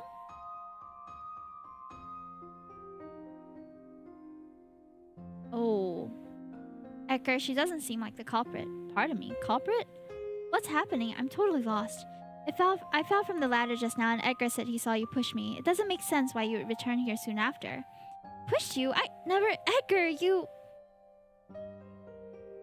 I think I understand now. This must be a test to see which of you I would support. If forced to choose, it's all because of the prophecy. Prophecy?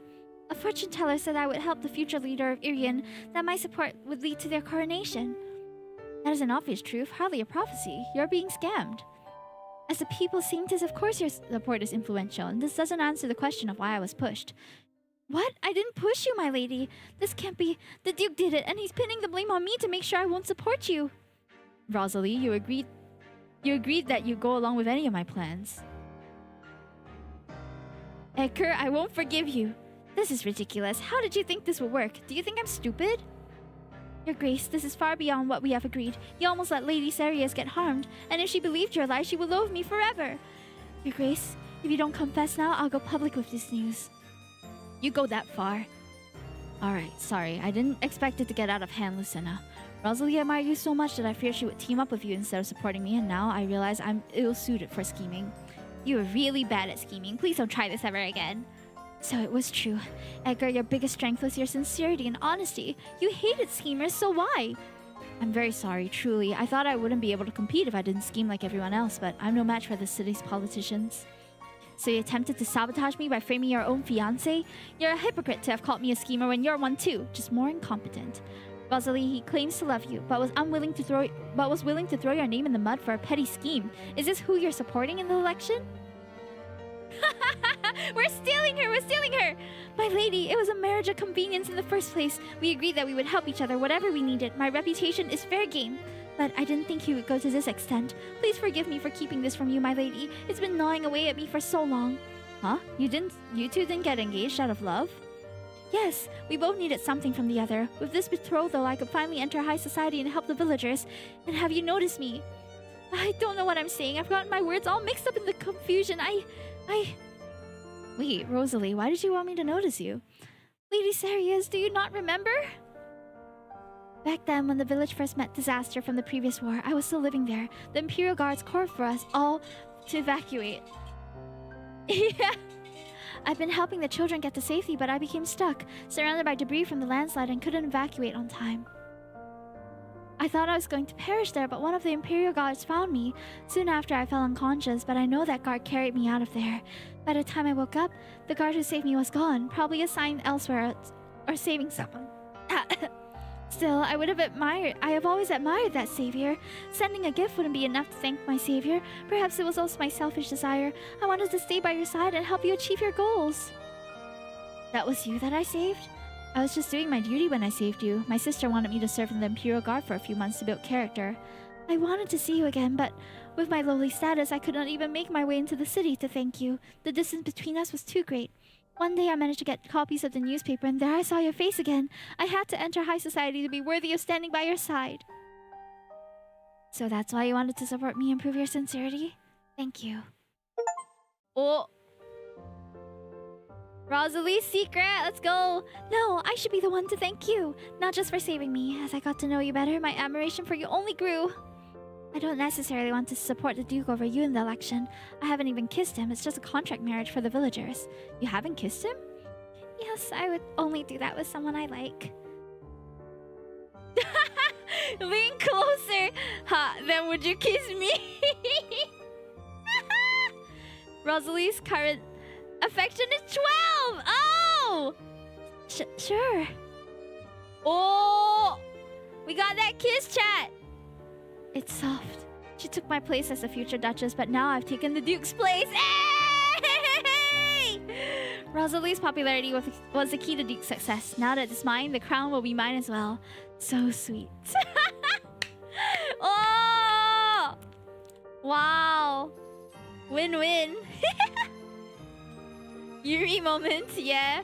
Women love women, yep. Well, it's getting late. I should get back. Sheesh! Thank you for liking the live on TikTok. I'll see you soon, my lady. See you. Alright, we kissed the girl! Okay, guys, and that is all the time that we have for this, actually, because we are about to play our next game very shortly. But if you are looking to try this game, it's called Your Crown is Mine, and it's going to be available on Steam, I think, later this month. I can't remember if there's a demo. Let me check. This one was given to us. Our crown is mine. Okay. So planned release date is on 4th May, which is going to be less than an hour. So if you guys want to know when this is released, it is going to be soon. You can check it out at this link over here. Hey, you got the good ending. I don't know about the ending though. I think this game is a lot longer. But we are ending on a good note. We have stolen Rosalie from Edgar. And our fiance is still an ass. He hasn't convinced us otherwise. Alrighty, so I'm gonna be saving once we are done with this day. We're gonna save here, and that is all for Your Crown is Mine for now. Thank you for joining us for this game. Sheesh indeed.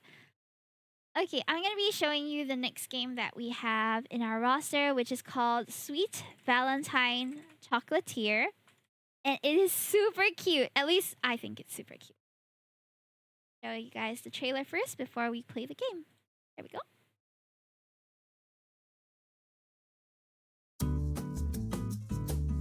All the orders for the festival! What are we gonna do? I see the Chihuahua's at it. J&J have officially arrived. Okay, that was a lot more embarrassing than I thought it would be. They've got some This great is where voice my actors on superior here. memory will really shine. I can see. Whoa! Making out by the end of the night. Honka honka, dude. Is that Michael? Sheesh. You guys know who I like already.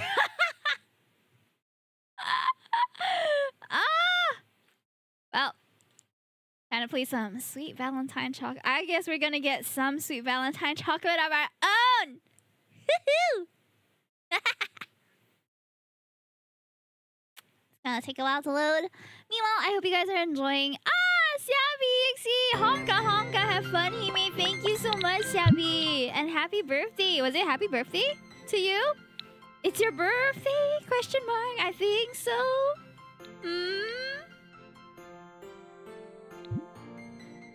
Yes, ma'am, it was. Hell yeah! Happy birthday, Sabi. Oh gosh. Okay, I can't. Hold on. Need a. If I full screen, I can't see my cursor. This seems to be a pattern with Otome Games. Also, I love the color scheme of this game. I'm not gonna lie. The whole theme for my Otome Games Celebration graphics, right, was based on Sweet Valentine Chocolatier. They were one of the first games that reached out to me to ask me to try it. I spent on the new 11D Space Memories. Which one did you get? Also, Gamatory, thank you so much for the 65 months. Much appreciated. Happy Otome Day, Hime. We're gonna have 4 Otome game playing days this week. So I haven't been streaming for like more than 2 days at a time for a while now. So for this week, we're gonna be streaming on Monday. We're gonna stream on Wednesday, Thursday, and Saturday at 5 p.m. as well as 8 p.m. So 5 p.m. until 7 p.m. Most games I'll play for about an hour each. And then at 7, I'll go for a quick dinner break. And at 8 to 10, we'll play the last 2. So this is the last game for the night. But if you have missed any of the streams that we're doing, don't worry. I'll be uploading all the VODs and all of the individual game features on my YouTube, as well as writing a quick review on them on my website, !website, if you are in my Twitch chat, and you can go and visit it. Caleb and Zane. Ooh! Wait, you got the 2 that I didn't pull for. Girl, I got Silas, Raphael, and Xavier, and I didn't get Caleb and Zane. How have we like fit together so perfectly, Sabi? We should share tidbits on this. Have you played through the cards? I don't think I'll have the time to play the cards just because I want to share. Yeah, let's share. I would be more than happy to. I'm more than down if you want to ever like write a review, like a joint review type thing. I've never done a writing collab before. I've always done my articles on my own. But it would be cool. Have fun, sure can, kid. Okie dokie, so. And let me know if you've already played the cards on 11D Space and whether they are too spicy for stream, because I low-key don't know whether I can even stream it. It seems very, very spicy. Alright, let's go. We are about to play some Sweet Valentine Chocolatier. Gallery, nice. Oh, we have a cat boy image. Oh, I'm excited about this. Okay, so Very Fat Cat actually reached out to me to try this game. And look at all the wonderful, wonderful people behind this. I love that they have a page with all the little descriptions and even PFPs for each person so that we can go and follow them and everything. Go and support devs. Go support the devs. Alright, I'm ready. Let's go. Days before Spring Festival. 2 days? Bro, what? I don't know what I can do with 2 days. Another beautiful yet busy day of the Sweet Valentine Chocolatier. Although the official Valentine's Day in February had long passed, your store was about to usher in its second busiest chocolate season of the year. The Spring Festival. Oh, that's us. Vanilla. Earth to Vanilla. Huh? Boss! I'm so sorry. Are we the boss? Wait a second. If we're the boss, I'm not about to date my employees, huh? Vanilla jumps upward again in shock, causing a little snowfall on the powdered sugar to escape from the box she's carrying. The entire contents of the box cartoonishly follow her movement upward, inciting a small chuckle from you. Although your arms are firmly crossed, you make sure to maintain a smile as you finally catch Vanilla's attention. Daydreaming again, V? As much as I'd like to join you, we have work to do. You give her a sympathetic smile. Jumpy as she is, she's your only employee, and she's proven to be reliable 90% of the time. As for the other 10%, well... That's right! Oh my gosh! gosh! All the orders for the festival! What are we gonna do? Vanilla panics a little, precariously swinging the box from left to right. Whoa there, careful now. Ah! Her fingers trembling as she struggles to maintain control over the box. You have a very bad premonition of what's to come. Try to take the box from Vanilla. Let Vanilla handle it. Already? I'm just gonna let her handle it. I trust you, V. At least, I think. No worries, boss. I got it. She strikes a bodybuilder pose to reassure you, but her thin frame is decidedly unreliable. I'm not sure about this now. Maybe I should have taken the box. No, I'm sure she's fine on her own. I promise I got this. Let me... Ah! Watch out, boss! Whether due to your influence or by Vanilla's natural clumsiness, she somehow loses her footing and the ingredients in the box finally gain their freedom. You barely have enough time to close your eyes before you're covered in the tidal wave of powdered sugar flying up over Vanilla's shoulder. Good thing you brought a spare uniform. So cute! Oh my gosh, boss! I'm so sorry! Badooey. Are you okay? Oh, I'm so sorry. Oh gosh, this is all my fault. It's okay, V. I'm okay. I'm really sorry, boss. I thought I had the handle on it, but one of the bags in the box was open, and I kept leaning and I tried to against the weight, but I... It's fine, V. It looked a little too bulky for you anyways. You laugh a little at yourself at how silly the situation is, and Vanilla joins in with her sweet wind chime-like giggle. She's so small and cute, but for every point that she had in cuteness, there's a bonus point to her clumsiness stat. I'm gonna go change. Could you do me a big favor and clean this up? Of course, boss. I'm seriously so sorry. Really, no worries. You could always wear one of mine. You grimace as you try to imagine squeezing into one of Vanilla's XXS size chocolatier uniforms. Girl, do me a flavor. Yeah, that was a mispronunciation on my part. Okay, maybe not, but you know. She grins again and puts on a determined face.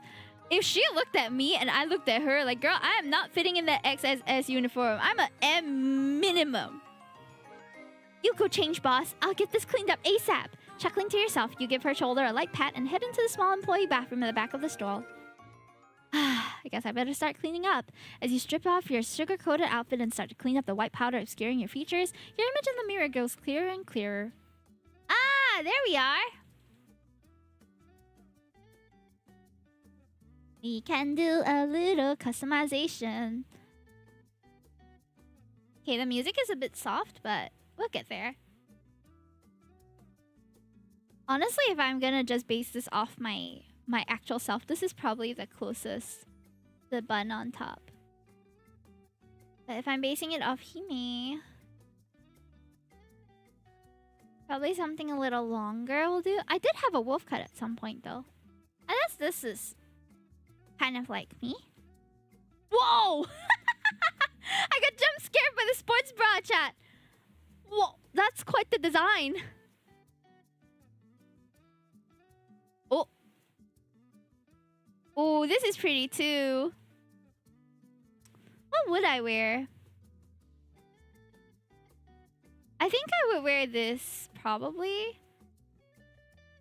Yeah, the floral one seems the most possible. Yeah, that's probably what I would wear, guys. Go! As a final touch, you brush across your name tag, trying to clear out the powder before repinning it to your fresh uniform. The shiny and clean tag reveals your name, Hime. All changed. Although I'd love to walk around in casual wear, I'd best wear the uniform while I'm working. Lest I be mistaken for a customer. Hime model with a ponytail when? I actually have one. Hold on. Ta-da! Well, it's a little higher, but you know. You frown to yourself as your mind briefly wanders into the memory of the first time you met Michael. You were in your store as usual, but in casual clothes that day. He walked straight up to you and asked if you wanted a taste of something better and sweeter. And to follow him to his store if you did? The nerve of that guy, Michael. Straightforward-y. Unfortunately, that would work on me. If he was looking like that. You daydream just a little longer while tidying up your favorite chocolates in the showcase. Your favorite chocolate flavor is... Ooh, I do like dark chocolate quite a lot. I don't know if this influences the... Nah, I like dark chocolate though. As your hand hovers over the dark chocolate truffle display... what are you doing here? As if your thoughts had summoned him, suddenly he was there. I should probably think of him more often. I see the Chihuahua's at it, per usual. Are you talking about my employee? The edges of Michael's lips curl up into a signature smirk, emanating big dog energy. What? Okay. Chihuahua! Vanilla shakes with outrage, perfectly embodying the small dog nickname Michael had given her after their first encounter.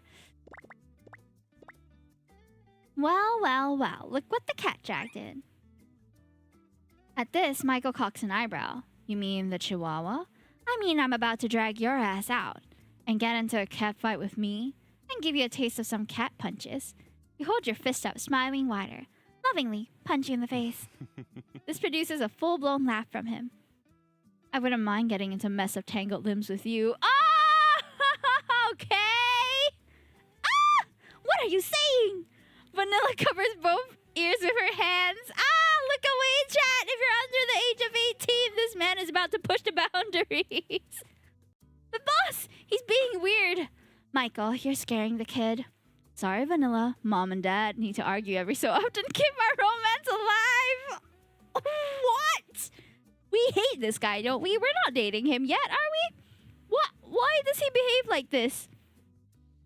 What romance? Boss would never date a weirdo like you. Nepo baby, narcissist, creeper. Get him, Vanilla. Hit him with your verbal insults. Vanilla continues shrieking and takes cover behind you. Michael chuckles good-humorously as you roll your eyes and shake your head with a smile, patting Vanilla reassuringly behind your back. In reality, it wasn't so unusual for Michael to pop in from time to time. Hi, Pomerina! Since the day he tried to lure you into his store, he always made it a point to visit at least once or twice a week, for years now. Although you were competitors in name, he would often give you helpful advice and defend you against rude customers. Funny enough, I'm actually here to make an order today. How's the voice volume? I feel like it's a bit lower, right, guys? I'm gonna move up the stuff just a little. They're okay. An order? If you're looking to buy out sweet Valentine Chocolatier, I'm afraid you'll be leaving empty-handed again! Boss would never sell, right, boss? Of course not, V. I would never. Although you're pretty sure he's not here for that, you give Michael a good glare anyways. He grins and puts his hands on his hips before his expression changes to a more serious one. To tell you the truth, I have someone that I want to invite to the Spring Festival. Oh. He has someone? Someone that is not me? Look at how happy she is. Just like, hell yeah, I don't want to be with him. Although White Day was in March, for some reason your town preferred to celebrate a Valentine's Day Part 2 in early May. Oh, it's early May, hey! Exchanging flowers and chocolates and inviting someone to the Spring Festival is the equivalent of a romantic confession. You and Michael seem to have a will-they, won't-they dynamic going on for years now, but to think he had someone else in mind, you can't help but feel a teeny bit devastated in your heart of hearts. Sure, Michael, I can do that for you. You hold a blasé expression as you pull out a memo pad and pen, hiding your disappointment by lowering your head. Hime, in your peripheral vision, you see him reaching out a hand to touch you. As it almost reaches you... Oh! Vanilla gives a little jump in place and Michael's hand swiftly flinches away. Oh! J&J have officially arrived. Hi! A cascade of reddish-pink bursts through the shop doors, followed by a shiny head of That's purple. right. J&J are in the house. Oh, so cute! Woot woot! Okay, that was a lot more embarrassing than I thought it would be. Jordan! You're making it dweeby. Who are these people? Why is everyone just gathering in my house? I'm working here. Jade elbows Jordan in the stomach roughly, but not to the extent of little Bruce. Having been on the receiving end of that elbow countless times before, you wince and give Jordan a sympathetic smile. Poor guy. Catching your eye, he gives you an awkward wink, but you feel your cheek turn pink anyway. Hey, Hime. Hey, Jordan. Jordan! Since they first met in community college 7 years ago, Vanilla had been pining for Jordan day in and day out. It was obvious to everyone except the most important person, the man himself, Jordan. Oh, hi, Vanilla. If one thing's for sure, it's that Vanilla is faithful. But if Jordan hasn't caught on to her feelings by now, he likely never will. Hey, Hime. Yo! V. Hi, Jade! Michael. Jade calls Michael's name with a tone oozing sucrose before flipping her hair and sniffing to indicate her disdain. Huh! Michael nods curtly and turns his gaze back to you. So, Jordan, why are we here today? Jade giggles and crosses her arms, egging Jordan to get on with it. Hold on, I'm gonna make my avatar just a bit smaller here so that we don't cover them. There we go. Is that better? Jordan blushes and fidgets, shifting his weight from one foot to the other. I wanted to order something. Something for... At this point, you, Jade, and Vanilla are all leaning in, waiting for the next words. Michael appears utterly disinterested, instead taking the opportunity to look over your displays and pre-packaged offerings. It's for my mom. No. Oh. Jade throws both hands into the sky exasperatedly and gives a fake cry. Damn it, Jordan! You were this close to greatness! You shake your head and snort as well. After spending years since preschool together, with the two of them, you were definitely in the know of Jordan's secret crush. You always suspected it was Jade, but part of you did wonder if there was someone else. Let's discourage the teasing. Oh, Jade, give the poor guy a break. Boo, you're no fun, Hime. I also wanted to hear what Jordan was going to say. You chuckle at this. From a little further back in the store, you hear Michael snort. Men should be able to take a little banter. Let the boy develop some thicker skin. Walking up to Jordan, Michael uses his index finger to lift Jordan's chin up to face him. What? What's going on? Although there wasn't too much real difference in their height, Jordan's slouched posture has always made him appear several inches shorter. With their faces almost touching, Jordan takes a shade of red none of you have ever seen up to him. You can't stand before. the heat? Stay out of the chocolate shop. That doesn't make any damn sense. Michael smirks and brushes his thumb across the left side of Jordan's mouth. What? There's a mole. Really? I thought it was melted chocolate. Never breaking eye contact with Jordan, Michael licks his thumb. What is going on in my chocolate shop, chat? Breaking free from Michael's hypnotic hold, Jordan slaps his own cheek a couple times to come down. Could Jordan's secret crush be? I thought this was an Otome. There's a lot going on. Eyes widened in potential revelation, you gave Jade a look. She's also raising her eyebrows. The two of you mouth, oh my gosh, to each other wordlessly. Vanilla tucks on the bangs at the side of her face, obviously unhappy that Jordan is responding so well to Michael's teasing. Realizing that time has been ticking without any progress to your massive list of orders. You shift gears and address the two men together. Not complaining, eh? Can we get a shout out for Rioni, please? Why is my... Hold on, I'm losing all my words. My Twitch chat on mobile is not working properly. Because if I click out, then it would do a weird thing. Oh, thank you, Draco! Thank you! You alternate your gaze between the two of them, giving each a hard look. I have to warn you both that I'm almost out of most ingredients, because neither of you had the decency to pre-order, and it's only 2 days before the festival. I'm pretty sure it'll only be able to fulfill one of your orders. Wait, what the heck?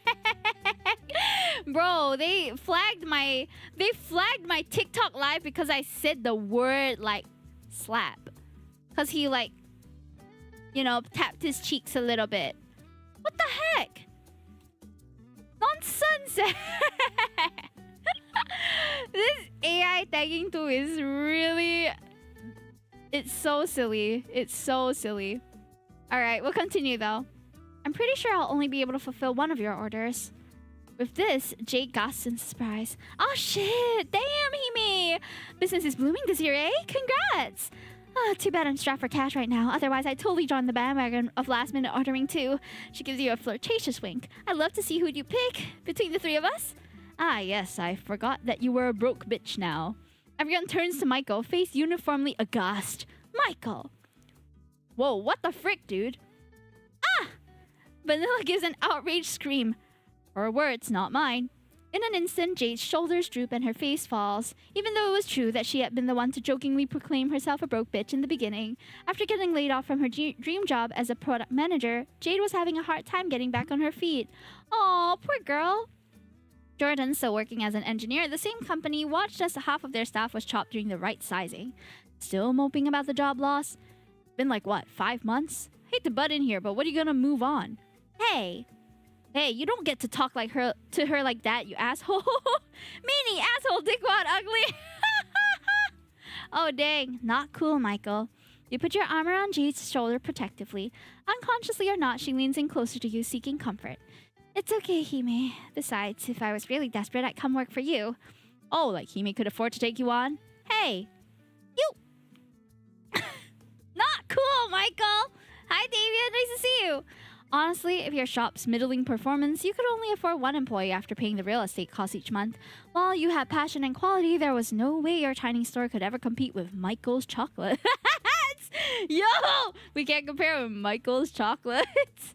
At least Hime isn't a raging narcissist. Like someone we all know.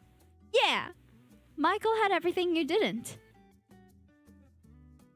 An MBA from a prestigious business school. Rich parents bankrolling his store from the beginning. Damn! And you're pretty sure you have relatives acting as suppliers for his raw materials. Ooh! Yes, he's a Nepo baby, but he's a successful Nepo baby. He was well-connected, educated, and to top it all off, he was undeniably good-looking. Unfortunately, he is just my type, even though he is an ass. Just a reminder that life is not fair. Michael's a bit of a dick. He's super much of a dick. I like your hair, thank you! I just wore this because my MC has a ponytail and she didn't have like my usual default style. You even heard rumors floating around about him opening a second location, making Michael's Chocolates into a chain. Perhaps that's why he was so interested in your little star, if he wasn't interested in you, romantically. You're straight up a Nepo baby, Michael. Asshole. Rich boy. Narcissist. Vanilla's really laying it on thick there. Michael scoffs, rolling his eyes and crossing his arms again. Decidedly ignoring Vanilla, he turns to address you. Hime. My offer still stands, you know. I know, you said it like a gazillion times at this point. His gaze alternates between you and your store displays. All the homely decorations, lovingly and painstakingly changed out by Vanilla and yourself with every new season. The delicate but pricey chocolates under the glass counter. His eye lay on you again, golden flecks dancing around the swirls of his mocha irises. Damn rich, handsome bastard. You feel your face getting hotter and hotter the longer his gaze lingers. Anyway, are y'all just here to disturb my business? No, never. Right, let me put in my order then, and I'll make it quick. I'd like a box of darkened chocolate truffles, half and half. Uh-huh. Did he just order a combination of his favorites and mine? Oh. Ooh. You can fix him. No! Is this actually for me? Am I the special we want to be that special someone, but we don't know it. This is such a roundabout way to do it, though. And an order for for my mom. I have a whole box of dark chocolates. It seems like Jordan's ordering all your favorites, too. If they were ordering chocolates for me, they should not be ordering to make me make it. Who does that? Right? So it's not for us, chat. Who would go up to, you know what? I don't know. Would you ask your Valentine to make their own chocolates? Does that make sense? It's not cool, Michael. You look up at Jay with squinted eyes, signaling what the hell with your expression to her. This time, Jake smirks and tweaks her eyebrows up and down suggestively. I can almost hear her saying, oh, ho, ho, ho, ho, without her saying anything at all. Is this what you think it means? Ah, shit, Vanilla. You jerk your head to the side and catch Vanilla looking crestfallen. After years of working with you, she knows your favorites too. Having just heard the order, she probably held the same suspicions that you and Jade did. Anyway, V and I have a lot of work to do. I love you guys, but I'm gonna have to escort you out with some samples. Ooh, I love me some free samples. Anything free right now. Hang in there, Jade. Deciding that things are getting too tangled for your taste, you begin to physically push all three visitors out of your store.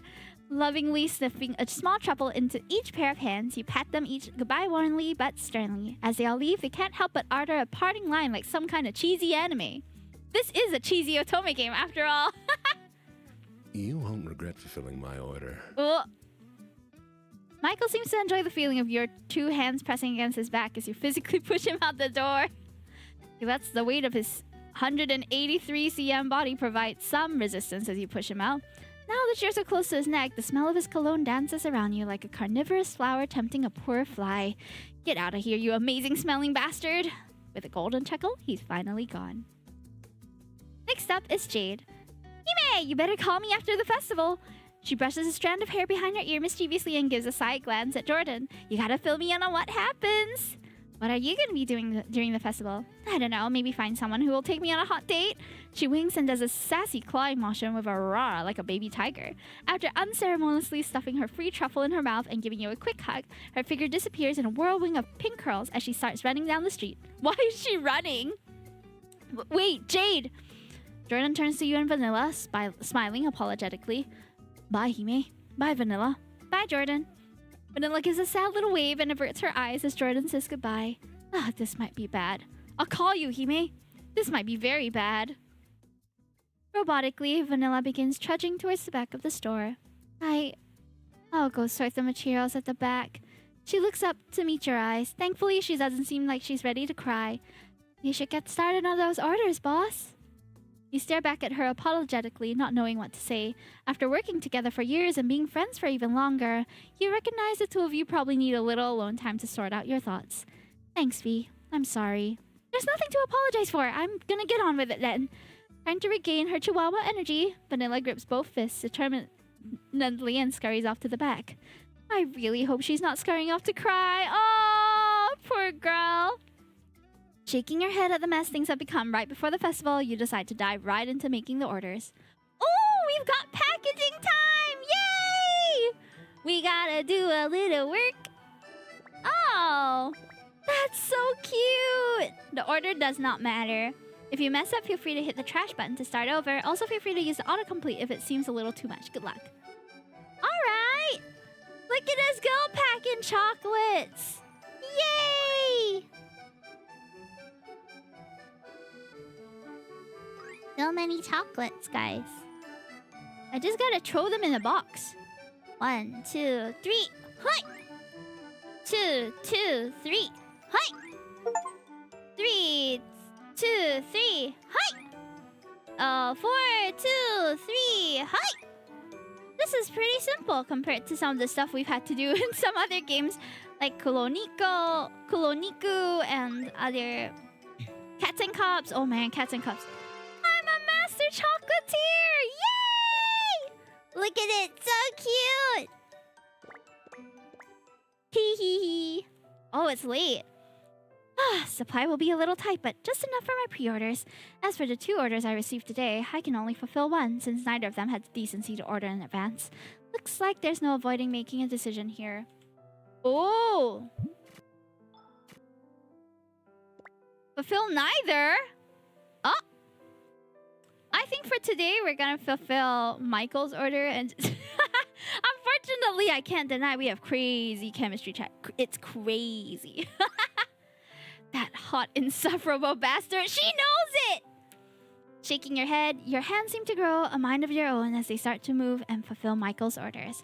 As infuriating as he can be, I know he's been watching over me all this time, ever since that smug mug first made it through those doors.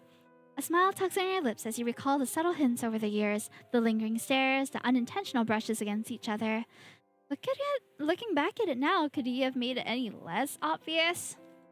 Perhaps Michael never intended to hide his affection from you from the start. Deciding to communicate your decision sooner rather than later, you give Michael a call. Hello? Hey, Michael. I have your order ready for you if you want to stop by tomorrow. Really? Wait right there. I'm coming over. I said tomorrow! Wait, right now? Michael, Your next words are cut off as Michael abruptly ends the call, seeming to be rushing towards your store. He's not really coming over right now, is he? The 2 stores were just a couple blocks away, walking distance, which is perhaps why Michael found it so easy to pop by so frequently. When he first opened shop, you worried that your business might be swept away by the glitz and glamour of Michael's chocolates. But thankfully, sweet Valentine Chocolatier still maintained a loyal, fanatic customer base. Holy! He just appeared at our door, chat! Oh. I can't. His eyes are so mesmerizing. You jump as your door rattles and you spot Michael peeking through the glass panes of your door. Not unlike a horror ghost movie. Michael, you scared me! Unlocking the door to let him in, Michael takes the opportunity to tower above you in the doorframe, as he does often in the daytime. If he's at 1'8", we're about 30 centimeters different, bro. Like, my face is like looking right up. The moonlight and streetlights combine to cast a slightly eerie glow over the rim of his face. Ow, ow. Hime. His speckled golden brown eyes, which glitter dimly in normal times, almost seem to be glowing yellow like a cat's now, focusing on you like prey as he slowly inches closer. Is this your imagination? He also seems to be panting a little. His breath is ever so slightly ragged, and you can feel a masculine heat. What does that mean? Masculine heat? Is there a feminine heat? Am I radiating feminine heat right now? I think she is. You quickly turn on the lights in the store, ruining the mysterious atmosphere and eliminating all possibilities of Michael closing in on you like a beast. Yo, thanks for coming by on such short notice, I guess. We're so awkward about this. We're like, yo. Yeah, I don't know if I've ever run that fast in my life. Besides track and field in high school. Oh, you did track and field too? The words too slip out of your lips, even though you weren't much for running back in the days. Jordan was the one known for his varsity level speed, though you and Jade had joined the track B team in support. Yep, and football, basketball, soccer, pretty much any sport. Now that I look at him, he kind of looks like the new love interest that's going to come out in Silent Whispers. Have you seen this guy? Guys. This is the teaser for the new Lee coming out in a new game called Silent Whispers. It's also a female-oriented game. I signed up for the pre-register. I like to move my party. Okay. A brief silence follows as your eyes are drawn to a sweat droplet trailing down Michael's temple. You look at it, entranced, as it trickles down his neck, past his Adam's apple and into his collar, where it disappears. You quickly avert your eyes as you notice his white pastry chef's uniform becoming ever so slightly transparent. Hime. I assume you know what my order means. Michael's eyes are magnetic, hypnotic even, as he pull your gaze back to his own. You find yourself a little dizzy as you allow yourself to get lost in his eyes for a moment. I've said it before, and I'll say it again. My offers still stand. Whether you're interested in me romantically or not, I'd still like to buy you out. There's a lot I can offer with the buyout, from a business perspective, and even more I can give to you, if we... He trails off, anticipating your next words. This is a very unprofessional offer. He's offering to date us and offering to buy our business at the same time. For me, it's a win-win, but it's still unprofessional.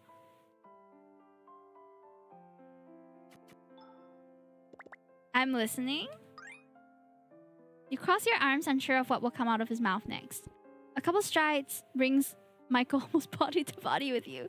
Carefully, his hand reaches up to... Oh, he's pulling the Jordan move! The two of you enjoy the stillness for a moment, Michael's hot breath falling on you like a honeyed mist. Michael's rough hand gently brushes against your cheek, leaving traces of his temperature with every touch. His calluses speak of years of hard work despite being a nepo baby. Wow, what a sweet line! You know me. I'm greedy, selfish, narcissistic. I want it all. Your store, your business, your interest. Wow. Well, at least he's up front. I'd rather someone up front. Everything. You shudder involuntarily as Michael stares at you with such intensity that your body fires off warning signals. You can instinctively tell he wants to devour you alive. His hand now switches to stroking your forehead comfortingly like a parent reassuring a child. You could almost be offended for him treating you this way if you had any doubts about his intentions. I also want the best for you. I have confidence that I can expand both our businesses to your satisfaction. I could even consider combining our operations. That's a really good offer, if you show the aptitude for it. Hey, you come back and you order my chocolates, right? What are we going to call this combined operation then?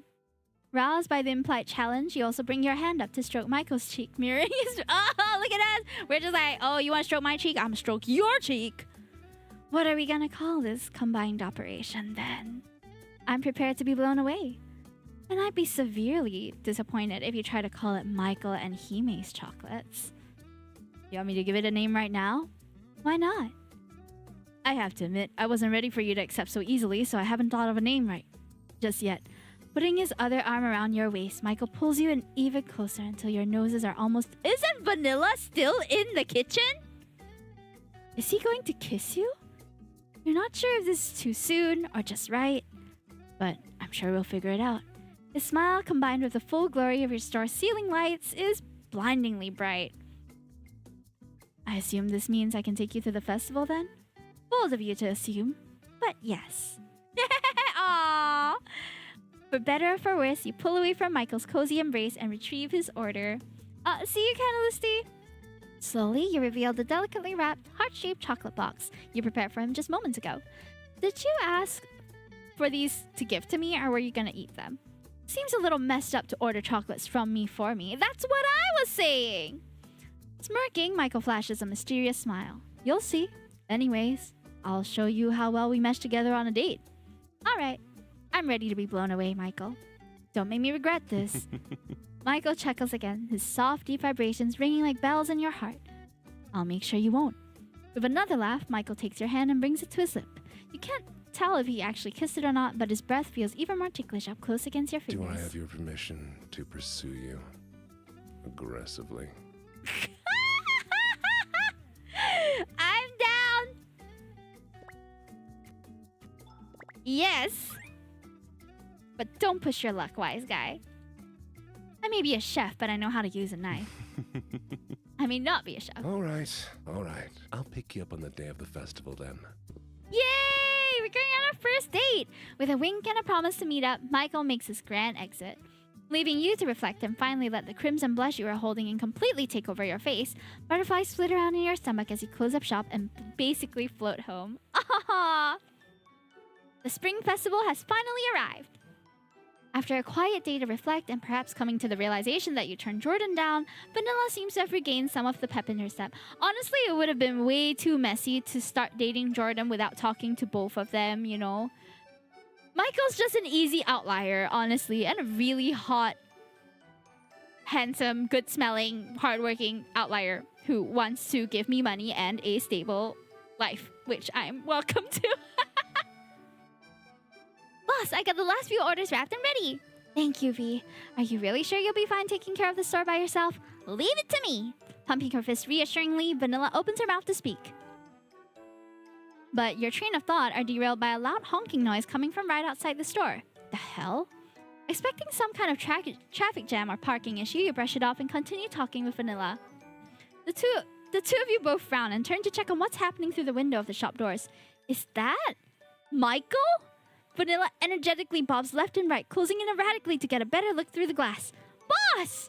Vanilla grins mischievously at you and winks. So, you decided to opt for the tall, dark, and handsome one. Hey. Your surroundings blur as Vanilla pushes you through the door with a giggle. V! Vanilla, hey! Your jaw drops as you hear the sound of the door rattling and locking behind you. Did she just lock me out of my own store? Through the glass, Vanilla sticks out her tongue at you and waves teasingly. You look down for your phone to text her, but realize you don't have your phone on you. Seeming to notice the same thing, after a while, Vanilla guiltily unlocks the door and squeezes your phone to you through just a crack. Putting her mouth to the crack, she shouts, I cast manual breathing on Michael! Vanilla! If you wanted to, you could probably wrench the door open by force, but you have other matters to deal with.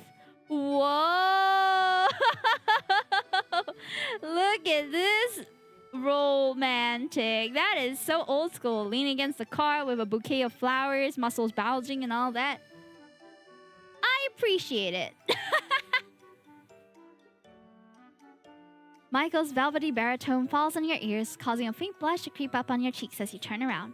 Michael, leaning charismatically against the slick Stardy's S-Class, Michael flashes his signature smirk and offers you a massive bouquet of flowers. Typical rich kid, even his car is expensive. Wasn't sure what you'd like, so I tried to get them all. You cock an eyebrow playfully at this. It's definitely not all the flowers, but it's as many type as the flower shop had on hand. I see. Drawn in by delicate scent and gorgeous opulence of the flowers, you barely notice as Michael opens the car door for you and ushers you in. Your trance is finally broken when he gently takes the bouquet away from you for storage in the backseat. You're frozen in shock as Michael ever so slowly leans over to buckle you in. Careful now. He pauses for a moment as he hovers over you, a wistful sigh falling on you again, stirring a heat in you in response. Oh! From this distance, you could basically kiss. Hey! But should we? Hey, Kiruka! Tell me, should I kiss him? Should I? Should we kiss him, stare at him, or just reject him?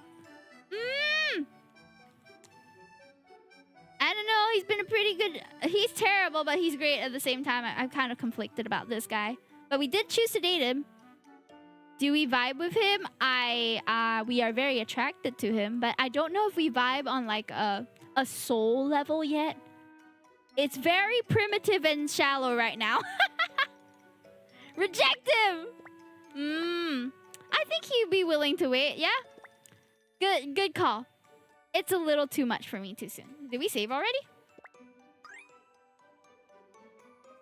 This is a little too much for me too soon. Oh? Are you just gonna keep hovering there? Alright, milady. I'll be sure to tone it down. Half amused and half horrified, you move your free hand up to soothe your aching temple. Finally clicking the seatbelt hit into place, Michael chuckles smoothly and returns to the seat. From the side door pocket, he pulls out a small but elegant box, which he gently places in your lap. Aww! I'll see you! Thank you so much for dropping by! See you, Kiruka! And thank you for the water. Let me drink right now. There's a red flag. True. True, a very hot red flag, but yeah. What's this? Open it.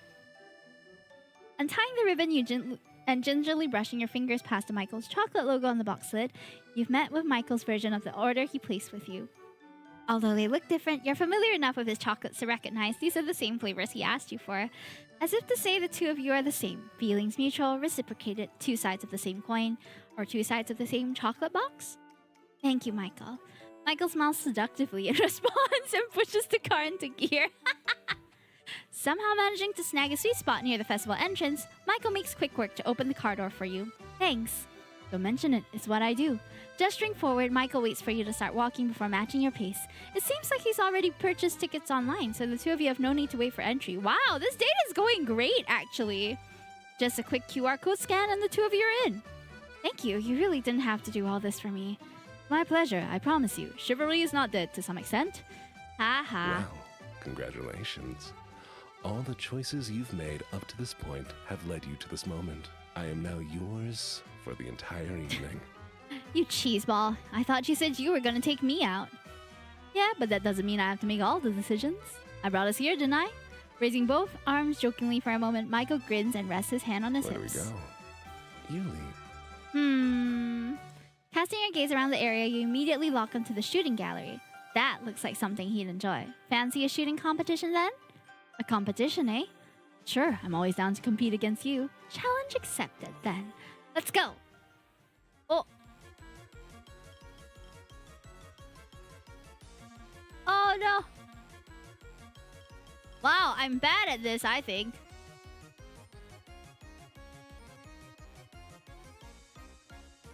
Oh! I got 200! That's not bad, right? Yay! Wow! Amazing! I never miss. You pretend to blow on the smoking gun as passerbys gasp, awestruck at your performance. Awesome! Oh, the achievement is for 150 points. Nice! The shooting gallery's small toy gun produces no heat or smoke, but if it could, Michael's barrel would be on fire. A true sharpshooter, every bullet from Michael hits a top-scoring target.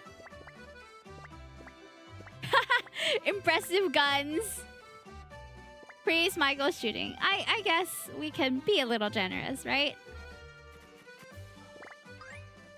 That's some insane accuracy. I didn't realize you were such a good shot. Tapping into his playful side, Michael pretends to blow non-existent smoke off the barrel of the toy gun. Had a lot of practice, you know? Glad you could keep up. Evidently pleased with your performance, Michael gently bumps against you. The amazing smell of his cologne wafts over to you as you distractedly ask what he means by practice. So why are you so good at shooting anyway? Played a lot of airsoft as a kid. Still do it now every so often. If we like, we could go sometime. Airsoft? Isn't that quite an expensive hobby? For my family? No. Rich kid. Guilty as charged. But when we were younger, my father used to take me and my brother out to the field in our area. I made a lot of friends that way, as well as some enemies. Ah, I'm surprised. I'm somehow not surprised by you making a couple enemies wherever you go. It turns out people don't like getting shot in the balls. What? Anyway, after my folks moved to the city, I kind of fell off. Though I still make it a point to go now and then. Making sure I don't get rusty. He winks. And then you moved out here alone? Yeah, I figured if I stayed in the city, I'd probably never escape from under my family's wing. It's a safe place to be, but boring. Ah! Dinky, there you go. Michael frowns, various emotions and recollections surfacing in his expression. I was alone when I moved here, but I've met some pretty amazing people since then. Have you? Drawing your gaze into a zone of inexplicable magnetism, Michael makes sure that you know he's speaking of you. So, I never feel lonely.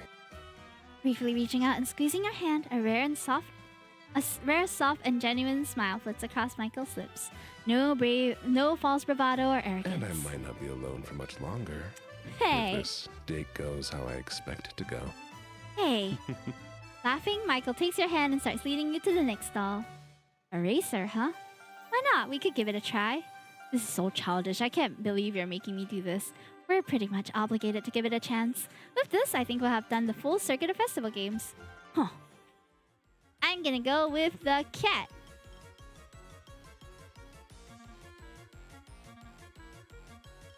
Ah! How's he so fast? The frick! Great job winning the race! Despite his complaints, Michael's competitive spirit fires up as he presses the buttons for the Dobermans faster than the speed of light, leaving you at a loss for words and with no chance to catch up. What the hell?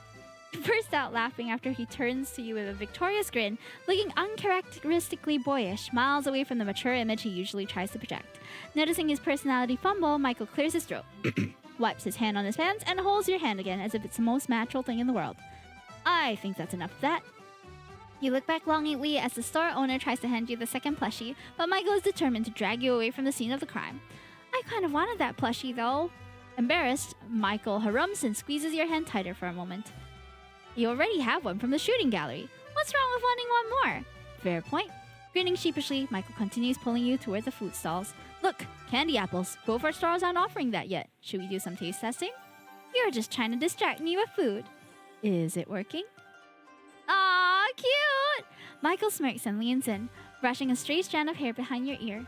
Can never have enough plushies? Yeah! Contrary to his taste testing suggestion, Michael only purchases one candy apple, handing it to you. Then he leans over and takes a bite out of it as you hold it steady. You blush as he takes the opportunity to meet your eyes suggestively, sending a sliver of electricity from the tip of your fingers down to the toes. Oh, we're sharing the candy apple. Okay! Sharing a sweet treat. Get it? Because we're chocolatiers. After a quick bite to eat, the two of you pass by several uninspired stalls selling 3D printed goods and cheap goods from Tumu. Aimlessly moving forward, you find yourself stopping before an exotically decorated stall. Fortune telling? You don't actually believe any of this stuff, do you? Why not? There's no harm in it. If it's bad, we ignore it. If it's good, we use it as encouragement. Huh. Letting himself be convinced, Michael takes the initiative and holds the curtain for you to enter the mysterious tent. He is quite a gentleman. Inside, an ethereal beauty is seated at a table, cards set in a formation before her. Have a seat, young ones.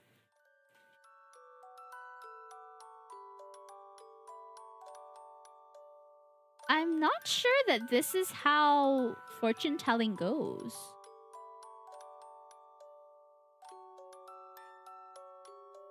But that's fine. Ta-da! Your memory is astounding. Thank you. Ah, yes. I will now look into your soul and perhaps your future. Hime, the spirits have spoken. They tell me this about you. Bird. The laugh that fights for light. The joy that will not give in. Mischievous but guided by strong inner compasses, you mend hearts and lift spirits. A moment of levity will open a locked door. Do not underestimate how far the playful truth shall fly. You expect the fortune teller to address Michael now, but for some reason she continues addressing you. If I may be direct, young one, before you lies a choice. Do you take a leap of faith? The hand that seeks yours may very well spite you. Oh! Spite you? I would never spite you. Golden eyes pierce deeply into you from the sides of Michael's whispers to you. Unless you give me a really, really good reason to. fiery passion burns to ashes, taking you with it. Sensing Michael is about to object, you give his hand a quick squeeze under the table. This seems to calm him down, at least for a moment. Is he gonna burn our chocolate shop down? But the phoenix rises. This is a chance that will carry you to greater heights. But you have much more to lose. Do you still grasp the hand outstretched? Abruptly gesturing for the two of you to leave, the fortune teller also moves to leave her seat. You attempt to pull out the couple bills for the session, but she waves you off once more and she disappears into the darker depths of the tent. Ah, interesting. Well, that was something. You know how this type of fortune telling works, right?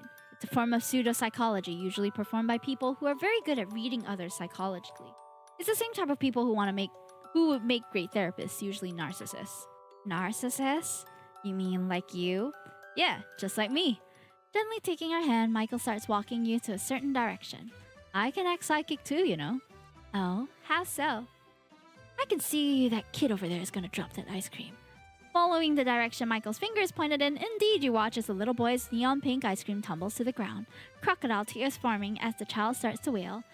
I can see the man in the red shirt probably getting a divorce. Turning again, you immediately witness a man in red getting a solid slap from a haggard-looking woman. The gaudy young woman linking arms with the man looks shocked.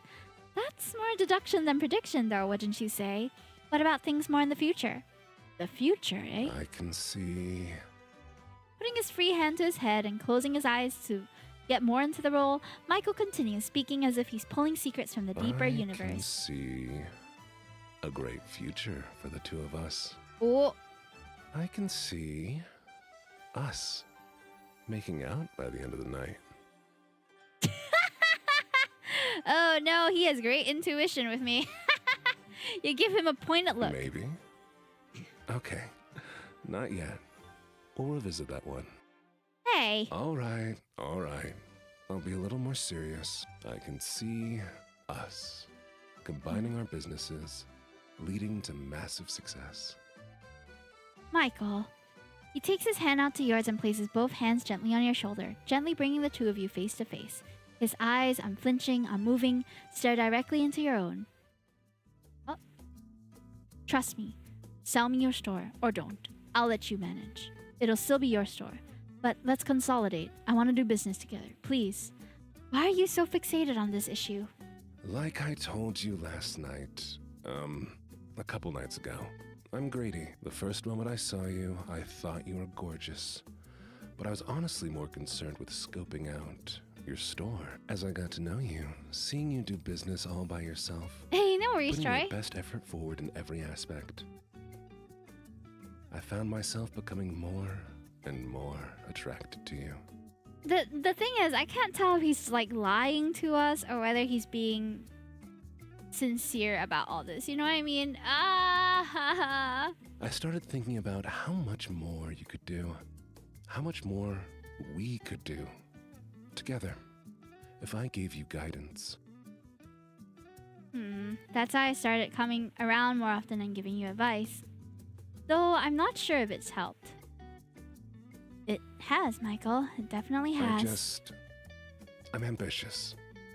I want to go big or go home. I want to help you expand your shop even further. I know that if given the chance, I could help you. Ultimately, I just want to see you succeed. And I know I can make it happen. I still don't really know if we trust him, though. You can help it happen. Yes, I want to help you help And yourself. of course, being the selfish, greedy narcissist that you and Vanilla know me to be. A big part of it now is I want you Be more specific. to own or be Oh, part there of we- your stories, to be deeply entangled with you. Ooh. I'm not afraid to admit it. To make it harder for me to get away? That's a little creepy, maybe. Maybe. He grins with all the cocky confidence you've known him for and extends a hand to you, asking for a handshake. An offer, a gesture of asking for your final answer now. With all that said, what do you say? Is there any chance we could run our stores together as part of the same business? And could you see a future with me? This is tough. No to business, yes to romance. Yes and yes, let's do business together. I don't know, chat. He said he'll let me manage though, right? But he could be lying to us. You know what? I want to see what happens if I completely fall for his tactics. And could you? Yes and yes. All right. Yes and yes. Let's do business together and let's be together. Despite your embarrassment, you make sure your final words communicate your acceptance of Michael's confession. Really? Yes, yes. Michael picks you up and spins you around a couple times until the world seems to spin for a moment. Ah! Really, really hope you aren't going to burn me to ashes or lead me down some other path to destruction. We're gonna have to hash this out so hard with a lawyer or some kind of financial advisor, and we'll definitely get it sorted. Spinning you around one more time for good measure, Michael gently places you back down and pulls you into a tight embrace. Hime. Together, we're going to start a chocolate empire. A million sparks fill his eyes as he pulls away slightly to meet your eyes. With a gentle squeeze of your hand, Michael takes you to watch the fireworks. The official fireworks viewing venue is unsurprisingly extremely crowded. The sound of each fiery flower bursting in the night is deafening, but you still can't find a clear spot to sit down and observe the fireworks. Dang! I suppose this is what we get for not trying to find a spot earlier. For me, it was worth it to have that real chat with you. Brushing a hand across your cheek, Michael smiles and suavely guides your line of sight to the tree line.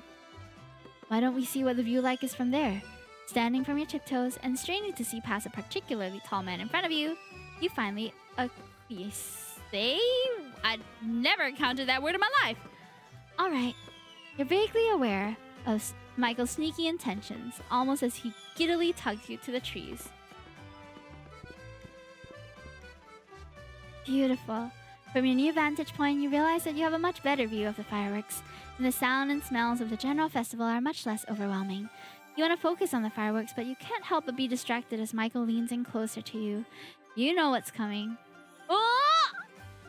Michael slowly presses you against the tree for a brief moment, leaning in for a tender kiss. It's a gentle, unoffensive peck, like a butterfly just flitting across your lips for a moment. I wish I could do more, but I'll be patient. You're well worth waiting for.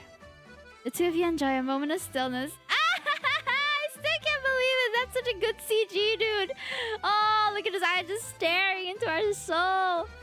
Woo! Michael's resting his forehead against yours when suddenly he yelps and quickly swats at his arm. Ugh! Ants! Helping you shake off your hair and your clothes, Michael inspects you carefully with his phone flashlight to make sure no stray ants are still clinging to your body. How unromantic. Well, I think that was our sign to get out of here for the night. Agreed. Michael wraps his arm around your shoulder as you walk. His muscly arm is a bit heavy, but warm in the slightest chilly spring night. Back in his car, Michael kisses you again as he buckles your seatbelt for you. This is too much. Ah! This pacing is a lot better. It might not be enough. Leaning back in, Michael lets his temperature mingle with your own for just a moment before diving into a new fiery kiss. Sensing little resistance, he pulls you in closer to deepen the kiss, biting on your lip like a predator marking its mate. Jeez! Ow! With a devious smirk, Michael pulls away. His golden eyes twinkle with a giddy satisfaction as he drives you home. Aww! Chocolate tycoons together! Yay! We got ending 6.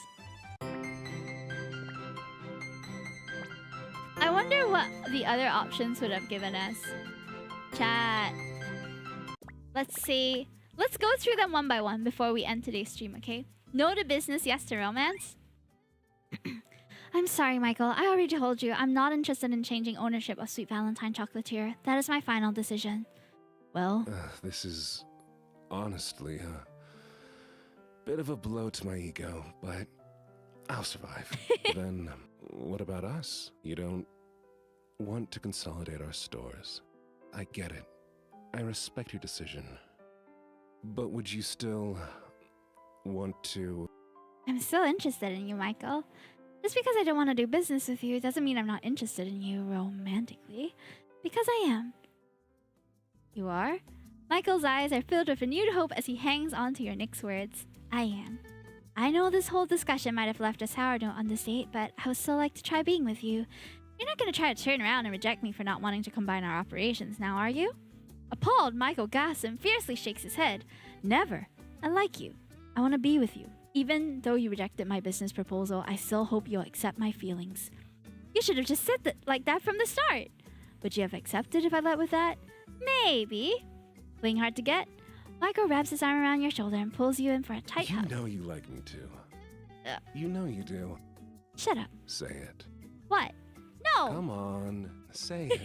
You basically already admitted it. What's holding you back? I just don't like you trying to force it out of me. Please say it. Haha, cute. Okay, fine. I like you too. Are you happy? Mm-hmm. Michael's embrace around you tightens until he finally releases you. Shall we go see the fireworks? I don't know if it's the same thing. Oh, it is! Yay!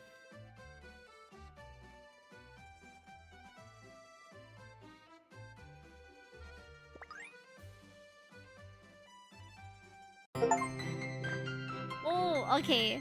That was another ending. So it's still a good ending, chat. Oh, done. Okay, we have one last one where we reject him outright. I don't know how that's gonna go. No. Out of the question. Michael, the way you keep pushing me like this, I'm sorry, but I don't think I can continue the date. Please, I'm sorry. I didn't mean to ruin things like this. But you did. Hime, I'm sorry. I think I'm gonna take a rideshare home. Please, at least let me drive you back. It's alright, Michael. I'm a grown adult. I can take myself back. Hime. Oh, ignoring Michael's calls for you as you walk away, you schedule a rideshare pickup and make your way back.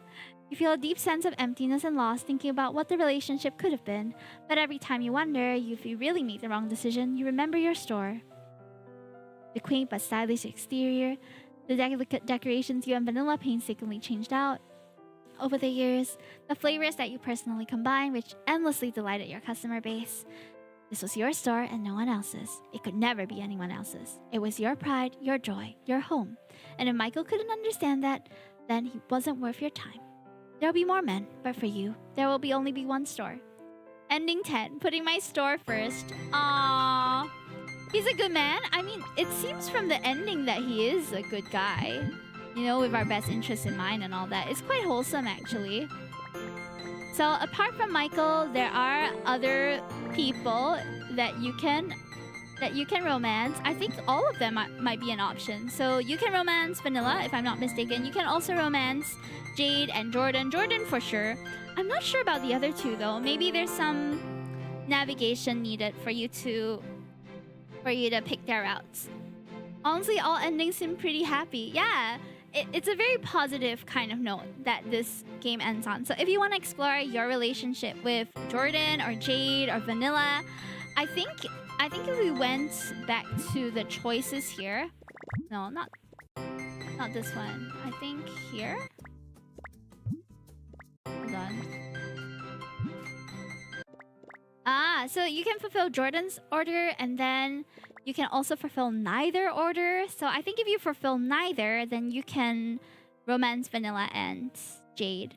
But we chose Michael because honestly, that's the character that appealed to me the most. I can't deny a tall, handsome chocolatier willing to give me money and also treat me right. Like, it's kind of hard to say no to that, okay? But you guys can download Sweet Valentine Chocolatier now on Steam. It is free to play, so if you want to explore all the options, you can do so. Thank you so much for joining us for our first day of Otome Games Celebration. I hope you guys had a wonderful time. We covered a number of games that I'm going to just review quickly before we end the stream. But I'm going to stop the recording for YouTube over here. Thanks for watching if you're on YouTube. Okay. So those are... Ta-da! So that was Sweet Valentine Chocolatier, and that concludes our first day of Otome Games. Yay! That was great. I got to experience 4 separate stories. It almost felt like I was reading 4 different books today, and it was wonderful. Hi Dapper, welcome in, welcome in. Okay, don't mind, I'm just putting in the BGM right now. Let me also adjust the view from what you call. Yeah, okay, I think we're good. Okay. Hope your stream's been going okay, getting ready to shower. Stream has been great, thank you so much for asking. So we have played a number of games today that was fantastic, okay. So we played Fate's Masquerade, which was pretty interesting. A lot of ways that the story can go wrong though. So if you save, I was saving it every single choice branch. And I've learned that that's a very crucial thing to remember when you play Otome games or any games with like branching choices, is that you gotta save along the way, like a lot. Otherwise you could go down the wrong route and you don't have a way to backtrack where you went wrong, right? Oh, thank you so much, Ben, for the live chat cheer, as well as Xiabi. I didn't know that they could do that. They didn't give me any alerts on that either. Oof, I'm so sorry for missing it. Thank you for the TikTok cheers. Yay, yay. So I'll be taking the time after stream to write up a quick review on the 4 games that we tried today. And on Wednesday, let me just show you the games that we are playing on Wednesday. I save scum as well. Yeah, it's just part of the experience, man. Hey, thank you, Ben. So not tomorrow, Wednesday, we're going to be playing Saintess of the Golden Bow. This one has a long demo too, so I don't think I'll be able to finish it. But the premise of it seems interesting. That's why I wanted to give it a try. We have Pre-Odyssey, which is a super cute, kind of lighthearted type game from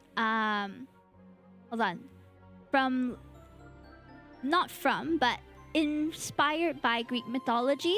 So she's a princess that's obsessed with ducks, and then a guy comes over and he's like an outcast or something, and he wants to romance her. It's quite cute looking. I don't know how cute it actually is, but we're gonna experience it.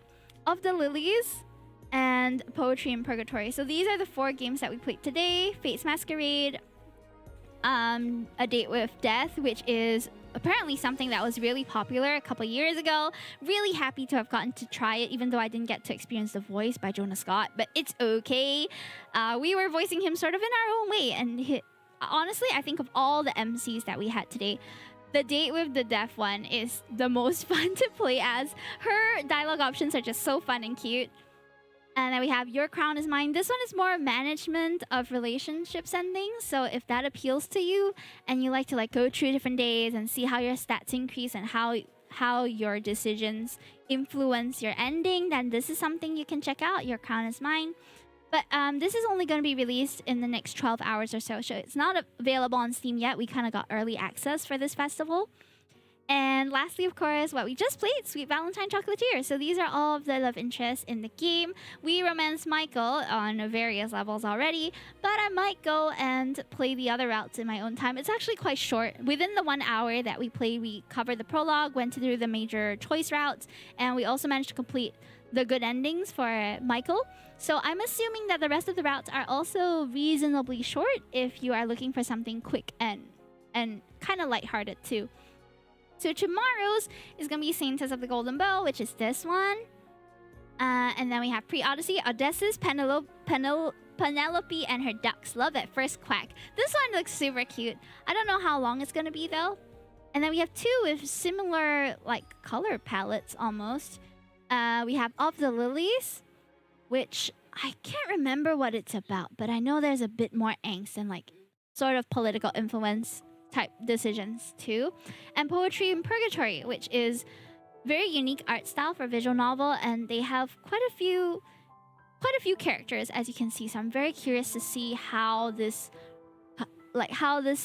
unfolds and who in this roster of characters we're gonna end up dating. Also, there's Poetry in Purgatory 2 that is on Kickstarter right now, as well as A Date with Death 2. So if you want to support the devs and their upcoming projects, these are 2 which have ongoing projects that are upcoming. And then for the rest of the days, I will address them on Wednesday. So thank you so much for joining, guys. I know it's been a long stream, and thank you so much for sticking around. For those who did, I really appreciate you. Thank you for those who had resubbed. Oh, we have, I think, hold on. Did we have raids as a exclamation mark raiders? Ah. Thank you so much. Was it Baby Butterin? Yes, Baby Butterin raided us a while ago when I was away. So unfortunately, I didn't get to say thank you to her. But go and check out Butterin. She's lovely. And also, I've played with her Super Battle Golf. You can find the VODs for that on YouTube. Thank you, Gamatori, Ukyochi, for resubscribing. Really appreciate it. Thanks for the stream. It was nice. Have a nice night. And if you enjoyed today, don't forget to come back on Wednesday when we'll have even more stories that we're going to explore, okay? I should shower. Hope my router will be fixed soon. Yeah. Welcome home. Welcome home. And I do hope that your router gets fixed soon too. Okay, let's see. I don't know if there's... I think there's nobody who is online right now that I know streaming for the festival. But okay, I only just realized earlier today, right, that I might have started streaming for the festival a bit earlier than the official launch date. Because it says that it starts on 4th of May, which is today for us in Singapore. But I didn't realize that the time zone was in America. So I might be a little bit earlier than some of the people who are supposed to be streaming for this. So maybe on Wednesday we'll have a bit more luck with finding someone to raid that's in the same festival. Also, we got a key for Gambonanza, which has sold so many copies over the past 48 hours. I'm super proud of the dev. Big congratulations to the Gambonanza dev. I think Blue Lily. If you haven't checked this out, it is a chess roguelike. Super fun. I played the demo on my rogue day, I think 2 weeks ago. And then they had passed me a key, so I might stream the game again. Provided I'm still pretty bad at it, okay? But maybe I'll just grind a little off stream and get some practice in before we actually stream it.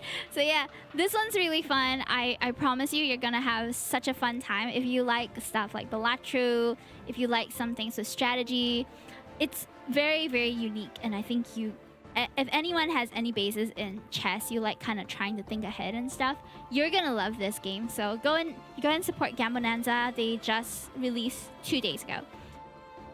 Puppy, my pup is 4 months old and she's still a menace like a beaver. Oh no, she's gnawing on everything, is she? Nat one says mine is 6 months and has been chewing anything and everything she can. Oh no! Oh dear, puppies are a handful, aren't they?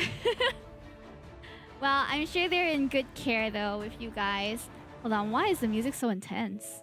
My gosh, my Love and Deep Space tracks are... It's a gamble every time I play from the Love and Deep Space track. You don't know if you're gonna get like epic battle music or whether you're gonna get something relaxing. But thankfully with a few clicks you will adjust. Especially energetic girl. Aww, she's lucky to have you. Okay, let's see. Where shall we go today? I don't know if... Let me see. Sweet Valentine Chocolatier.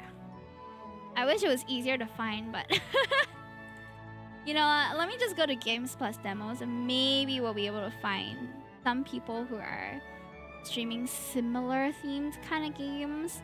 Okay, I'm up there, but let's see. Trying out demos. I do like the idea of just trying out demos. May demo showcase. I hope you guys are enjoying this, like the whole us playing lots of different kind of games type thing. I know that most people prefer to go to someone where they have a niche and something that they kind of default to, but I don't know. Okay, let me rate this person. Oh, we've detect inactivity. What the? Same shape. Unable to verify 2 objects of the same shape. There is literally no 2 objects of the same shape in this verification. What are you on about? Am I a bot? How come I can't tell which one it is, bro? Oh my gosh. Okay, I got it. Sorry. This is your niche, is it? I have been enjoying all of this stuff, but maybe we'll get to really like. Well, I guess dating sim games are kind of something I default to quite often, but it's not easy to hold a conversation with chat while doing visual novels. I'm just trying to like pace myself to see if there's a comfortable way for me to read without people feeling like I'm going too fast or too slow. I guess some people, when it comes to visual novels, we all have like different preferences for the experience too. Like whether you like someone who's really chatty and very like full of input versus someone who will just read the story so that you can experience it from the background. I try to do a bit of both where I have some reactions, but it doesn't take away from the main story or it's not too disruptive. Because if I like stop for 20 minutes at a time to chat, right, then even I'll get frustrated, like where are we in the story, you know? So I try to keep it within a time.